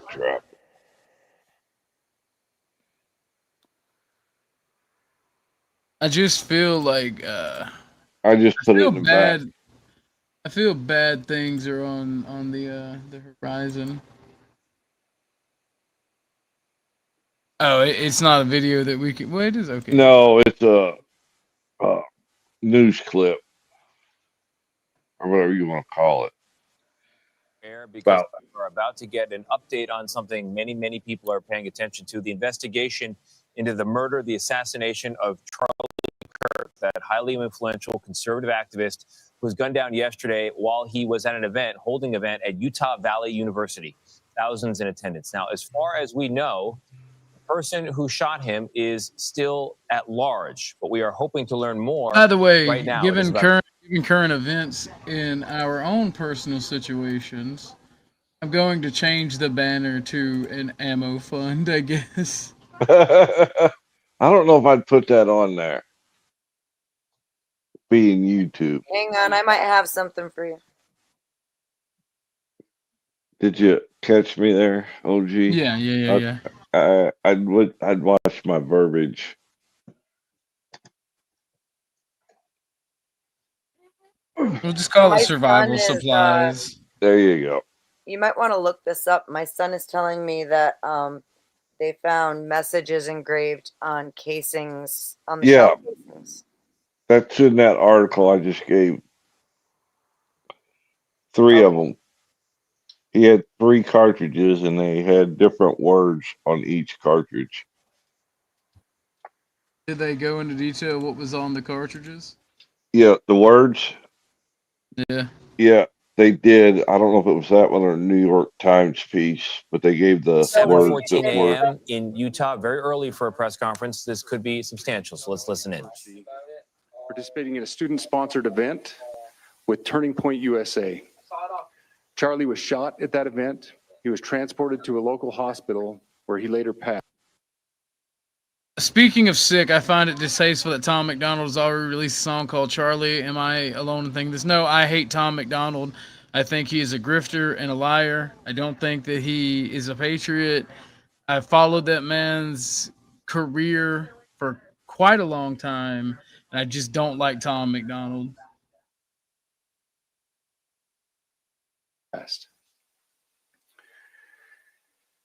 Last night, his body was moved to the state office of the medical examiner.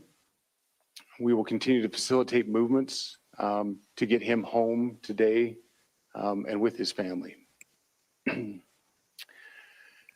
Yesterday, during the investigative process, we located a couple of persons of interest. We interviewed those individuals, and after releasing them and after clearing them of being suspects, they face scrutiny, they face threats. We asked the public to be patient with the investigative process. These individuals were not suspects, they were people of interest. We ask that you do not impose Is this into those live right now? people and that investigative process. They don't deserve that harassment for being subject to that. I'd like to thank all the investigators that are involved in this. They have worked around the clock. All day yesterday, through the night last night, investigators from the State Bureau of Investigations, from county, from city agencies, the university, our federal partners with the FBI, the ATF, and many others. Those are just a few of the people that we have involved in this. I'd like to thank all of them for their strong work. Through all that work last night, we were able to make a few breakthroughs. We were able to track the movements of the shooter. Starting at 11:52 a.m., the subject arrived on campus, shortly away from campus. We have tracked his movements onto the campus, through the stairwells, up to the roof, across the roof to a shooting location. After the shooting, we were able to track his movements as he moved to the other side of the building, jumped off of the building, and fled off of the campus and into a neighborhood. Our investigators have worked through those neighborhoods, contacting anybody they can with doorbell cameras, witnesses, and have thoroughly worked through those communities, trying to identify any leads. We do have good video footage of this individual. We are not going to release that at this time. We are working through some technologies and some ways to identify this individual. If we are unsuccessful, we will reach out to you as the media and we will push that publicly to help us identify them. But we are confident in our abilities right now, and we would like to move forward in a manner that keeps everyone safe and moves this process appropriately. Well, you know what that means. If what Beth put in the back is true, in which the way they're handling it by not releasing the identity, yeah, it is exactly the same narrative whenever there's a trans that shoots up a school. Beth said her son is saying that it had trans and anti-fascist stuff, which is the narrative that they push, the whole not doing the identity. If it was a white guy, it'd be all over the news. Regular old white guy. That fits the narrative right now that we're hearing from the FBI. Last night I communicated with Erica. The family's devastated. As a commissioner of public safety, as a father, as a husband, I can only imagine what that family's going through. The heinous event that happened yesterday is not Utah. This is not what we're known for.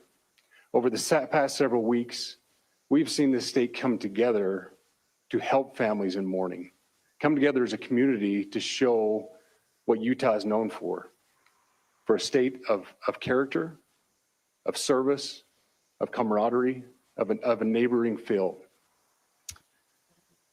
We will not stand for what happened yesterday. We are exhausting every lead. We have every officer invested in this, every investigator, every local agency. The outpouring of support from the law enforcement community has been astounding. We are investing everything we have into this, and we will catch this individual. Having walked through the crime scene, through the hallways of this school, through the classrooms, I can't imagine what the people on scene felt as well. A horrific event where some of them barricaded in classrooms, some of them ran in fear. Can't overstate the tragedy and the horrific event that yesterday was, and how we will work to bring to justice the actions of one individual or any other individuals that assisted in that. Our state has gone through a lot, and we will come out successful. With that, I'll turn the time over to Special Agent Bowles in charge. Good morning. My name is Robert Bowles, and I am the Special Agent in charge of the Salt Lake Field Office. Following yesterday's tragic shooting of Charlie Kirk, FBI agents have been working around the clock in coordination with our law enforcement partners. We are and will continue to work nonstop until we find the person that has committed this heinous crime and find out why they did it. This morning, I can tell you that we have recovered what we believe is the weapon that was used in yesterday's shooting. It is a high-powered bolt-action rifle. That rifle was recovered in a wooded area where the shooter had fled. So the FBI laboratory will be analyzing this weapon. Investigators have also collected footwear impression, a palm print, and forearm imprints for analysis. Now, I understand there are a lot of questions about motive. I assure you that all leads, tips are being fully investigated. As of this morning, we have received more than 130 tips. We thank the community for that. The FBI has brought every resource to bear, and we will continue to do so throughout the course of this investigation. The FBI's mission is to protect the American people. It's to uphold the Constitution of the United States. Any attack on the First Amendment is an attack on the very foundation of our democracy. That is why we will relentlessly pursue this case and the shooter until we find him. We also continue to grieve with the family and the community. It's our community. If you have any video or images from the shooting, we ask you to please submit them to our digital media tip website at www.fbi.gov/Utah Valley Shooting. You can also call the FBI at 1-800-CALL-FBI. We truly rely on the public's help in these types of cases, and no tip is too small or insignificant. Thank you.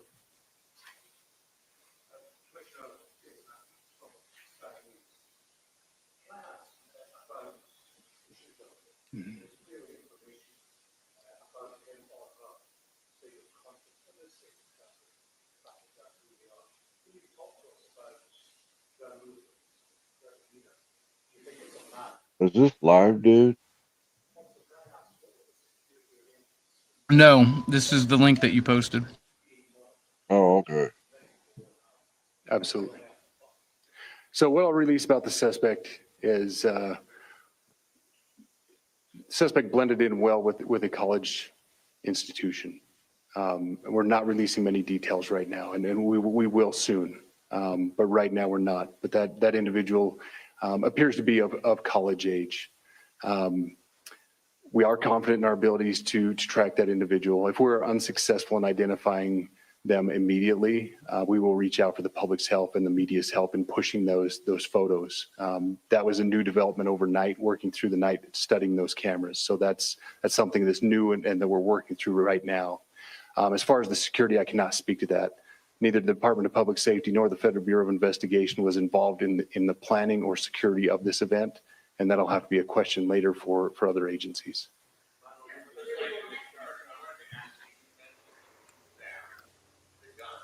The suspect could be hiding in the woods, and is that suspect possibly still in this area?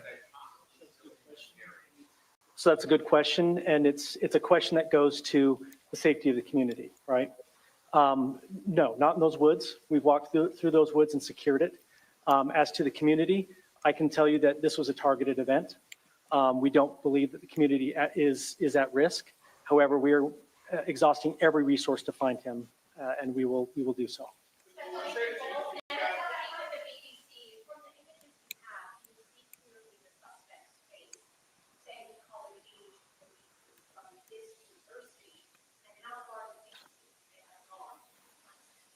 So I can't comment specifically on his face or any details such as that, as it's continuing to be a part of the investigation. And again, we'll release that shortly.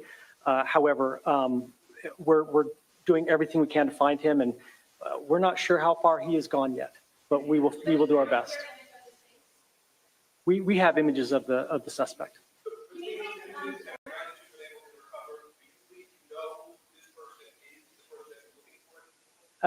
Again, as part of the investigation, we're not releasing any details such as that right now.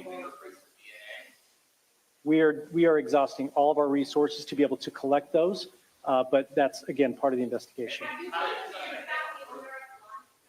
Excuse me? We are working on that, but again, part of the investigation that I can't release.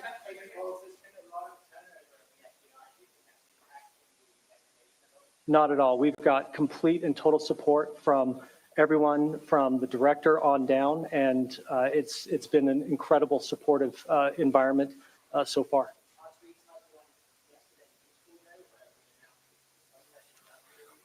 All I can say is that we're working the investigation the best we have with the environment we're given. So thank you.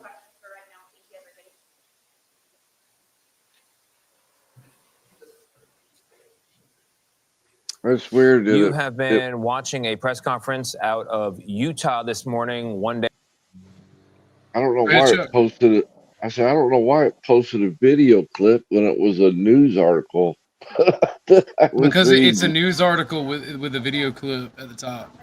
Ah, okay. Hey, OG, by the way, thank you so much for the coverage you're doing on this. I know it's rough on you. Well, it matters to me. And by the way, thank you for reminding me. Christine, that is a fair and honest question, and I'm going to try to answer it. And again, I owe you and Crab and several other people an apology for how I acted yesterday. I'm glad to see you in chat. Apologize. Viewers I disagree with are not my punching bag, but for my own emotional misgivings. So I apologize to everyone involved. Not to the people that got banned from chat. Y'all were here to troll on an unrelated matter, and I'm just not going to tolerate that. But to Christine and Crab and Lauren and the few other people that were trying to get me to see certain lights, I apologize to y'all. I'm working on that. But to answer your question, how is it distasteful if he's donating the proceeds? Not trying to be difficult, but it seems it's a song about this, how sick the situation is. If that's what he's doing, it is obviously not distasteful, right? I don't know if that's what he's doing. I'd have to look into it for myself to give you an actual answer. I just don't like Tom McDonald.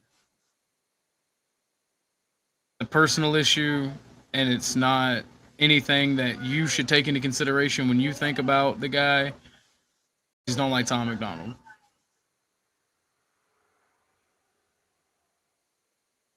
If it is in memory of him, that is a positive thing. I have no idea.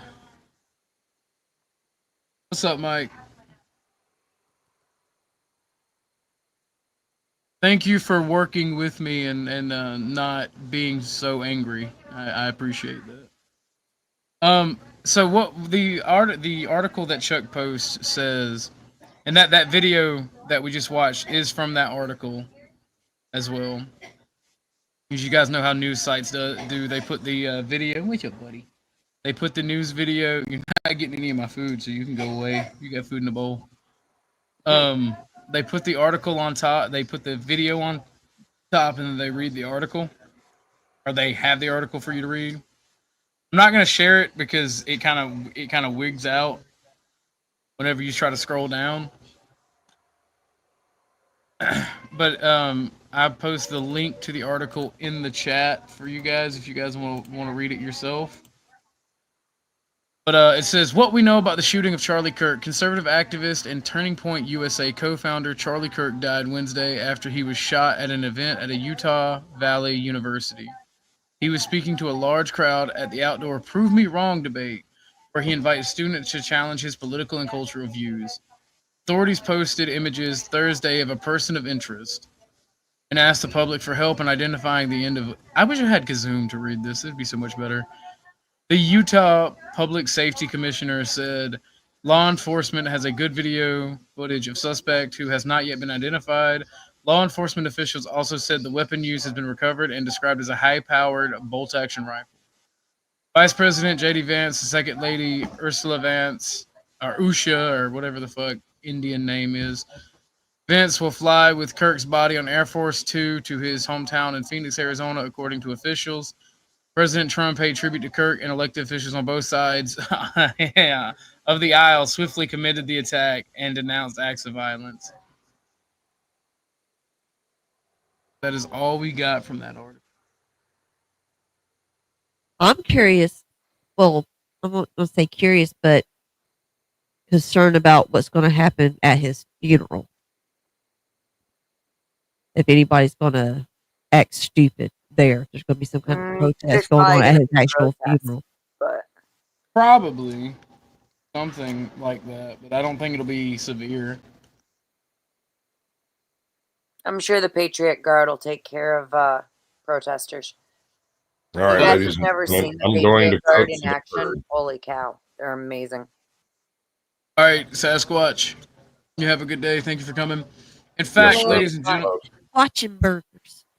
in fact, ladies and gentlemen, we're actually going to end it here. I was hoping we'd get some more out of that interview or that press conference. I may go again live tonight. I'm not sure. I'll definitely be live tomorrow because I try to do it at least a couple hours every day. But I'm going to start taking a break on Sunday. And by break, I mean doing a really short stream where we just pray and we talk about God and our experiences if you are a Christian. You're welcome to attend that if you're not a Christian, but I do ask that you are respectful about it. Any final thoughts, ladies? And if Chuck, if you want to come back and give your final thought, you can. Just again, thank you so much for all you're doing to put into cover this. Because I know it's rough on you.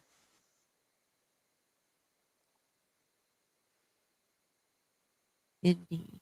Yes, indeed. And get the rest that you need to deal with everything that's going on for you. And don't put yourself. I know you're fixing to start going back to doing your work stuff and whatnot. So get yourself readjusted nicely for that. Whew. It's a pain. Hopefully. Then that means we're gonna have to go back to night streams, which is gonna suck because I like the day streams. It'll work out. Don't worry. Yeah. But thank you, ladies, for coming up. I'm gonna Thanks for having y'all do a us. small monologue and then I'm gonna end. If I want to hang out in the back, I'll bring y'all back up, but I'm gonna leave after that. Y'all can talk amongst yourself. But I'm gonna be leaving. All right, ladies and gentlemen, thank you all for the donos. Thank you all for watching. Thank you all for being very patient with me through my anger and emotional outbursts. There is a reason for them, which I've explained, but there is no excuse for them. Like I said, I'm trying to get the bitch nigginess out of me. I said this the last stream. We all have weakness and flaws, but there is no excuses. So I apologize to all of you for having to deal with that. But I don't know what we're gonna do with our nation.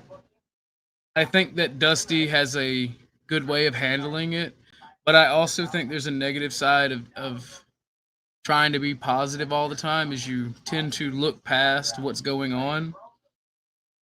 And while I appreciate that voice of happy joyousness, even if he's messing with me, I see him as a friend, and it's just bants among friends. Some people are upset by the situation that they can't deal with that,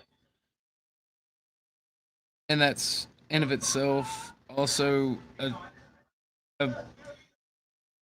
a personality type of being in the times that we live. Ultimately, I think that we should be working together organizing and doing real life things with the people around us. And if you're not doing that, I don't think you should be on the internet bitching about it. I mean, the internet is the minimum that you can do, but at least be in real life, have a plan, talk to people in real life, your own family, your own friends, your own network. The internet is the bare minimum. I'll give anyone that, and just speaking out against how evil this stuff is a positive. Try to be a positive voice. Try not to be someone who's angry and just speaking out of anger. Hopefully the time for discourse has not passed, but it does feel like it is, or is rapidly approaching. So try to be positive, try to give it your all, your own life, and do what you can do where you're at. Don't overextend. Don't think you're going to change the world just by reaching out and reaching up, but don't stop trying either, and try to remain very positive. I love you all. Thank you all for your support. Y'all have a wonderful day, and God bless you all. I will say this: the situation that has gone on the past week, personal situation, I'm not going to discuss it anymore. I'm going to treat it as if it did not happen. I'm not happy about it, but I'm not angry at anyone, and I don't, like I said on Dusty's when it was brought up yesterday, and to Dusty again, I'm not going to talk about it, and I don't care. And God bless everyone. And I love everyone. I appreciate all of you, and I wish the best for everyone. Y'all have a good day. Thank you very much. Y'all be safe and be wonderful. Oh yeah. Oh yeah.